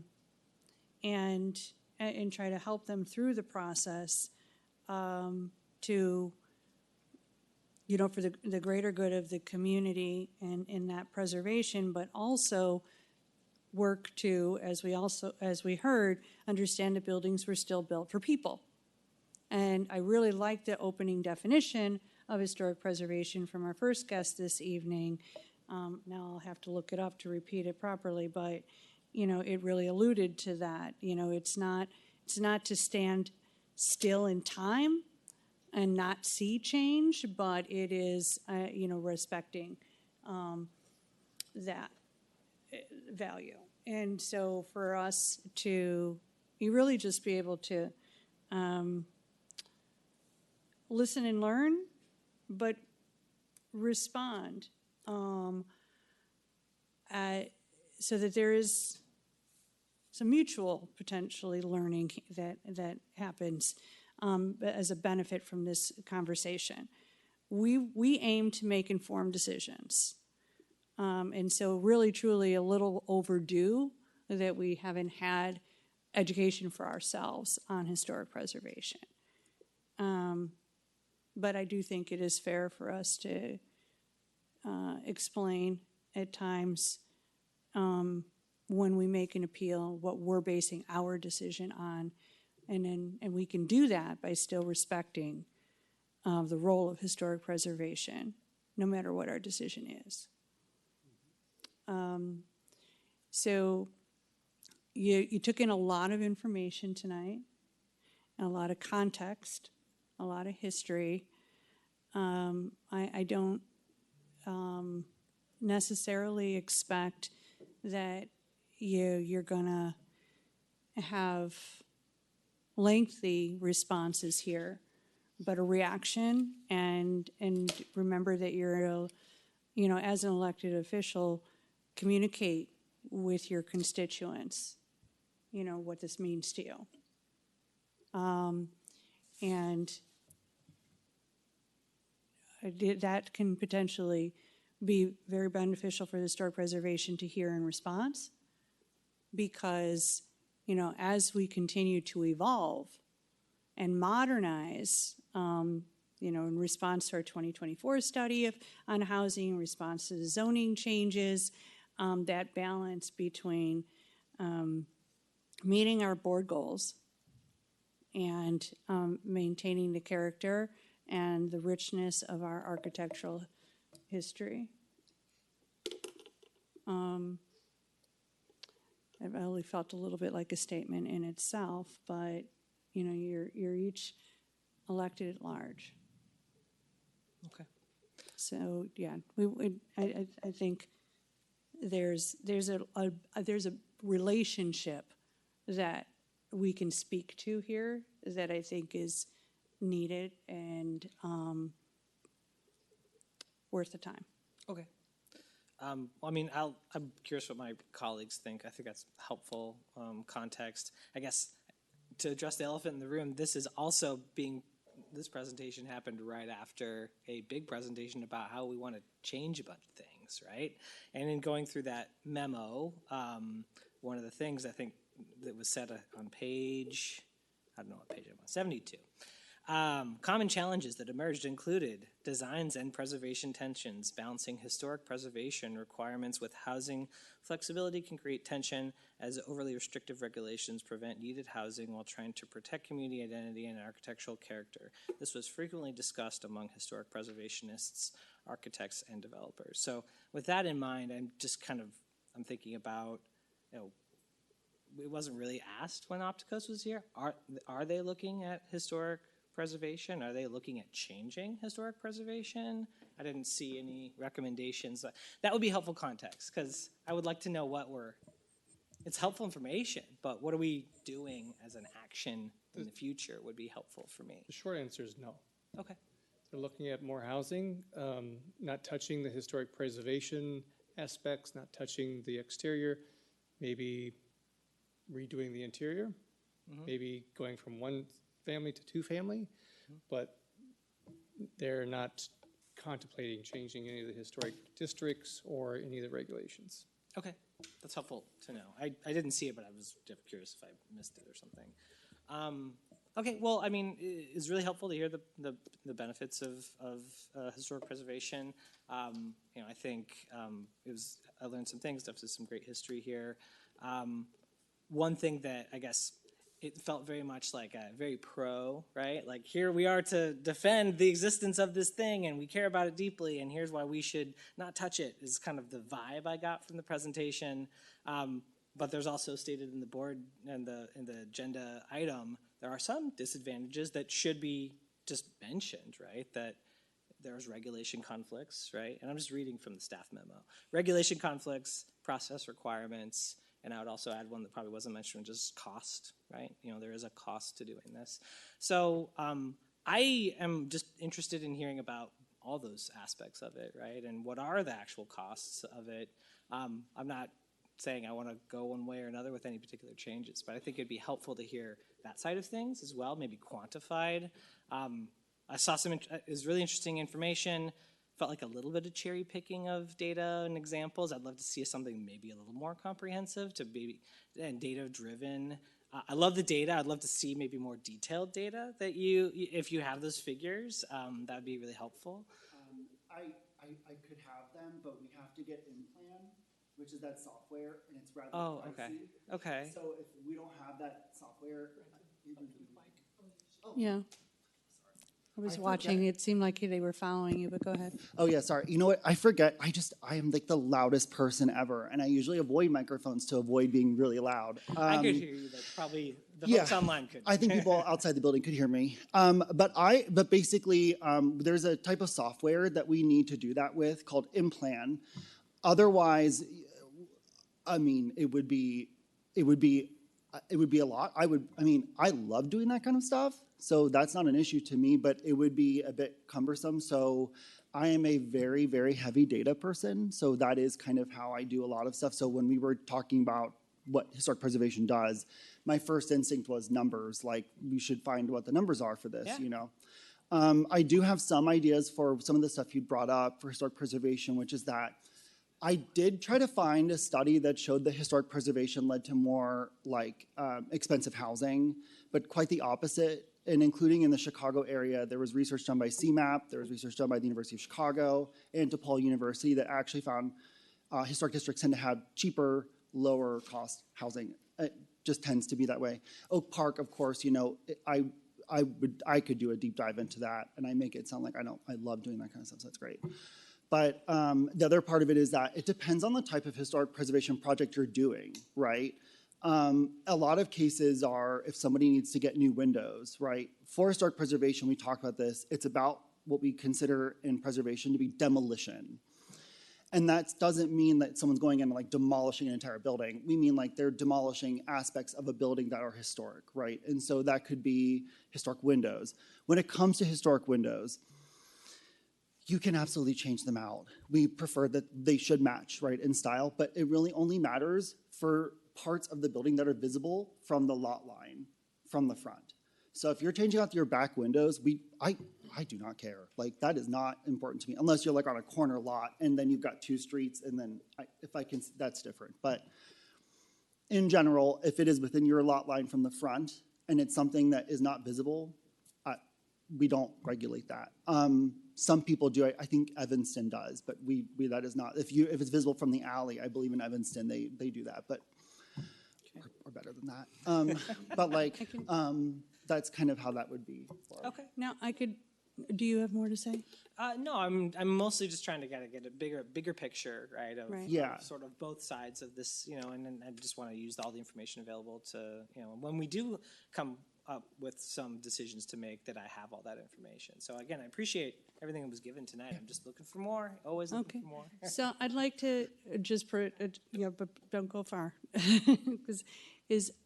I do believe that the Historic Preservation Commission is willing to work with us on any if there is room for potential changes. So I think that as you respond tonight, and it is late, so you know we might find ourselves with a phase 2 of this dialogue, right? You know, you can say, well, maybe I want to look at reducing the size of historic preservation districts, especially as we're entertaining the idea of a Percy Julian district. Where does that overlap? What does that look like? That's a future conversation. But as an elected official, you can say, hey, I'd be interested in that conversation. If you want to say, you know, so what I'm going to advise is that when that appeal comes to us, we've got some general understanding and which we need on the role of the historic preservation and its value to our community, okay? We are the appeal. We've had some challenges with some very tough decisions around appeals before. Hopefully tonight helps us with how we communicate then how our decisions in the future, and whether that changes what they would be or not, I think it's on the weight of, there's a weight on our shoulders to be respectful of the work of all of our commissions, and I've heard that from you all when we find ourselves voting against the direction of an advisory commission, right? But when those appeals do come to us, I'll just put it on the record now. You don't have to learn everything tonight. But I'd advise you to watch those commission meetings before it comes to the board table, so then the specifics that we're not going to get into the weeds about windows in the back or what qualifies as demolition this evening. But take with you tonight as part of your work is that it is on us to watch those commission meetings before it comes to us for that appeal process, so that, and whatever the specific situation of that home and the reason for that appeal, we've heard everything that the commission contributes to the dialogue. And then when it comes here, if we're saying, okay, thank you, we learned, we understand, we're still going to vote this way because, and then it's on us to communicate the why. Always, however we vote. You know, that's the accountability to us. So feel free to say, you know, I'd like to understand, you know, sometimes the burden of cost on maintaining a historic home. That can be for a future discussion. But you want to know that one, okay? So we can hold that for a future discussion. Noted. Okay, so then I'll turn over to Jim. And then Chibi. So thank you for mentioning cost. I do always like to have that introduced. And I'm still trying to get my head around why we're talking about and why we're not more concerned about the cost of building a new council chambers here when we have this beautiful building here that is historic and has served us for 50 years. It's leaking. I mean, as we speak. It's not a reason to spend millions of dollars, unfortunately. So that's my comment on that. I had a comment. That was the comment, of course. I do value that, and I don't want to build a new council. We're not going chambers. to tear it But down. okay, I know that. But we still don't need to build one.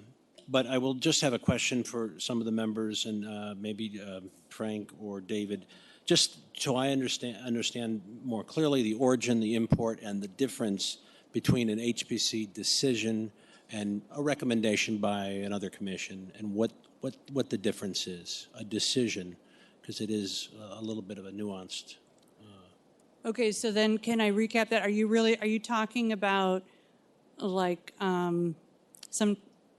what would require a supermajority, like legally? There is nothing, I mean, legal, the difference is every other commission, Parking and Traffic Commission, Community Relations, brings you recommendations, and you can either approve it or not. Once the Historic Preservation Commission, as a certified local government, makes a decision, it doesn't go to you at all unless there's an appeal. That's the difference. Not everything that it has been by meeting these standards that is set up federally about who's going to be on the commission, the kinds of expertise that is needed, and blah, blah, blah, blah, blah. They made a decision. That's as simple as that. If no one appeals it, you don't hear it at all. Right. Whereas every other commission, zoning, I guess, is different, zoning board of appeals, but otherwise, they are making recommendations routinely as their process. It's not a decision. It's as simple as that. Okay, very good. That's helpful. I appreciated the discussion. It was a great background and the history. And a lot of that, I've lived here, I did not know big parts of that. So thank you. I don't remember the districts as they came on, so it's been a long time. Thank you. Can I take this really brief moment to say that, like, when we passed Vision Zero, that was providing policy to the Transportation Commission so that in a similar way, unless somebody appeals, it's not going to come to us. But you explained that extremely well, and I appreciate it. And it also speaks to efficient governance, right? But when I mentioned, like, legally, the Zoning Board of Appeals and the Plan Commission, if they provide a ruling to the village board on a decision on something, and we're going to override it, those two are legal bodies that we have to have a supermajority to overrule. That's not the case with other commissions, correct? Okay.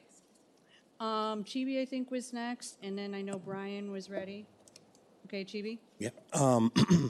Yeah, just like the presentation before that, thought, I can't thank you all enough. Super, for me, exciting.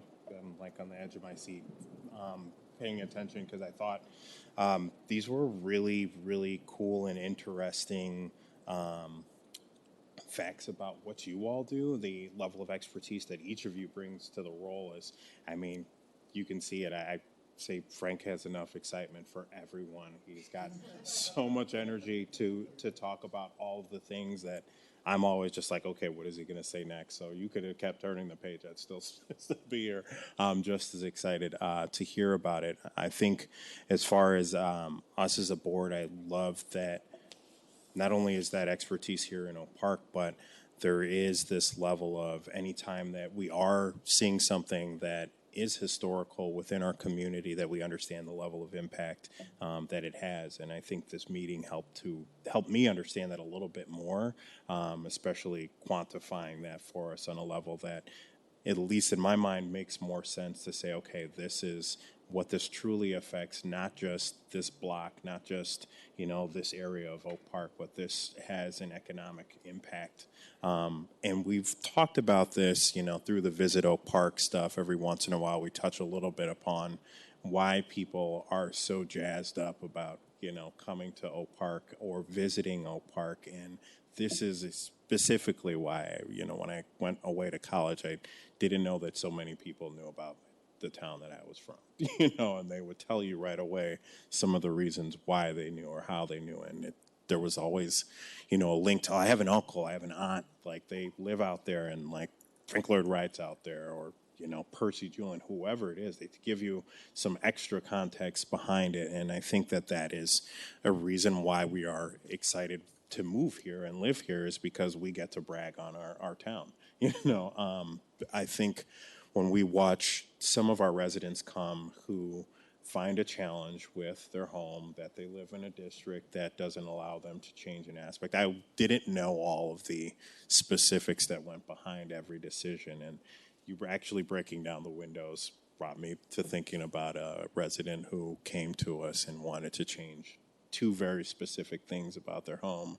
And I was like, okay, I understood where she was coming from. Now I understand the placement of the home and why she wanted to change specific aspects. So this is really, I think, interesting for our community to understand a little bit more, and for our residents as well.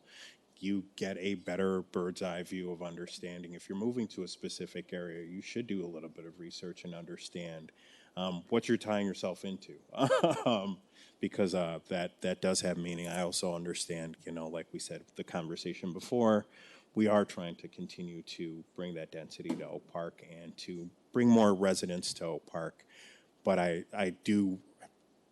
know that they are intertwined. You wouldn't be moving to Oak Park if you didn't also have this link to this historic value that is here too. Your homes wouldn't be as valuable as they are if you didn't have these giants that we talked about that walk these same streets. So I believe that there is a middle ground. I do believe working with our partners, we're going to find an opportunity to always say, okay, here is the lens we're looking at, but if we are finding ourselves at a crossroads, what is our guiding star going to be?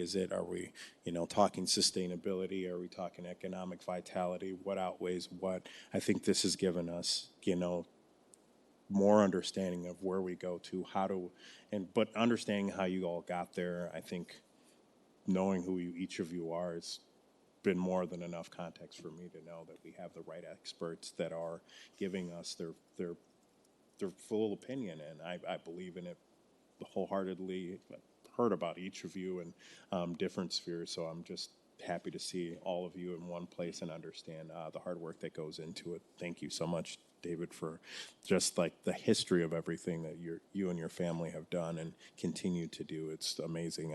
My dad would give you like the biggest high five because he would love to hear that you're still pushing for this. Oh, I'm sorry. I'm the monotone person. Every time I speak up, yeah. Is it this old building? No, I'm kidding. No. I'm just thanking you for the continued perseverance through this and continuing to want to do historic preservation for us. It's amazing, and I know I'm rambling, but that's one of those things when I get an opportunity to talk about where we're from, knowing all the history that goes behind it and people that are still passionate and new passions, and hearing that you moved to Oak Park because of that tour your stepfather gave you. That's really powerful stuff. So I'm thankful, and I ask that we can continue to bounce these ideas off of you, but also knowing when we are challenged with something, that there is this level of thought that goes into each of those votes, I think is huge. And if there's a way that we can convey it more pronounced when we have some of these votes, I think it would probably add a little bit more context. I know that, we should be watching all of the meetings that go along with this, but I do think even having that for the people at home who didn't get to tune into all the meetings that happened before that, having some of our experts come and continue to bring that level of expertise is always welcome, and I thank them for doing it. Even when we do vote no, because we don't always vote yes, we don't always agree on everything, but I do believe that this commission does an amazing job of keeping us on the right path. So thank you. Oh, please. Yes. I didn't mean to cut you off earlier. That's all right. Thank you. Thank you all for your time this evening. I think what I want to make clear is that from my perspective, we're not here to tell you that historic preservation is untouchable or infallible. What I'd like to communicate to you all this evening is that it has benefits that are above and beyond aesthetics, and that it is not merely an impediment to the other goals of the village. And I recognize that the village board balances multiple goals, and that this is just one of them.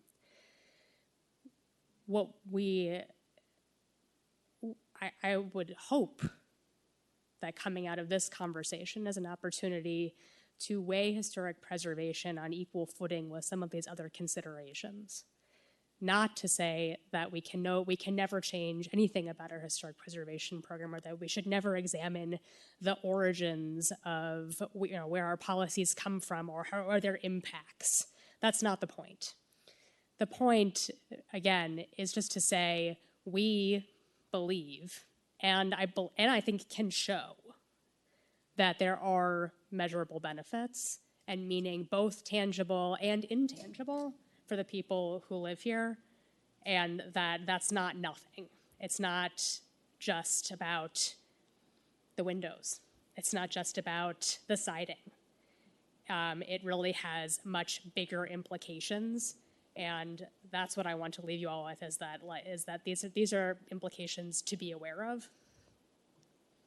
And I hope that there will be opportunities for our expertise, as well as the expertise of dozens of other interested preservation professionals who are your constituents, to be part of the conversations that help move Oak Park forward, and not to be left out of those conversations because of the perception that historic preservation is just the no people. I think that there are a lot of us who could be the yes people, but it helps a lot if we're at the table to get to yes. Thank you for the opportunity to respond. Thank you. I appreciate this as a very useful starting point for this conversation around historic preservation. And I do like the National Park Service quote of historic preservation as a conversation with our past about our future, because I think that there's a lot of value in historic preservation, both for a historical reason and for economic reasons, whether they be tourist or otherwise. I do think we also need to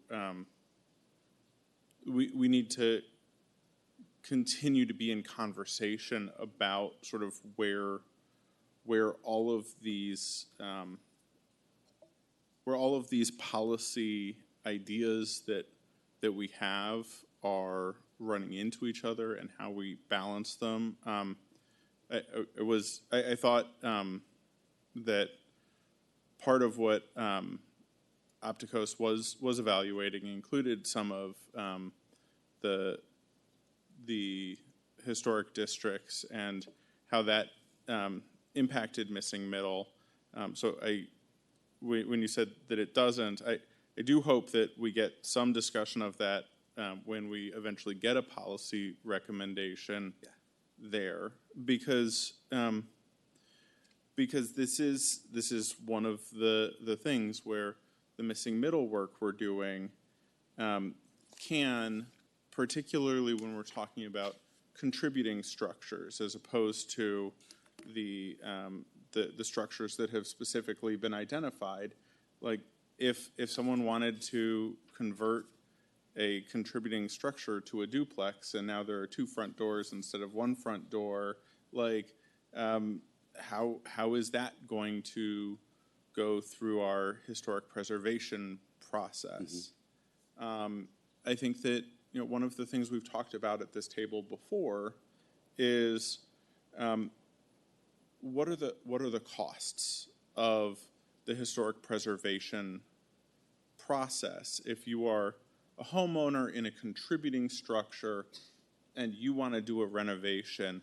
What are the additional layers? And so when I'm talking about costs, I'm not necessarily talking about dollar costs, but also the time costs. How much additional time is there if we're talking about just replacing windows versus a slightly larger project that might have some minor exterior changes that would be visible from the street? Because that's one of the other things where we hear from residents that they had a project they wanted to do and now they're 6 months down the road and something that they thought would be a fairly simple project is becoming a much more complicated project. And so I think that everyone wants to be able to find a place where we have the walking tours, we have neighborhoods that feel like everything makes sense in context. Nobody's proposing that we're going to be tearing down blocks and blocks of houses and putting up large out of context buildings. And I think that one of the things that's striking to me, living just north of the Frank Lloyd Wright district and walking a lot around the community, is when I cross Division Street, the context of the neighborhood doesn't change. I don't cross Division Street and go from, oh, I'm in New Oak Park where there's lots of this radical building happening, and now I'm stepping across the street into Old Oak Park. And so I don't think that we're going to see terrible outcomes if we were to slightly revise how we deal with contributing structures. Like I think that we need to be revisiting and just making sure we're balancing the costs on residents against what we're actually trying to achieve, because I think that both of those things are achievable, and it doesn't have to be something where we're butting heads because someone wants to do a slight change to a roof line that's barely visible from the street or something when it's in a contributing structure that's blocks away from any of the designated structures. I mean, I think that there's more conversation to be had here where we can get to, yes, we can make sure that this is not something that's slowing down the ability of people to live in their homes the way they want to live in their homes. Okay. Corey. First, so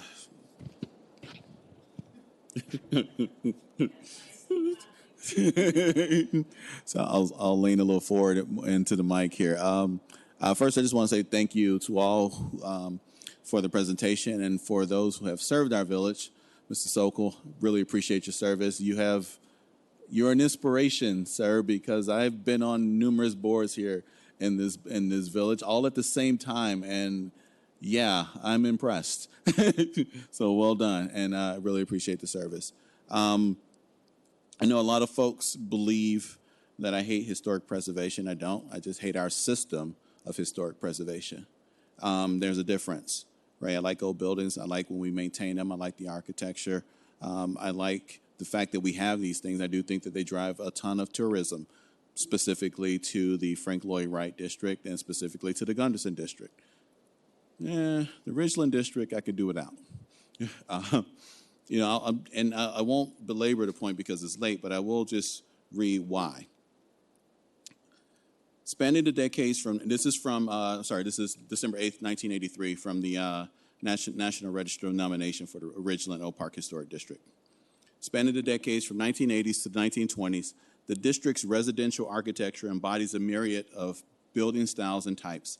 The major reorientation of domestic architecture embodied in the district from 19th century eclecticism to 20th century modernism was accompanied by a growing use of stucco in the place of wood and house exteriors. We built the historic district for stucco, apparently. The spacious character of the single-family house lots is enhanced by wide parkway lawns between the street and the sidewalks. Yeah, I got those outside my house. The streets are laid out in a grid pattern, so it's all of Chicago. The district's single-family residence areas are bounded by streets lined with brick apartment buildings, so is most of Chicago. There's nothing unique here about the Ridgeland Oak Park Historic District. It exists as a tool for managed integration to prevent black folks from moving further into the village. It is a roadblock from east to west and is a roadblock from north to south. The only reason a historic district would exist for stucco is for that reason because, again, 1983, the census in 1980, actually, let me go back a second. The census in 1970 tells us that there were 132 black people in Oak Park.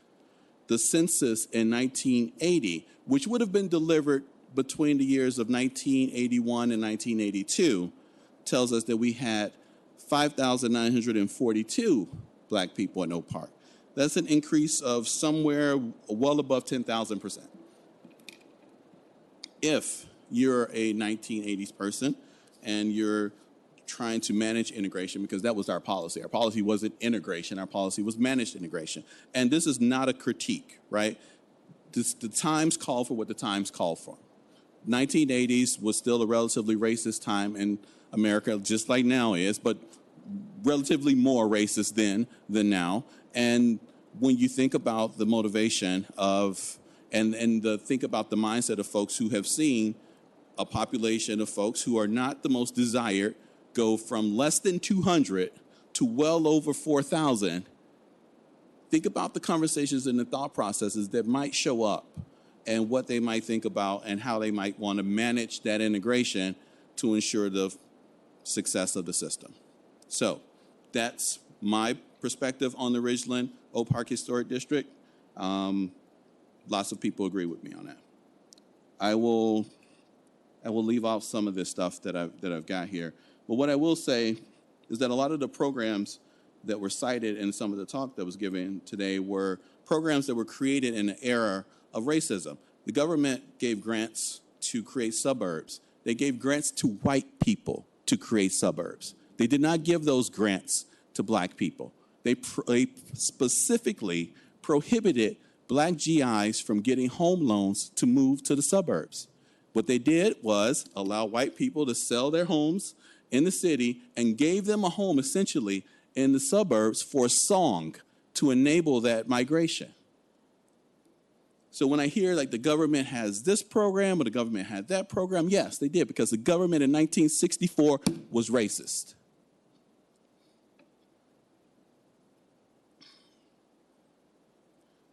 There's another thing in the presentation I want to bring up, and like I said, I'm not going to go through all of this. For me, it's not the act of preservation. It is the system of preservation that has been sprung up to maintain segregation. It was created and enabled to do that. That's what it was here for. But here, in the presentation that was presented on page, it's real early, I'm going to go back to it. And I'm sorry, this annoyed the heck out of me, so I'm going to talk about it. Page 5, preservation can be inclusive. When I'm living in a village that is about 40% contained in historic preservation districts, and I see a mural and a plaque as call-outs to preservation and how it can be inclusive, I just find that laughable and insulting. I grew up in North Lawndale, west side of Chicago. I grew up 2 blocks from the apartment that Dr. King stayed in when he came to Chicago and fought for tenants' rights.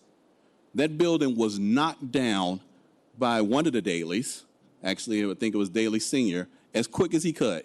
There was no preservation effort to say, hey, this is historic. It was knocked down in the 80s. Yeah, it was known, everybody knew who Dr. King was by then. Everyone understood the legacy, and they knocked it over anyway. A plaque and a mural is not historic preservation. What we do here in Oak Park is historic preservation. Entire neighborhoods under glass to maintain history that is not everyone's history. So when I hear preservation can be inclusive, sure it can. Has it been? It has not. That's it. I'd be happy to provide you with a list of building examples if you'd prefer. I really wish you had included them in this presentation. Okay. I'm sorry, can I respond to that real quick? So it is true that preservation has not been the most inclusive. As I'm sure some people here know, the National Trust has created certain programs to deal with that disparity. In the example that was given by Corey Wesley just now about Dr. King, to me, that is an argument for preservation, not against it. Also, I do understand that a lot of things that this country is based off of course, are racist because we live in a racist country, in a country that has been racist historically.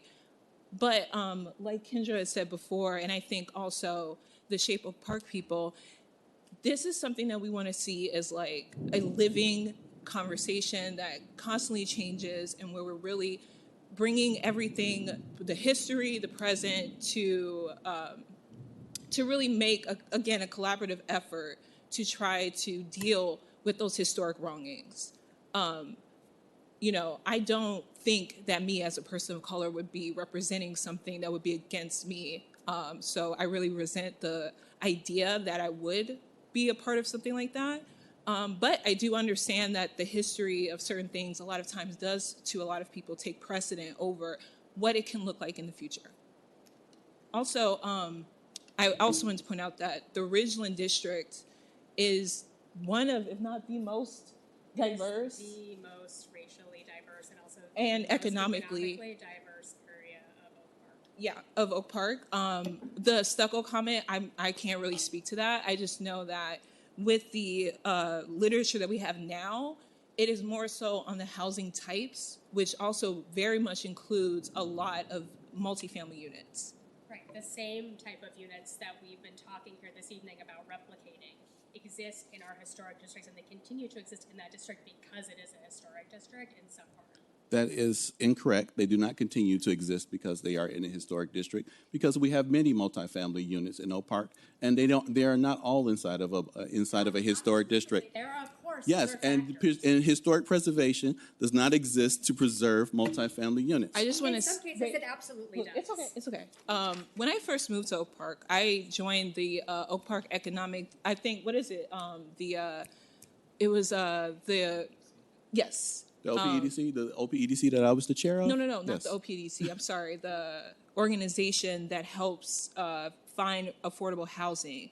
Oh, The Oak Park- Regional Housing Center. The Regional Housing Center. Actually, and that's well, you joined, there is confusion around that. The Oak Park Regional Housing Center doesn't actually have funding for helping make something more affordable Oh, for I know. somebody to I'm rent. sorry. I did not Yeah, mean to yeah. say that. It was about finding the things within the budget that I had and allowing me to know what those properties were.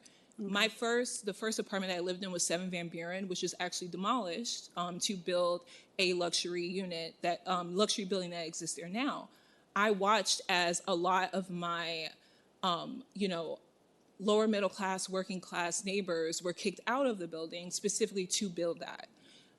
So the idea that preservation in and of itself is in the way of affordability is not something I could claim because I have not seen that, and my own personal experience has not been that. Well, I appreciate your experience, and I don't want to discount it, but I have seen that. And I've done a lot of extensive research on this. But what I will say to 7 Van Buren, and I'm sorry that building that was knocked down, the new building is not a luxury building. It's a mixed income building. It's one of the few mixed income buildings in Oak Park where you have both affordable units and market rate alongside each other. It's also the only net zero building in this region. So it is a building that embodies all of Oak Park's values. I don't want this to be an argument, and so I won't make it because, honestly, I'm on the board, and so I don't have to. But what I will say is that the things that I said are absolutely true, and the things that I said are intrinsic to the system of historic preservation that we've built, not to the act of preservation. If I look at the Ridgeland District, I can count each one of the landmarks in it. I cannot do that at a glance at the Frank Lloyd Wright District. And when I look at the Gunderson District, right, it is very much right-sized and very much centered on the actual architect, the builder, right? Like those things make obvious sense when you look at them. The Ridgeland one only makes sense when you look at it through the lens of time. The census was delivered when it was delivered. The things that happened when they happened. 1983, Ridgeland District. 1984, Historic Assessment Freeze Law. 8 years of freezing assessments. What that did, it took away the impetus for folks to sell, right? And who owned all the buildings in 1984? White people, right? Not black people. So now you got 8 years where you can sit on your house and you don't have that impetus to sell because you just got a state credit. On and on and on. I can go down, but it's going to be midnight, so I'm done. Thank you, President Skaman, for your endurance. Of course. I am really grateful for the presentation. It was really interesting. I think I'll have to go back and rewatch because there was so much information. I'm thinking about the rain and like the basement in my 100-year-old Foursquare right now, so I apologize. But I guess from where I'm sitting in my relationship to this board, I believe the only decision that has come before us since I've been here related to a decision that came from the Historic Preservation Commission was related to height specifically.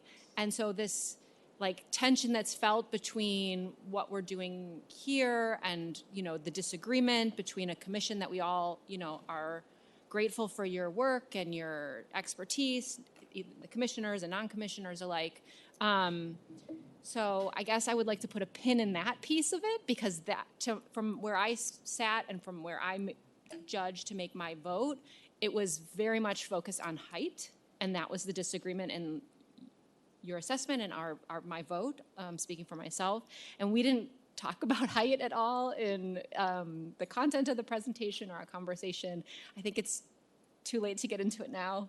But I think that's valuable because in that particular project, from where I sit and what I heard among our colleagues, that was the disagreement. And so I'd really hope that as we're talking about a relationship between commission, board, and our shared, vision and values, that we can talk through the specificities rather than get tied up in just the fact that we disagreed, because hopefully it happens very rarely, just like this rain coming on to us.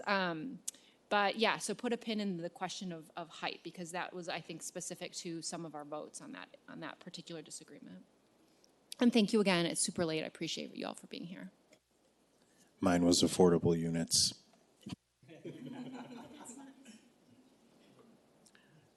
Okay, so very good.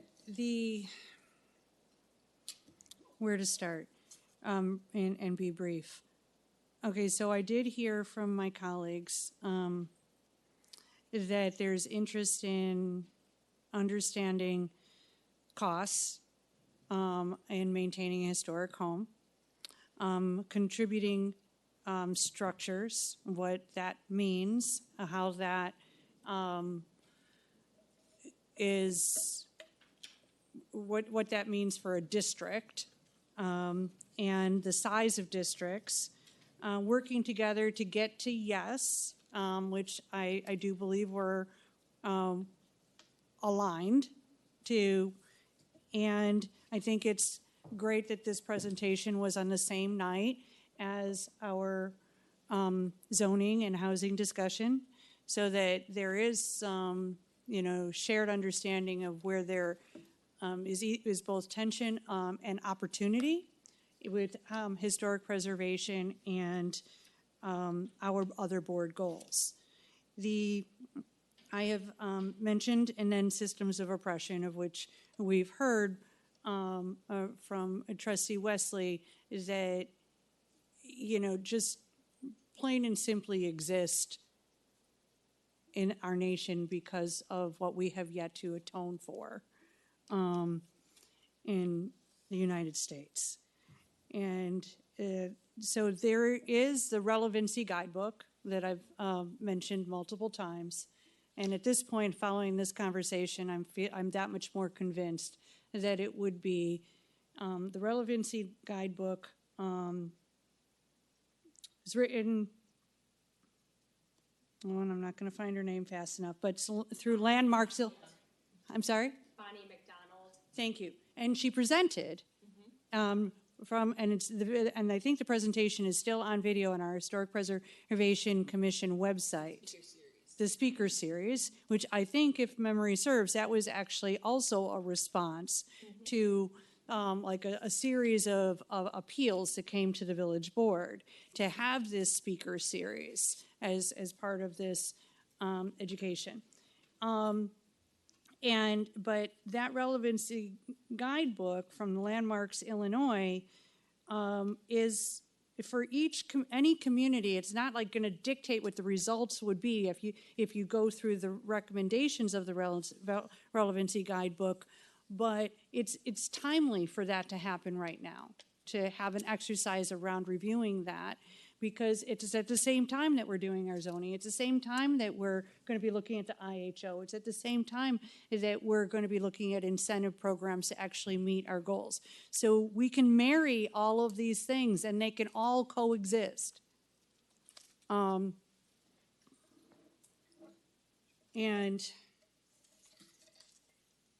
So those are the notes that I have, besides for the benefit of anybody listening in tonight. I've learned that when you first get involved at a volunteer level, there are entirely too many organizations in the village of Oak Park that have the word housing as part of them. And the housing center has not always benefited from that, because their mission and their contract, their previous contract with the village of Oak Park, what we don't have right now, but we still share the goal of integration was about addressing integration. It was about affirmative moves. The housing center doesn't have access to dollars that can make it for rental assistance. And often we had residents going to the housing center looking for an affordable unit. They couldn't necessarily provide that and walk away upset. That wasn't really what their contract with the village was. That's the housing authority and the residents corporation. But again, but appreciate your volunteerism there, and I got your point. I just took this opportunity to share that because I didn't want it to go unsaid for anyone who's like still scratching their head on it. Yeah, exactly.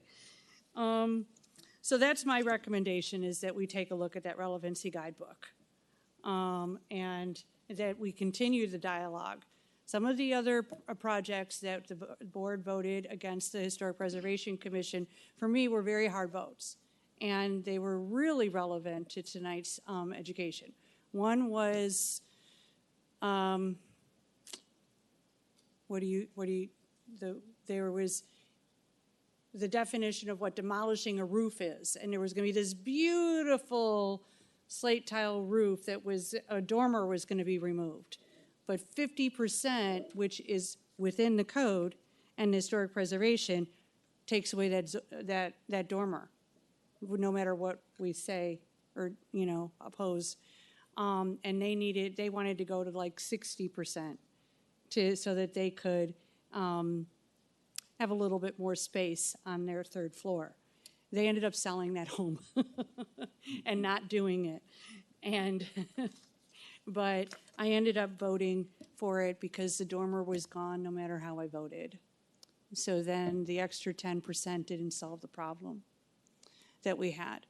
Another one was a porch that was a contributing factor to Frank Lloyd Wright. Not a Frank Lloyd Wright porch, but a porch that that was an example of people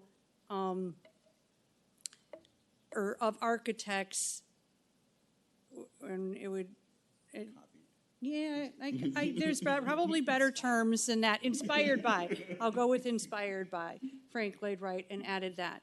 And so, but the thing is when we run for office like this, we know that we have to take the time to be constant learners.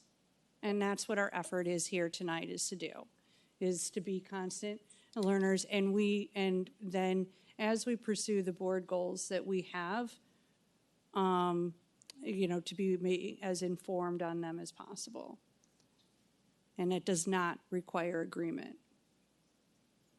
And then the actions that come forward is based on a majority of the board votes or the board representation.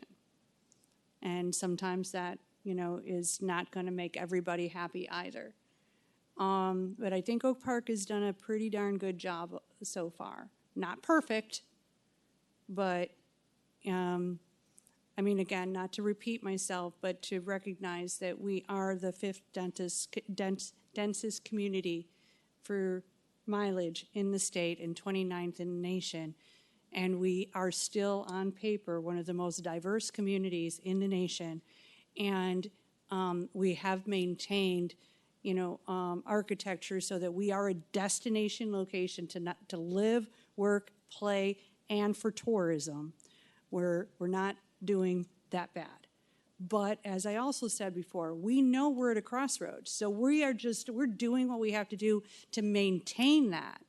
Because as we do want to grow and increase our density, we have to have these difficult conversations, and we have to continue to be a learning body. So thank you. And we do have one more thing on the agenda. If it is at all possible for us to just vote on it, you have no issues? I'm good. If no one has no issues, can we?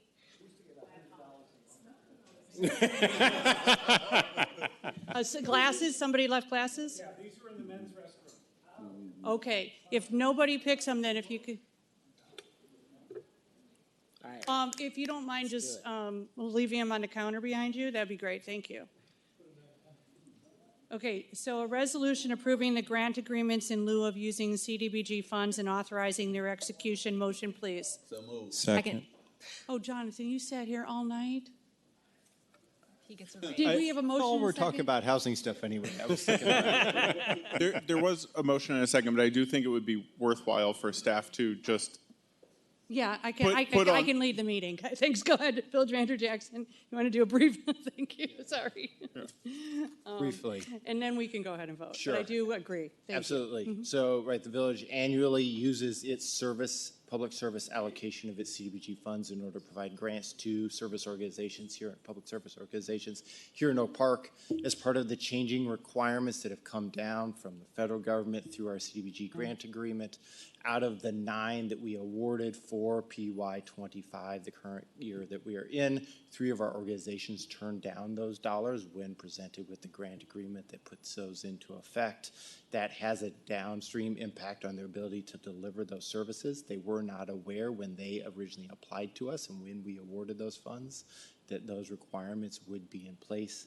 In lieu of that, we are asking for the $70,000 and slightly more dollars from the existing fund balance in order to provide for that for the current year.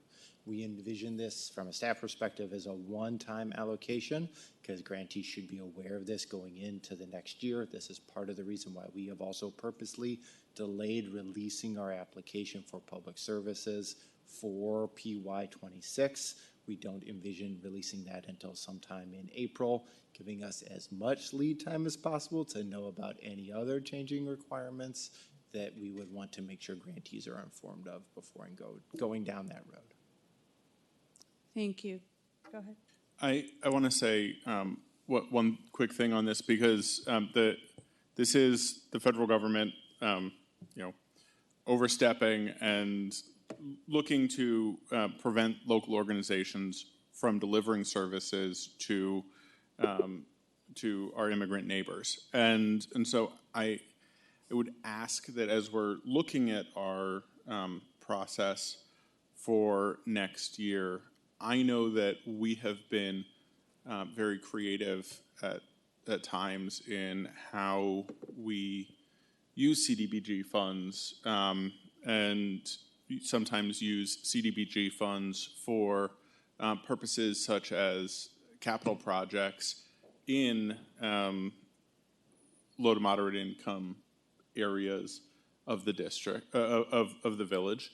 And to the extent that we could use CDBG funds to offset some of our capital costs in those areas and then reallocate general fund dollars to some of these service organizations, dollars are fungible, but the delivery of these necessary services, these sometimes life-saving services to our migrant neighbors, that's not fungible, and we need to be thoughtful about how we can use CDBG funds in a way that isn't putting pressure on local not-for-profit organizations to limit their delivery of services to our immigrant neighbors, because what the federal government is doing here is unconscionable. Thank you. Okay. You want to? I can if it's helpful. We specifically looked into that for PY25 before bringing this item forward to you. It was not possible within the constraints of the projects we'd already laid out, but we are thinking about that for 26. Cool. And thank you for your due diligence always, as well as the statement against, identifying exactly what is going on here. So we will go straight to a vote. I will encourage residents, as sometimes my colleagues do, the value in reading what it is that our partner agencies do. One of the most valuable reports that I've enjoyed is the one that comes from the commission, the CDCAC, as they evaluate the grants that come to us from the nonprofits. Reading that is very informative of the resources in our community. And so as we are also appreciating the commissions and the work that they do to make our jobs easier, the Infant Welfare Society is the one that I have consistently mentioned, as they offer free dental, free medical, and mental health care to anyone under the age of 18, including vaccinations, and on a sliding scale, but completely free if need be, and to everybody. And obviously they're on this list, so they're definitely not checking your citizen status. And in fact, they have mostly Spanish bilingual employees. So in fact, we had the coach reach out to us at Oak Park River Forest High School. I think, Jenna, were you with me when that happened? To find out how she could get free physicals to help us, students at the high school. And the Infant Welfare Society can do that. Okay, so the next time that report comes about, we'll plug it to the community at large. And thank you to the CDCAC. Thank you all to the work that you're doing to make this still happen for all of them. And so we'll take the roll. And I'm going to go ahead and just do that across the here. So Trustee Enya. Yes. Trustee Straw. Yes. Trustee Wesley. Yes. Trustee Taglia. Yes. Trustee Jenna Loving Jacobson. Yes. Trustee Eater. Yes. And President Skaman, yes. So that last motion of the day passes. And call to board and clerk. I just want to say thank you to Faith for joining us for the call, and thank you to Sandra and David Sokol for all of their continued work here in our community. They're all three are very valued members of this community, so thank them, and thanks to both of our presenters for coming up here and fielding our questions and giving us all the information. I truly appreciate it. Thank you, Village Manager's Office, for bringing them all here. I think it was highly informative and really appreciate it. Thank you. In light of the 5-hour runtime pass. Yeah. As will I. I just want to agree with Trustee Enya. Thank you. Yes, ditto, and also thank you to Jim, Chibike, Vicky, and everybody who is supporting Faith right now. Pass. All right. I will echo and appreciate Trustee Tagliagenna and everybody's comments and entertain a motion to adjourn. So moved. Second. All in favor? Aye. Aye. Have a good night. Woo.